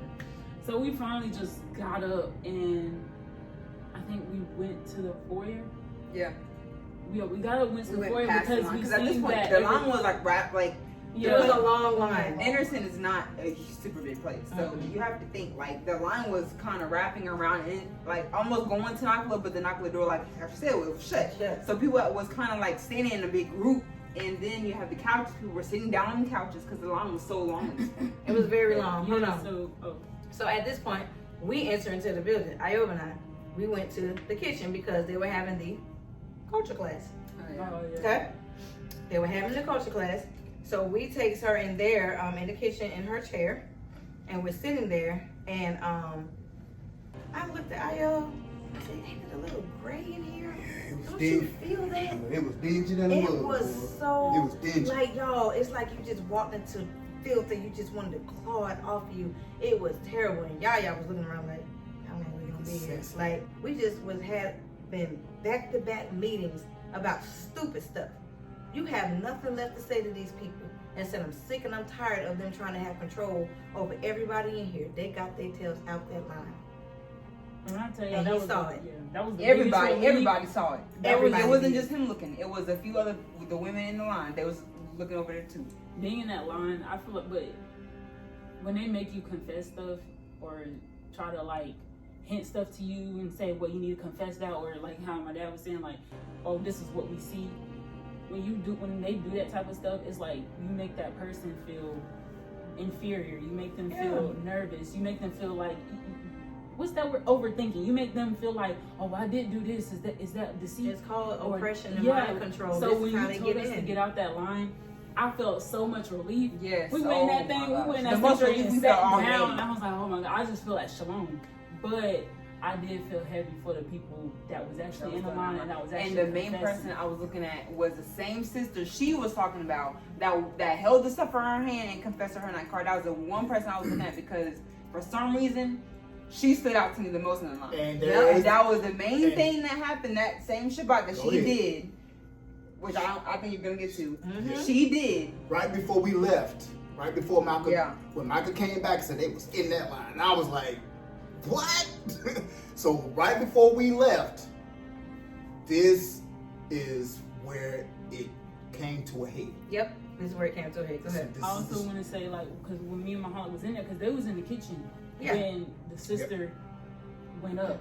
So me and Muhammad seen the whole confession for what she did in front of them. So they was all, basically the line, so you're in the line, when you go up, it's a good 7-8 leaders standing in a circle, and Josh is standing at the dead center.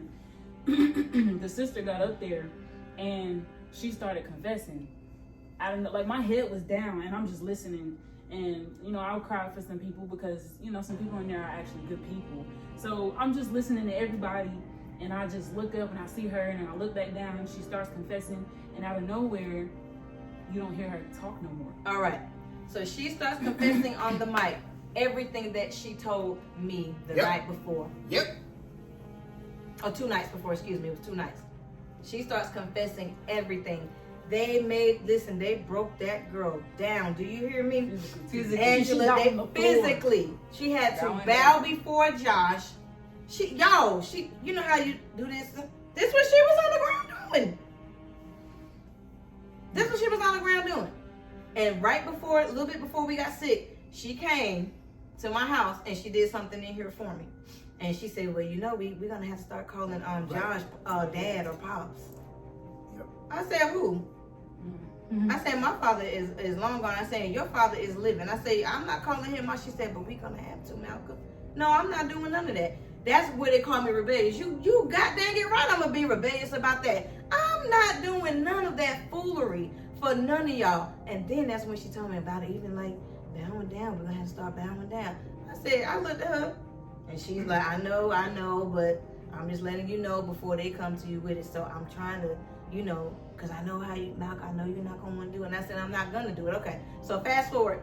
That's when I literally seen her bowing to this man. Because in the kitchen they had a TV. Yep. Where you could see, they had a feed where you could see what's going on in the sanctuary. And we watching, I'm like, they finna break her down now, yo. So we sitting here watching, and here he come, still walking around trying to see what me and him talking about, because he had seen, everybody seen y'all get out that line. And I didn't care. So they knew everything, because like I said, we talked to them about this.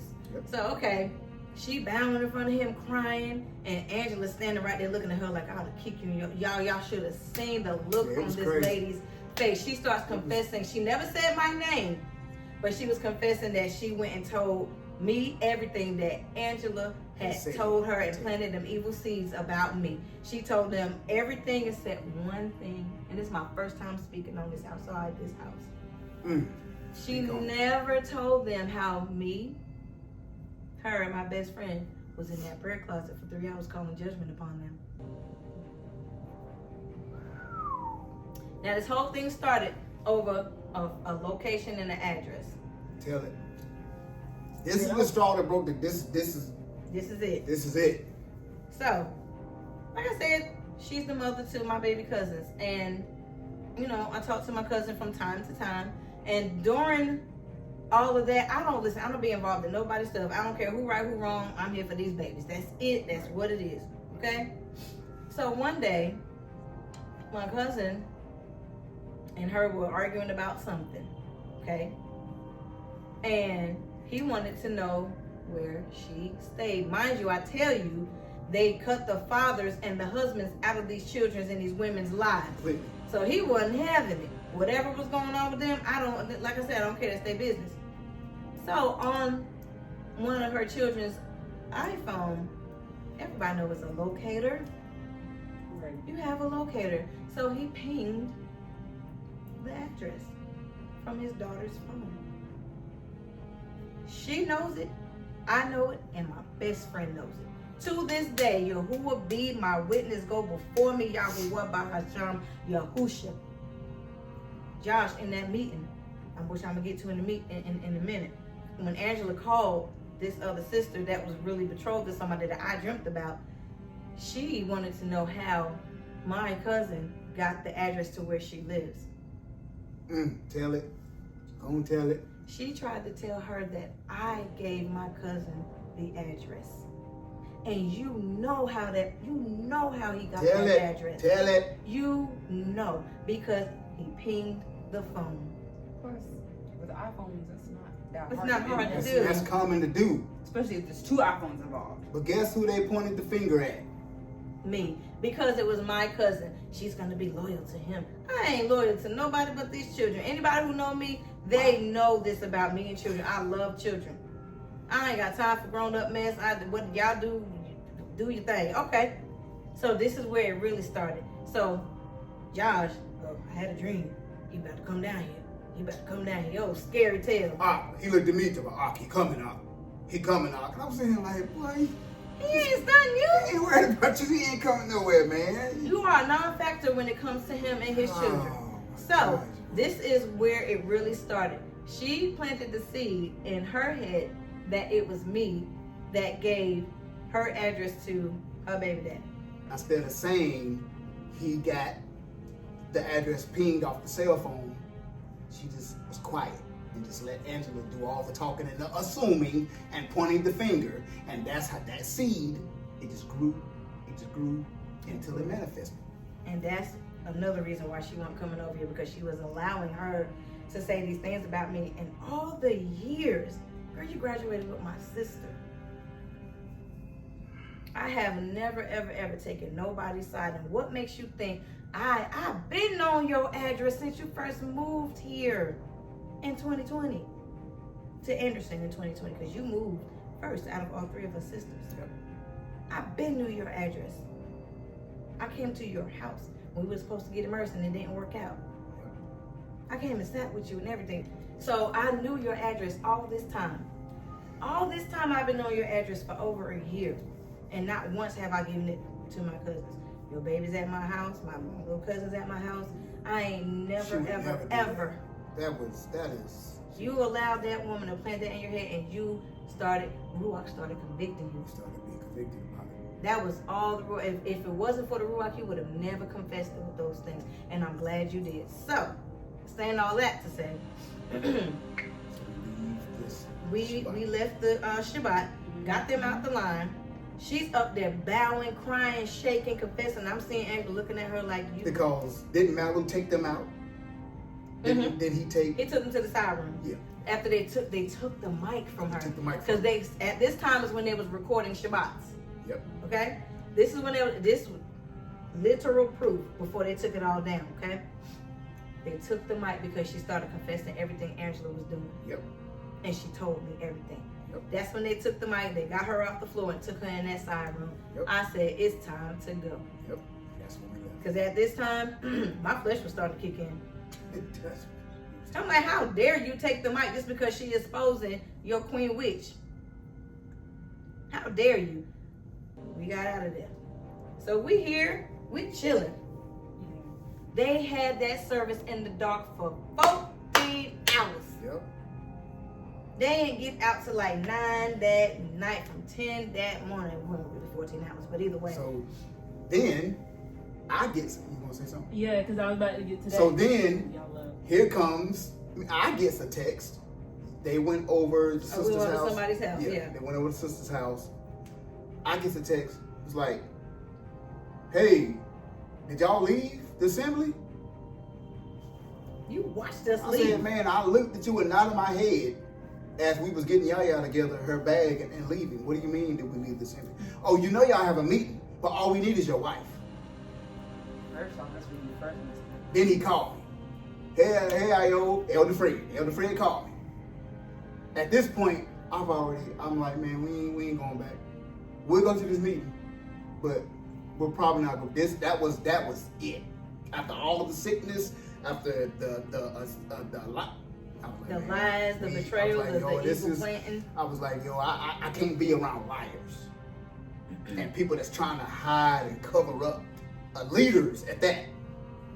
And I was like, this ain't their first rodeo. They are used to doing this. They've done plenty of people like this. So I'm smart enough to know and know that, not thinking, but I'm like, that was too good of a cover up. She just got convicted by the Ruach, knowing we're people of the Most High and keeping all statutes and commandments, and knowing we're a good family, we don't bother nobody, and that we were here sent by Yahuah. That's why she told. So I'm sitting here on this couch, right here where they're sitting. I get the text and the phone call. Can you come back to the assembly? You guys have a leadership want to meet with y'all. I said, here we go. Not you. Because I think I was the one that... You was driving. No, but I called. Yeah. Because my phone was dead. Yeah, the guy that Angela's... Yeah, the guy that left, he told me to... can you call your parents to see if they can come back to the assembly? Because leadership want to meet with them. That was right after everybody had finished confessing. And they started turning the lights back on. Yeah.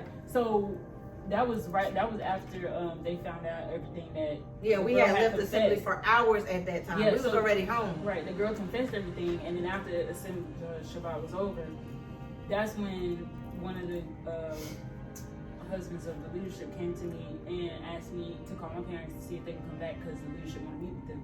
And I think because at that time they was trying to see where you at or get a hold of you, Elder Asaya called you and reached out to you too. And then when we got here, I think you had just walked in the door or was coming behind us, and that's when That was like right before y'all had left to Yeah, and they're gonna tell him, well, we don't need you to come. We just want your wife to come. And I said, no. I said, what do you mean? We'll both be there. But no, we don't need you, Iyob. We just need your wife.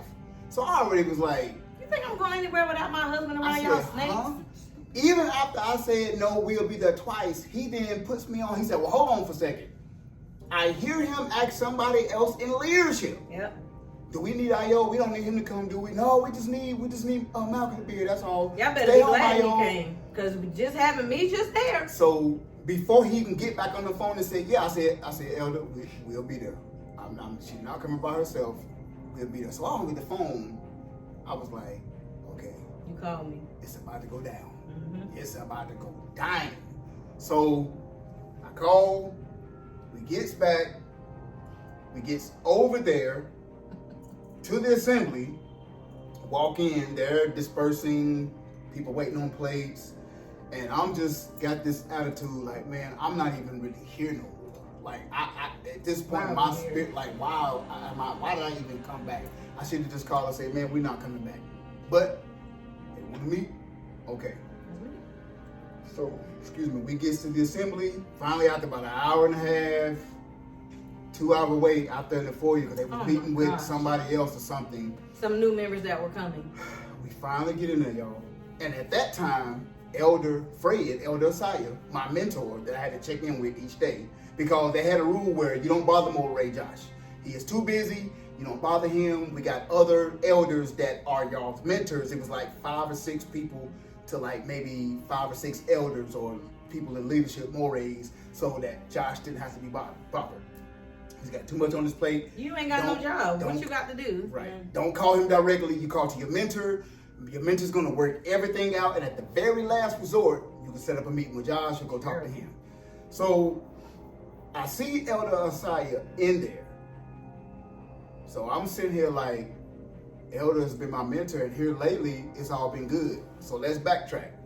When I first got assigned to him, that checking in every day, I thought it had to be the question of the week. You call in each day to your mentor and find scripture and expound off what the topic was. He would give you a topic at the meeting, and then each week, going up to Shabbat, you called and checked in and talked about that topic. So I wasn't calling every day. So at one of the meetings, he came to rebuke me. Guess what I did, y'all? I received the rebuke, didn't I? You did. I said, my bad, Elder. I misunderstood. That is my fault. I'll repent. I'll start checking in every day. Because he was like, what is going on with you? I haven't heard from you. I was like, what do you mean? Because that's weird that a grown man has to check in. We don't do this. I was like, what do you mean? He was like, checking in. I haven't been hearing from you on daily. I was like, the daily check-in. What is that? I was like, you talking about the topic of the week? He was like, no, the check-in. I was like, well, I thought we checked in daily talking about the topic that we was given. He was like, oh, no. He was like, even if there is no topic, you still call in every day. I was like, oh, okay. Mind you, my husband worked every day. Yeah, I was like, my bad, I misunderstood. So guess what happened? I started checking in every day. I didn't rebel. I wasn't rebellious like this. I was like, okay, my bad. I received that rebuke from an elder, my bad. So now, getting to the meeting, he was sitting in there. I was like, well, maybe he wants to talk about that. I was like, I don't see why he got to sit and talk about that, because that would be futile because we already handled it. Now let's backtrack a little bit. So being part of the Gibberim, you had to be a part of and not miss any meetings. That was a rule they had. If you did miss meetings, they will reprimand you, rebuke you, and find out why, and this and that, and this and that, and then kick you out, and you had to work to get back in. So there was 3 meetings I missed. 2 meetings. The first meeting I missed, I told the council that I had to, my children are going back to Charlotte. They moved me to South Carolina, but they're going back. I don't know when I'm gonna see them again, because there's a whole custody battle going on. I'm gonna miss tonight's meeting because we're taking them back in a few hours. So I'm gonna spend the last. Okay, cool, yeah, that's all right, man. You'll be in our prayers. You're mighty Gibberim. You're part of the assembly. It's all good. We ain't got no issues out of you. Say, okay. The second meeting I missed because I had to work overtime. Right? Work. I had to work overtime, so I didn't make it to the meeting. I text Elder Fred that I would not be coming to the meeting, because we always text. If I call him, he working, we play phone tag all the time. I text him I would not be in. He says he didn't get the text the next day. He said, I didn't get the text. They were looking for you at the meeting. Where were you? So again, I got rebuked. I received the rebuke. He said, next time, call me. The next meeting I missed, guess what? I called him. He said, okay. So fast forward to the meeting that night. I asked about that. I'm like, why is he sitting in there? Because everything we've had an issue. I got rebuked. I received the rebuke as the word says from an elder. I corrected it. So I'm like, why is he sitting in there? So when we got, they called us in. When we got in there, Josh said, Elder Fred, we don't need you right now. You can go ahead and step out. We'll call you in when we need you. Oh, wait. Before he said, please don't forget that. I go in and sit down, and I see an empty chair sitting next to me. I see empty chair, so I'm in there. Right. Like, y'all done called me back from my home. We done been at our home for hours. Y'all done sat up there and Yep. After 5,000 hours, and yep. y'all want to call us back in here Yep. from the comfort of our home. We ain't messing with y'all no more. Yeah, at this We point, done, like, y'all done did this for 13 hours straight. Yeah. So, okay, so I see the seat sitting there The next empty to me, chair. and I already knew because Elder who Saya, it was 4 chairs. Elder Saya was sitting in one, then there was a chair beside him, a chair that we was about to sit in, and there was an empty chair she talking Right, about. so I go and I sit down. They was like, Malcolm, you ain't speak to nobody. Angela. I just sat there. I ain't say nothing. We already You knew. do not want me to say anything right now, because listen, you don't try to play me for a fool. I know why you have me in here. I heard homegirl on the mic before you snatched it from her, telling on you. So the gall and the audacity for you to sit there, Malcolm, you ain't spoke to nobody. You really don't want me to say anything right now, but go ahead, baby. So we go in there and sit down. So she said it to Malcolm. Josh, they all gave a half-hearted shalom to me. Shalom, Iyoh, shalom. Shalom, how you doing? All right, good. So in walks the sister. She sat down beside Malcolm. Shaking like a leaf. So I can't remember how it opened up. I think I remember. Angela's just started just like, well, we here. They said a quick prayer. And then she just said, well, we're not going to prolong this. The reason why we're here is the obvious. The obvious reasons. And I'm not going to lie. It got a little heated, y'all. A little. That was, it got a lot heated. It was Let's yelling. Right. Play the whole. Y'all recorded it. Y'all recorded it. Play the entire tape. Play the whole thing. So basically, to sum it up, we were confronted about her giving the cousin the address. Y'all, we was in there for, how long did they try to get you to confess that thing? Babe. Y'all. Listen, okay, when we first went in there with them fake shaloms and whatnot, she comes out literally shaking, sitting next to me, and I'm looking at her like, you a grown woman, you in here, you don't let them beat you down all day, like literally beat these things out, not like physically, but I didn't see none of that at that, given point. So she's shaking because they done literally broke this girl down. Yep. And like I know they call her all kind of listen. But anyway, because I seen how Angela was looking at her when she was down on the floor, like she wanted to like tear her face off. So basically, how they started it was, that we just want to say, we're gonna have the truth. Now let me, before I start, Jermaine, on the screenshots you'll see on the screen, we have every single message. Everything from the time we left that meeting until the time we told them we were leaving, because you didn't kick us out of nowhere. We told you we would not be returning, but you lied and told people that we took the jab and you kicked us out. You're a liar and the truth ain't in you.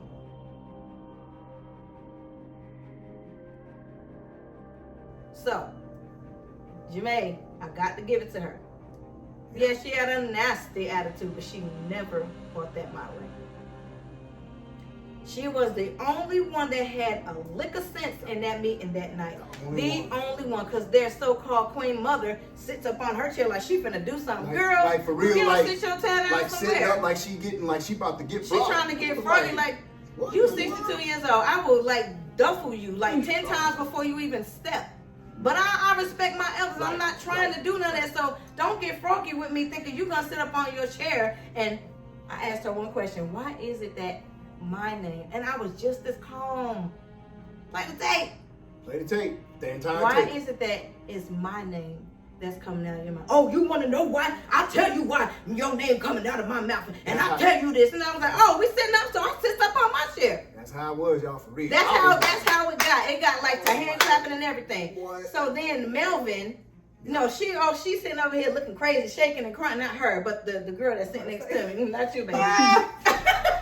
She's sitting up next to me because she's feeling this is all her fault. It's not your fault. You did exactly what the Ruach told you to do. Hakadash Ruach, because there's plenty of Ruachs out here, but this was the little set apart Ruach that told you to confess. You told the truth. You told the truth. And the one confessing out of all the confessing they want you to do, this was the confession that did it. So she getting up on her chair, bones cracking and carrying on. And I'm like, don't do it. Like, I'm telling you, don't do it because you don't know me. You know Malka. You don't know Shamali. You don't know, like, I've put this life behind me. Don't sit up out of your chair like you finna raise up on me because I'm telling you, I don't see nothing else after that. And I'm telling you because I'm an honest person. If she would have walked up on me, she wasn't getting back up. And whoever else. So you better be glad this man came with me. And that's what I think they were trying to do.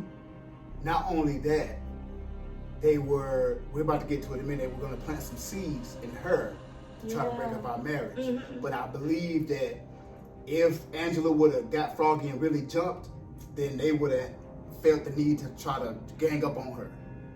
Like physically, like throw her, like get her and throw her, you know what I'm saying? That's because they was adamant about her coming by herself. And I was like, nah, she ain't coming. I'm going nowhere without my husband. You crazy. And if y'all even would have tried to put a handle, y'all don't know me. Y'all don't know, and I ain't trying to act like I ain't. Right. Like I'm just telling you what I know, and I have plenty accounts. Right. People who will tell you, don't play with me like that. Right. So anyway, she getting froggy. So Melvin jumps about his seat. Oh, she confessed. She's a fraud investigator, and I'm like, why are you saying I said that? Your so-called Ima just said she's a fraud investigator. So she's trying to make it seem like she knows my body rhythm and the way I'm looking because she investigated fraud. She has a career at this. You ain't got no career. She said she investigated fraud. And she's a nurse and a life coach. They kept trying to get her to confess about that. Remember the phone conversation? Yeah. Their evidence and proof that she was trying to find out the betrothal and that she, the one that gave the cousin or the family member the address, was because of the long pause, y'all. That's what I was washing off a freaking spatula. And she remember, Micah said that, telling the story, she was washing off the spatula that she had dropped because she was making my lunch. And she was making the kids lunch. My pause was trying to get her to tell me that they was betrothed and all of this stuff had already been brewing about this so-called address locator thing or whatever. Right. My best friend knows. She knows how that address was obtained. She told me and we all knew it. So did the girl that was sitting next to me. And they still know it right We prayed about it in that closet that night. And to this day, my best friend has not cleared my name. Nope. Let's keep this to ourselves. Let's keep this between us. This is what she told Angela. Oh, I'm telling it. You told Angela, let's keep it to ourselves. And Angela told you the same thing. We're not going to tell how she really got that address because I will give my best friend that. Or whatever she want to call herself to me now. She probably wouldn't spit on me if I was on fire. You told her the next day, after that whole meeting, it was after DP's 80s party, whatever that was. It was a Monday. Because we left that night the meeting, it ended terrible. Okay, so during that meeting, all of this stuff was happening. Crazy. It got so Jamae got down in front of me. Because she at this point, Malka was so frustrated, she literally... I was tearing, like for real, crying. And I'm sitting there crying. And these are tears of me holding in like some fight. I'm telling you, like, I was ready to knock, oh my goodness. So I'm sitting here trying to hold my composure and these tears are running down my face and I'm looking at her sitting in the chair next to me like, you need to tell these people what you told me. Right. They already got the confession out of you earlier. Right. So I heard it because they tell everything. So tell everything. She would not do it. So I sat there and Jamae came right in front of me. She got down on her knees in front of me. Not like she had to bow to me or nothing because I don't play them games. Malka, calm down. Everybody, because it was so much going on. Everybody be quiet. Everybody. It was tense. Don't nobody but Malka need to be. This is Jamae's words. It was tense. She got here in front of me and said, Malka, it's okay. We need to know everything this sister has told you. And I finally told it because she would not tell it in front of me. Yep. I said, she said that Angela is the one that planted these seeds against me. What she sent her to my house to do, everything. Yep. And my husband had already knew. I already knew it. Before that morning when she slipped up and said it was Angela. I already knew. Told you we prayed. And she came up before me. Literally. So all this is going on. So she begins to cry and they told her to leave out. And so she was like, she called her name. I'm so disappointed in you. And I said, what you disappointed in her for?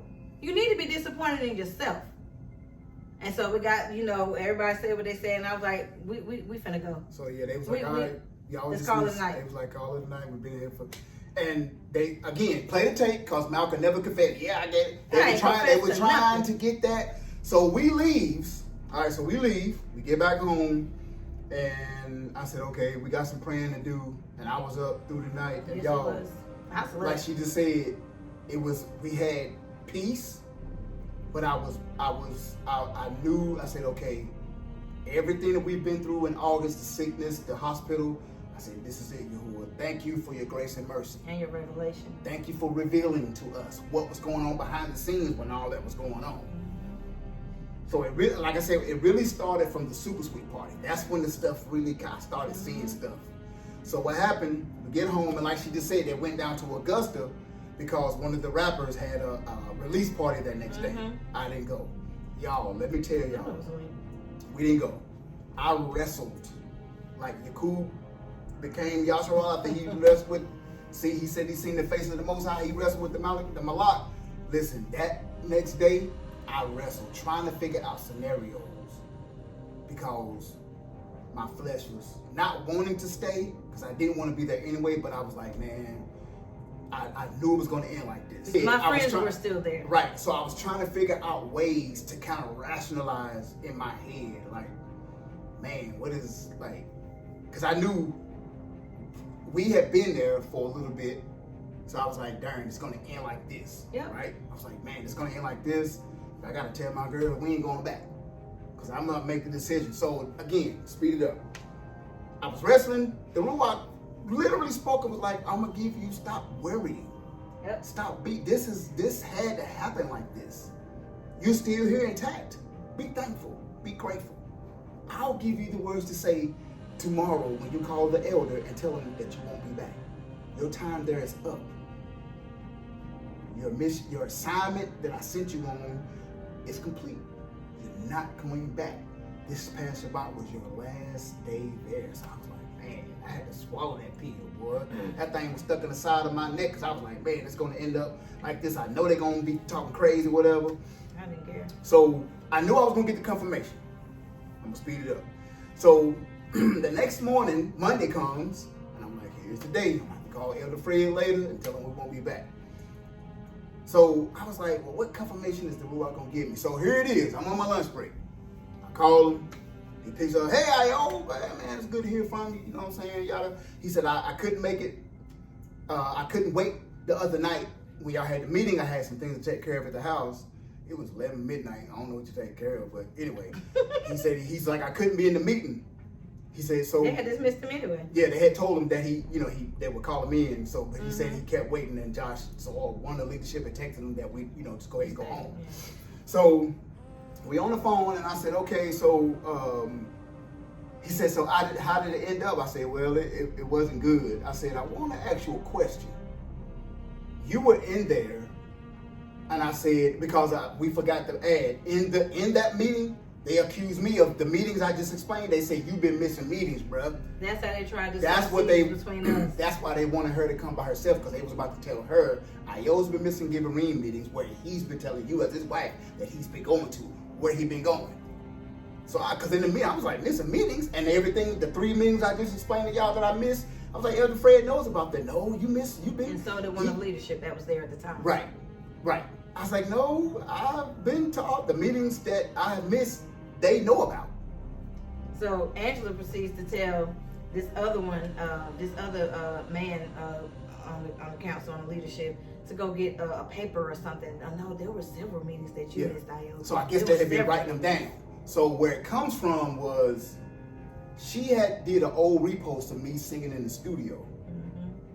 They thought it was recent.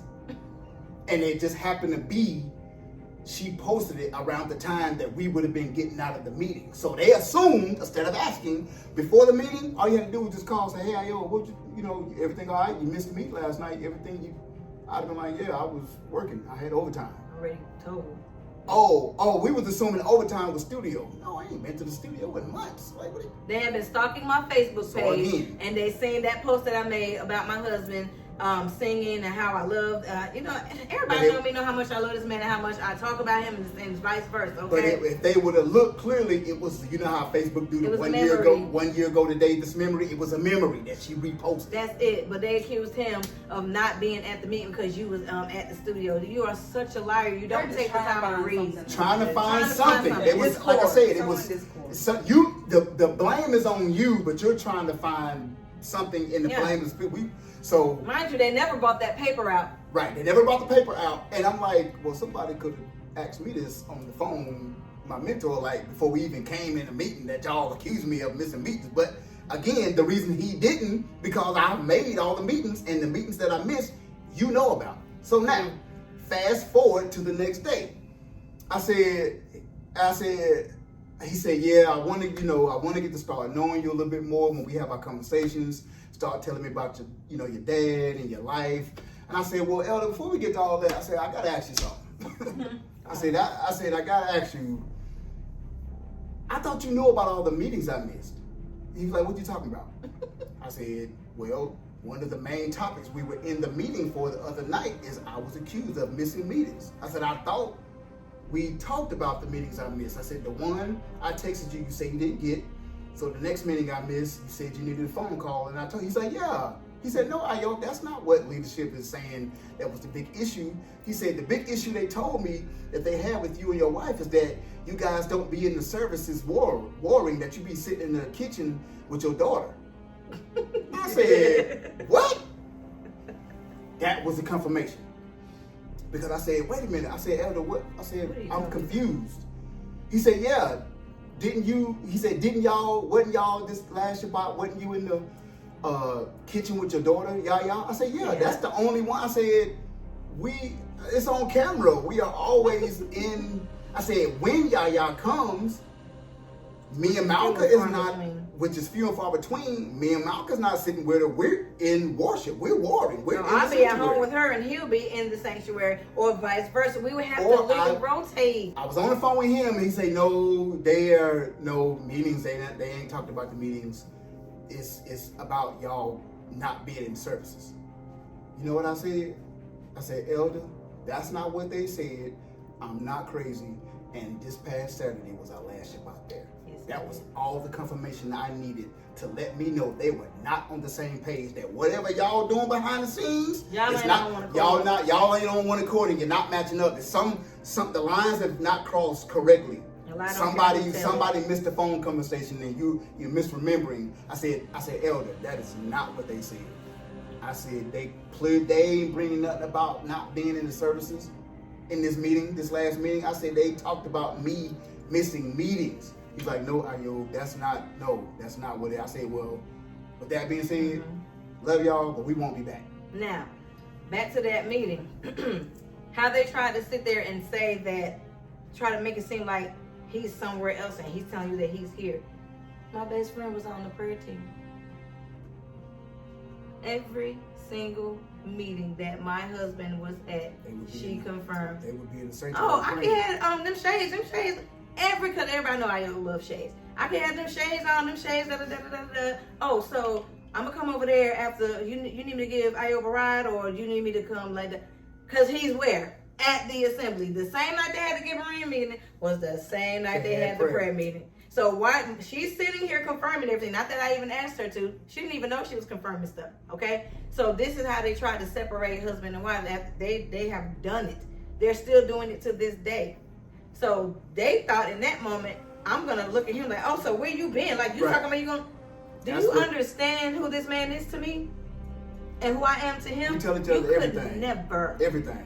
Never. There's nothing she doesn't know, and they try to play on the fact that multiple baby mamas, which that was one of the things that they knew that. I confessed that. From the first From the Shabbat, first we Shabbat, we all went up front, and they had us up there about them being raised by me, and I had to take care of them, and multiple baby mamas, and the traumas and stuff. They all knew that.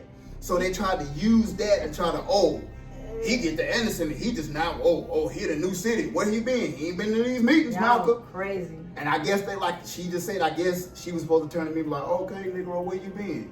You done missed 2 or 3 meetings. Where were you at? And I'm like, Still waiting on the paper to come out. Right. Hey, bring that Still paper. I said, okay, baby, it's time to go. Right. And so Now that was it. That was it. That was the final. That was the we final told straw. them, and as you'll see on these screenshots, I text who was called Lady Yada at the time, Jamae, and told her we would not be returning. We will not be returning. And she said, well, you can't go to any other rebirth. I said, understood. We don't want to go to no other rebirth. You'll see it on the screenshots, and this is the last thing we're going to talk about.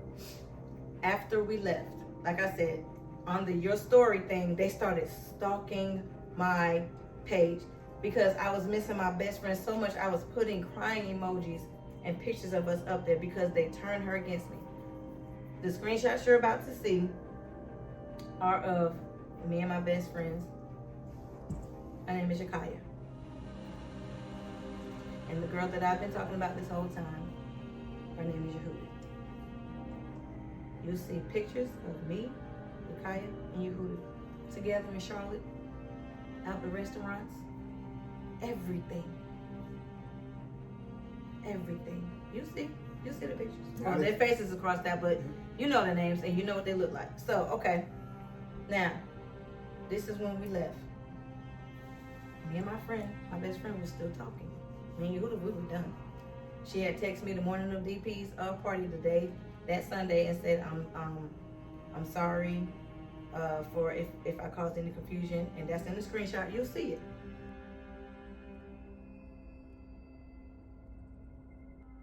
That's who that's from. So, all of this is going on, and I'm still talking to my best friend. Next thing I know, we start communicating. She told me they pulled her in a room and said that she cannot associate with me. She's gonna have to make a choice, choose them or me. They laid this girl down and circled around her, and they put this staff on her back in the dark, and they circled around her 3 times, and they drew on her back with this. Am I lying? No. This is what they do. Some kind of marking on her spine. Literally. And she told me all of it. And this is what they do to me. They call it going under the rod. Whatever. That's not our culture. But anyway, this is what she told me. She said she was terrified. She started getting real depressed. As you'll see in the messages, read those messages. I went to her house. Who went with me? Y'all did. What? Who did They went with me. Because I don't involve children and stuff. Let me stay here with her. I went to her house. I walked up the stairs with where she was at the time. I knocked on that door, and I hear pitter patter of feet running. I starts calling her phone. She had a special ringtone for me. I hear my ringtone on the other side of the door. I hear one of the children say, "It's Aunt Malcolm." She told them to go to the back. I hear her crying on the other side of this door, but she's trying to hold it in.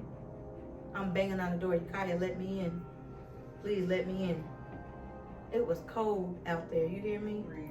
Freezing. She left us out there for about 30 minutes and would not open that door and let me in. And I'm coming over to help you for what you say they've done to you.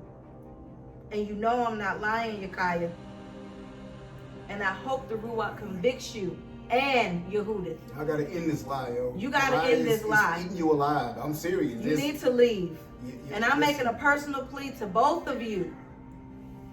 Get out of there while you still can, because it's already falling apart. What you think you're holding on to is not Yahuah.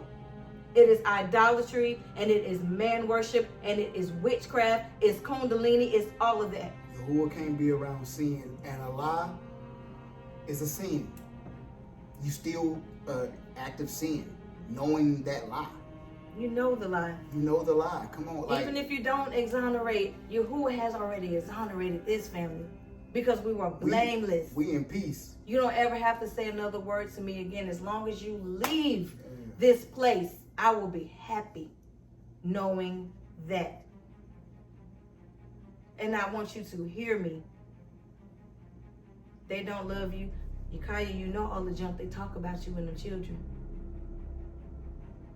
You know it. Yahudah, you know it because they talked it to you. All of this is coming out. And I'm not trying to be mean. I ain't trying to say y'all names because of no malice. I'm saying it because, we're in there because, again, we're thinking it's going to be normal, but it's not. None of this is going on. So we're told that we have to attend the culture class because this was like maybe the 3rd or 4th week since they had started instilling this culture class. And on these forms is just stuff like, what's your name? Did you used to attend the church or assembly before you got here? How did you come to the walk? How long you been in the wall? They give you some Bible verses. It was nothing. Listen, nothing like Stefan and them. It's like what that morphed into or manifested into. It was nothing like that at first. Like the questions that we had. Okay, none of that blood covenant stuff. None of that stuff. Okay, so we sitting in the kitchen and me and Iyob, we had just released Adonai Yahushua, and the artwork was fire. Okay, so we're trying to focus on that or whatever to like it was just so off and it was so dark and so gray, and so we noticed this a line wrapping around and forming. So this is what she was about to say. Yeah, so the line, it was mad long and it was like wrapping, like really just all in the foyer, and also some people would stand in line, but then it was like a deconstructed line. People standing in groups, whatever. So me and Mahalo, when we walked out, we was like, do we get a line or like what do we do? And I think this was the week that we had that meeting all together. So yeah, because it's our last time there. Yeah, so that Midrash night is when we had a meeting all together, and then this is the Shabbat, our last Shabbat. Yeah. So yeah, we was out there and we was like, well, I don't know. So then we finally at some point made the decision to just get in line, and the line was really like moving slow because they was having people up there confess all kinds for like of 45 minutes at a time. The whole point of the line was literally to confess. Literally, that was the whole point. Confessions, that was the whole thing. That's why we was sitting and we was literally sitting, and this is how you know the power they have over people, because it's like we're sitting here trying to literally think about come up with something. Because if not, they're gonna come to you and ask me, well, why aren't you in the line? Why aren't you doing this? Why aren't you doing that? And if we say, well, we have nothing to confess, they're gonna always have a rebuttal. And mind you, we had just had a meeting, so we and her like, okay, well, it's nothing that they don't know already that we already talked about. So stop there. So while they're trying to figure out, do we get in line? Do we sit down? We're in the kitchen, and listen. One of my best friend's children come to me. And she came and hugged baby girl Yaya. And she said, I would never forget this. This is a baby. She's a teenager. She come to me, Malku, I'm scared. I said, what are you scared of? And I like this my eating partner right here. Like, she love everything I cook, and you know, like, she come over here, we all have fun. They was always over here. They like my nieces and nephews, you know? She said, because I saw something. I said, what did you see? She said, it's wicked in here. She said, it's stuff flying around all in here and it's scaring the children. That's why they had that door closed to knock on. So then, one of the sisters she come over there with, she was a cool sister. And she come over there and she and I, we kind of bonded over one of our children. Okay, so she was about the only one beside my best friend that I allowed to pray with Yaya. Okay? She heard her say that. So she said, what's wrong? And she started saying there's something going on. And she said, I feel evil. She said, I see stuff like it's something like floating or flying around in here. I'm not making this up. You can't make this up. This is out of a child's mouth that was 15 years old at the time. Okay? 15. So I told her, I said, well, let her go pray over y'all and whoever's scared. I looked at my husband and I said, we finna go. I lied to you not. I got up and I told my husband, I said, if I see these girls standing in this line, we gonna have a problem. Because I know we have nothing to confess. At that point, I wasn't in the line anymore. I went to the room. I don't know how I got in there. Or I don't know if you told me to go or if somebody else. Oh, okay. So at that point, I wasn't in the line. All right. See, she know to listen. She been with me all her life, and she know how I don't play games. I don't play those type of games, and especially if there's wickedness. Like you're gonna try to force a confession, and this is how they end up blackmailing people into these forced confessions, and they tape you, they record you, camera, voice recorder, everything. And this is why people are scared to speak out now. There are so many people that are terrified because they make you confess these terrible, nasty things. That's really not your story, not your account. This is what they're telling you is wrong with you, and they make you confess these things. If they have that mind control over you, you're under their delusion at that point, they will use it against you. And that's how they done Britt, y'all, and Stefan. Like I said, the whole Britt, y'all, the whole meeting, play the whole meetings. Play the whole entire meetings. And I tell you, it would be a different story. It'll be a different account. Then y'all will be like, oh, no wonder they confessed. They were telling them to confess this stuff. They were saying, well, this is what we see. Well, this is what we see in you. Well, this is what we see. So that's why Stefan was coming back like, yeah, man, I got these thoughts. He wasn't having those thoughts before he got there. He had one thought before he got there, right. And he told, I think, Morris or somebody about right. it or whatever. But that's nowhere near compared to the thought that he started having when they got there and moved in with y'all wicked tales. Yeah. Okay, so all that happened, and the lady goes to pray in the Knockler room with my best friend's child. And I said, if these girls are standing in this line, we're going to have a serious problem. I said, prop Yaya up. I said, because I'll be back. He looked at me like, oh my gosh. I walked out there and I saw these two in that line. Now, mind you, somebody's husband who was no longer there no more, he walking around staring at us. Just staring. He come walk in the kitchen staring at Iyob. That whole day. That whole day. It was just, and you had a dream. Yeah. About the red and black snake. And he had on the red and black. Yahuah was in that dream too. Yep. That was the night before. Yep, because we had to leave for Shabbat. That was our last Shabbat there. And you said that. Someone, I don't know if that was that same Shabbat, but someone had a snake print type of It was him. It was Malku and it was both of them. But Melvin had the snake print like looking thing.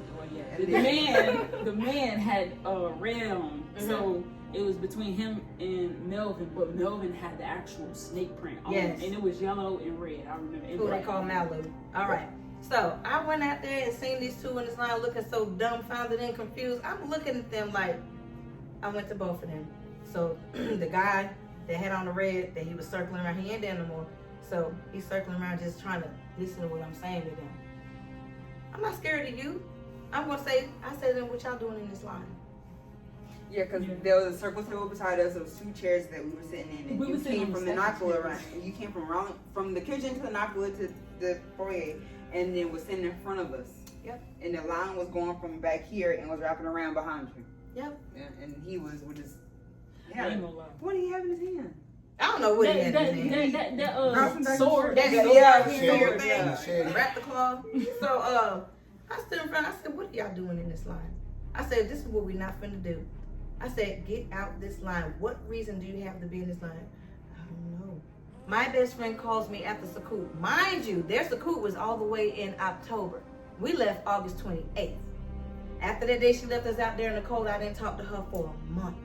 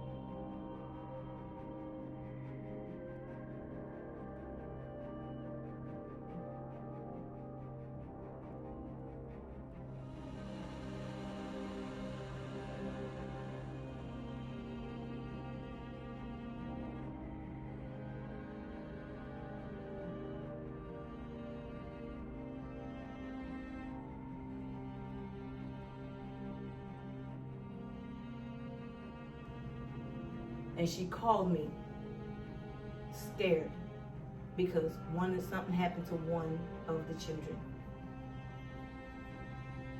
She let me see him, and I said, you need to take him to a hospital. Leadership won't let me.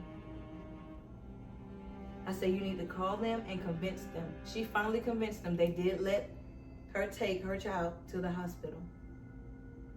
After, I don't know how long of asking. They have sick people in these assemblies that they're promising they're going to heal. I have the screenshots of every single conversation that my best friend Yakaya and I had.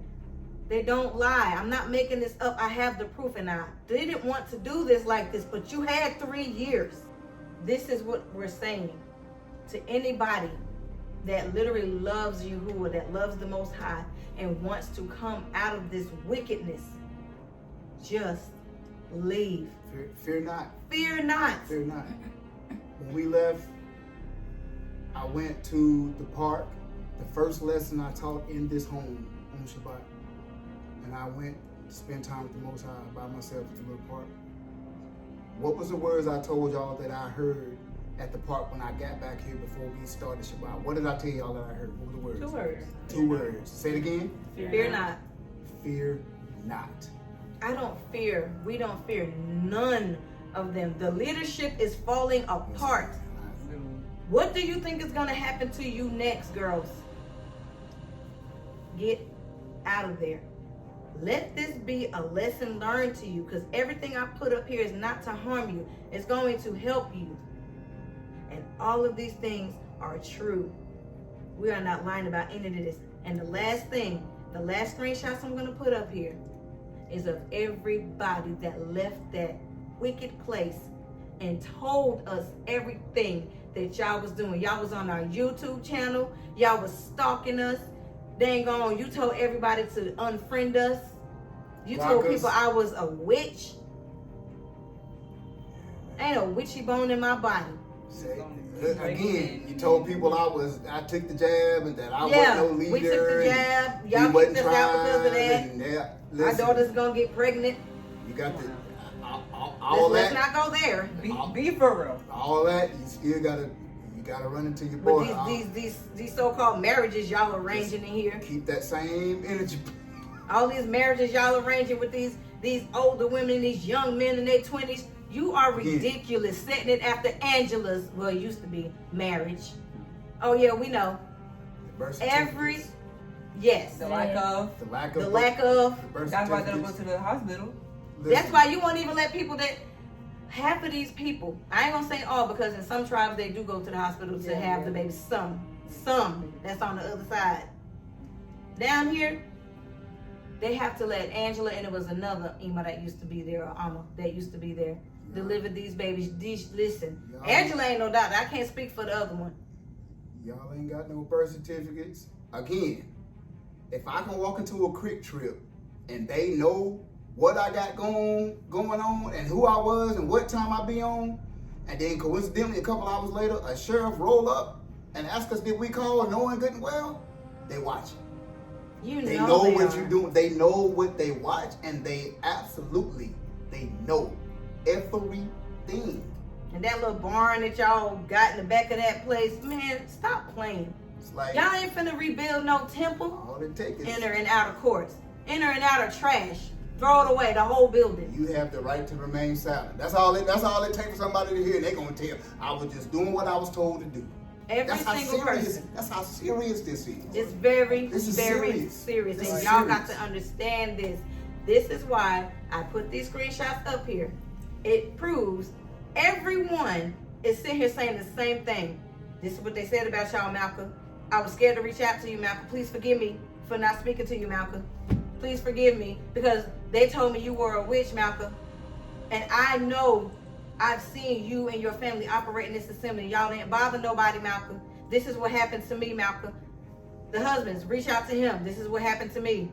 They try to separate me and my wife. Y'all, the proof is in the pudding. All these screenshots are right here of these people that have left the assembly and reached out to us. We ain't reached, however you want to say it. We ain't contacted nobody. They come to us. They in our inbox like, hey, can we chat? And I'm like, oh man, this is what they said. And everybody, these people that contact us, countless, they ain't talk to each other. But so how they say the exact same thing verbatim. Yeah. Those are witnesses. That's evidence. And then we come back with the proof, the screenshots that you was doing to us and behind the scenes while we were there and when we left. Being messy on Facebook, everything. Like, you too old to be acting like that, Angela. You are literally too old. You need to be sitting down somewhere figuring out if you're going to get in the shaman.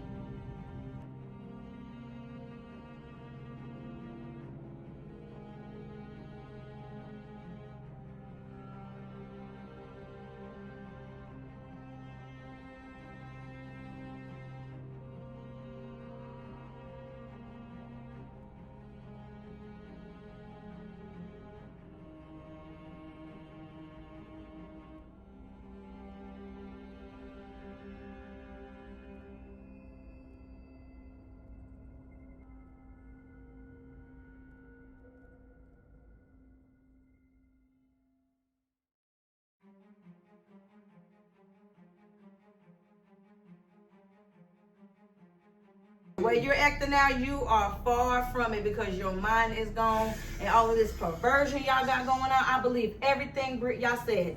You nasty.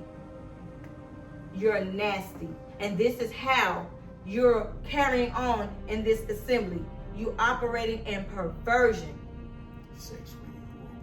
You are disgusting.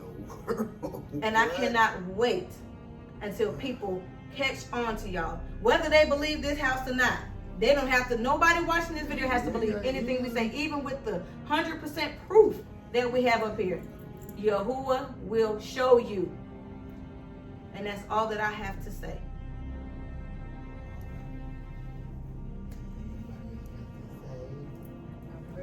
Hey, yeah, I'll praise the listen, Most High. Go ahead. Oh, I was just gonna say, I pray that they repent and turn back to Yahuah, and for those that are still there, I pray they leave that wicked place. That's all. And if you do leave, no man can put you into heaven or hell. No man. Remember that. Only Yahuah has that jurisdiction. So at that point, if you choose to leave, don't sit here and think that you're gonna be doomed. Because they told you that. Yeah, they told you whatever lie they want to tell you now. No, this is a living witness. Right. That's why the sword is on them now, because they didn't told so many people that left or got put out that the sword is going to be upon them. They're calling death on people. Now, guess what? The very words that you have spoken, you've become what you've beheld. Mm-hmm. You've become what you've beheld. The very words that you put out, that scroll that Malak has taken that scroll to Yahuah. He read the scroll out.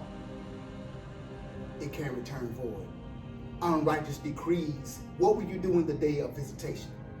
The Most High said that's an unrighteous decree. Very. That's an unrighteous decree. Take it back to earth and let my word do what it's supposed to do. Yeah. So now the sword is upon you. Now, and not from what we say, but from what you, out of your own mouth, what you have said. So we in peace, we in shalom. We just wanted to give our testimony to hopefully it help. And you want to say something? Well, I pray that all y'all like they were saying, y'all probably have wrong hundreds of people. We're probably not the only house, I'm pretty sure we're not. And y'all probably can't even count how many people y'all wrong. Yeah. There were so many people in there. It probably still is a lot of people in there, probably not. But whoever's still in there, I pray that y'all get out.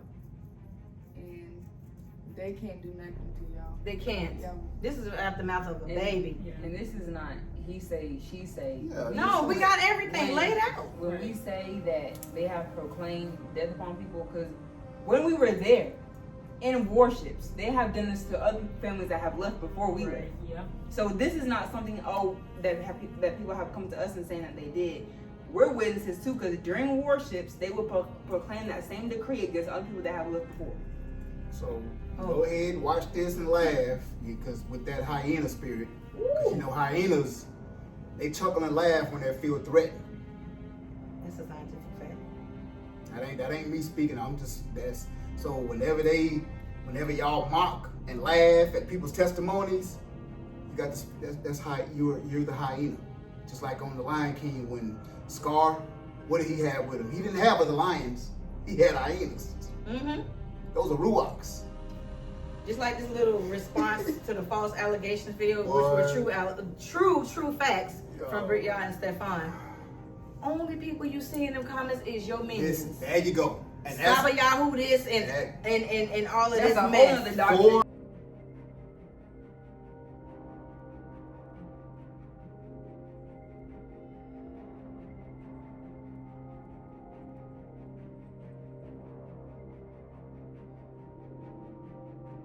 4 or 5 years ago, when something was said or somebody came against, it was outsiders having rebirth back, members that was there, members that's just following online will be tearing people up. Now, it's different. Now, there's basically nobody that's defending it because now everybody's like, man, I hear the same stuff over and over and over and over again. Yeah. So the only people, like Michael just stated, that's in the comments are the people that's still there. Nobody else is on videos in the comments defending them because Yahuah has lifted the veil. So that's it. Be in shalom, be in peace, repent, for the kingdom is at hand. And there's another thing that, they tried to say on the allegations video. What is this exposure ministry stuff? At the beginning of this video, there is a Bible verse. I think it's Ephesians 5:11-14. Let's read that right quick. You'll see it on the beginning of the video. Okay. Ephesians 5. Real quick, we're gonna hit it with that. And while he finding that, Jermaine's up there saying, what's with this exposure? It's not an exposure ministry. Right. This is not a ministry. This is facts that's coming out to expose the evil that you've done to people. This is not a ministry. You're just mad. Just like that sorry little letter that y'all tried to put out.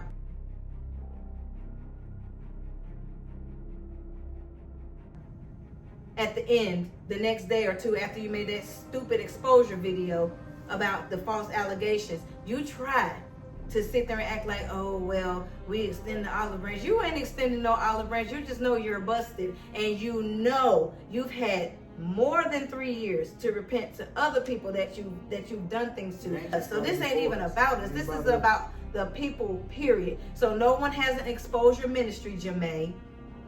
And if I see any of you, I want y'all to keep that same energy. And this ain't talking about no fighting, no this, that, and this. I don't do that no more. I ain't done that in years. Keep that same energy. Just say the same things you said behind the scene, in secret. Say it to our faces. In emails. You've been slandering all the slander you said. Just say, hey, Malcolm, hey, can we got a second? I got 5 minutes. I want to tell you how I feel about you. You seen them. Just keep that. You seen them out in public. You ain't never say nothing to them. Never. Moreh Josh, you seen her in. Like you seen a ghost. In the academy. Why did you say that?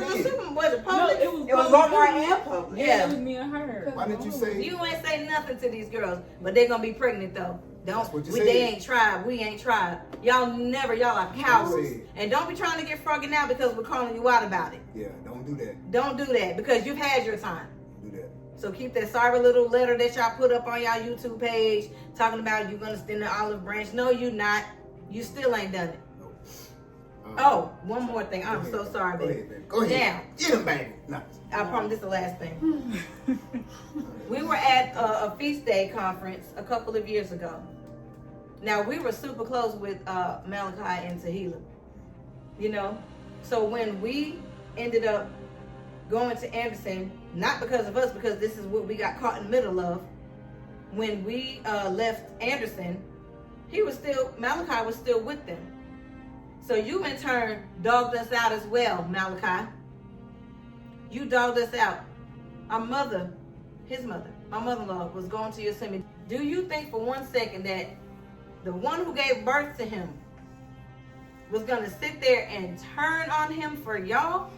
And you told her, and this, that, and this, what her choice was? She made the correct choice and chose her son, her grands, and her daughter-in-law. And how dare you sit there and tell these people, because your members came to us as well. Put me on the list. Say, don't listen to Iyob music. He doing it for the clout. He doing it for the clout. Like, my husband don't need no clout. We got Yahuah. Like I said, y'all can stop saying that stuff about my music. So yes, at the conference, we seen them. I greeted him with the handshake. This is right when they left. When all that stuff exposure happened with Malachi. We were told that we were going to get a phone call. No, his wife grabbed me. I was leaving out because I didn't have nothing to say to neither one of you because you stood right by my husband, Malachi. You couldn't even look my husband in his face. You sit here talking all this junk about my husband, and you was the one that was going to make him under you to immerse people and do this and do that and that. And when we got off the phone, you said everything was all good. And I have the message. The screenshots is up there from you, we didn't know the history. So that there were no hard feelings. This is Yahuwah's will. And it really was. And I don't know so I don't know in between that time what happened. And it really was Yahuwah's will.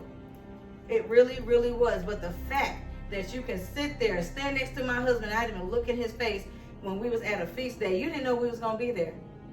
So, Tahila, you see me, you saw me, you grabbed me, and you hugged me.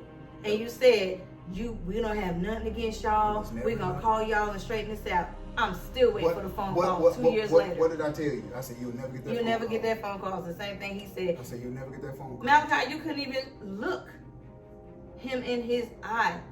He shalommed you. Nothing. You said a shalom, but you were looking down at your iPad the whole time. So y'all are not off the hook either. That judgment real, boy. It is. That judgment, no, it's gonna catch you. He running y'all down, grabbing y'all by the collar, yoking y'all up. And I said, it's also you can repent. Just repent. It's about repentance. This is about, man, hey, I shouldn't have never said those slanderous things. Y'all, from what I understood, y'all still keeping the law and trying to be the best righteous in the Most High's, not self-righteousness, but best righteousness in the Most High's eyes that you could. Y'all was on Facebook being joyous because he was stalking our page. They was like, oh yeah, they on Facebook letting everybody know that they having a good time or that they happy. But what? What do you mean? What we supposed to do? We was doing that before we got to Rebirth. And when we got there, we dialed it back. We stopped doing that stuff. But then when we left, we make jokes. We got a righteous balance. We are joyous for the Most High. So yeah, what I wanted to say, last thing I wanted to say was also in that allegations video, I believe it was Mo that was like, look how many people we helped, or look how many marriages. Okay, that's good and all, but look how many marriages you destroyed, and look how many people have also turned away from the Most High, from this walk, and just going back to the world. Look how many people you actually destroyed their lives. Your blood is on your hands. And now blood is on your hands. So at the end of the day, you can say you did this, you can say you did that. But at the end of the day, all those people that have a testimony against you, that you lied and slandered on, that you talked about, and whatever group chats or whatever, however you did what you did. At the end of the day, Yahuwah still knows. So that all that good stuff that you did goes out the window. Because Yahuwah looks at it like, okay, you did this, you did that, you did this. But then you held this life for so long. But you didn't tell the truth on this. But you slandered this person's name. You're supposed to have brotherly love. That you're not. So that's like calling evil. Good evil, evil good. That's what the word say. They would be the exact ones to go to Yahuwah on Judgment Day and say, well, look what I did in your name. And that's why Yahuwah should be like, depart from me, I know you not. Yes, you cast the demons out. Yes, but that's the power I had to do that. You try to take it and put it that you was doing it. Yep. It wasn't you. You work with iniquity. Go stand in that line over there. All right, all praises. Ephesians 5:11, and have no fellowship with the unfruitful works of darkness, but rather reprove them. For it is a shame even to speak of those things which are done of them in secret. Secret slander, secret bashing, secret putting down. But all things that are reproved are made what? Manifest by the light. This is light. This is the light shining on the secret things done in the darkness. For whatsoever doeth make manifest is light. Because if you are being righteous behind the scenes in secret, trying to do the best you can, then maybe you have some leeway out here the way you're doing people. But what you're doing behind the scenes is sin. And you also want to have a problem being humble and repent. There you go. That's it. We'll end it right there. Love y'all. Peace and blessings to every household. All praise to the Most High. We love y'all. Shalom.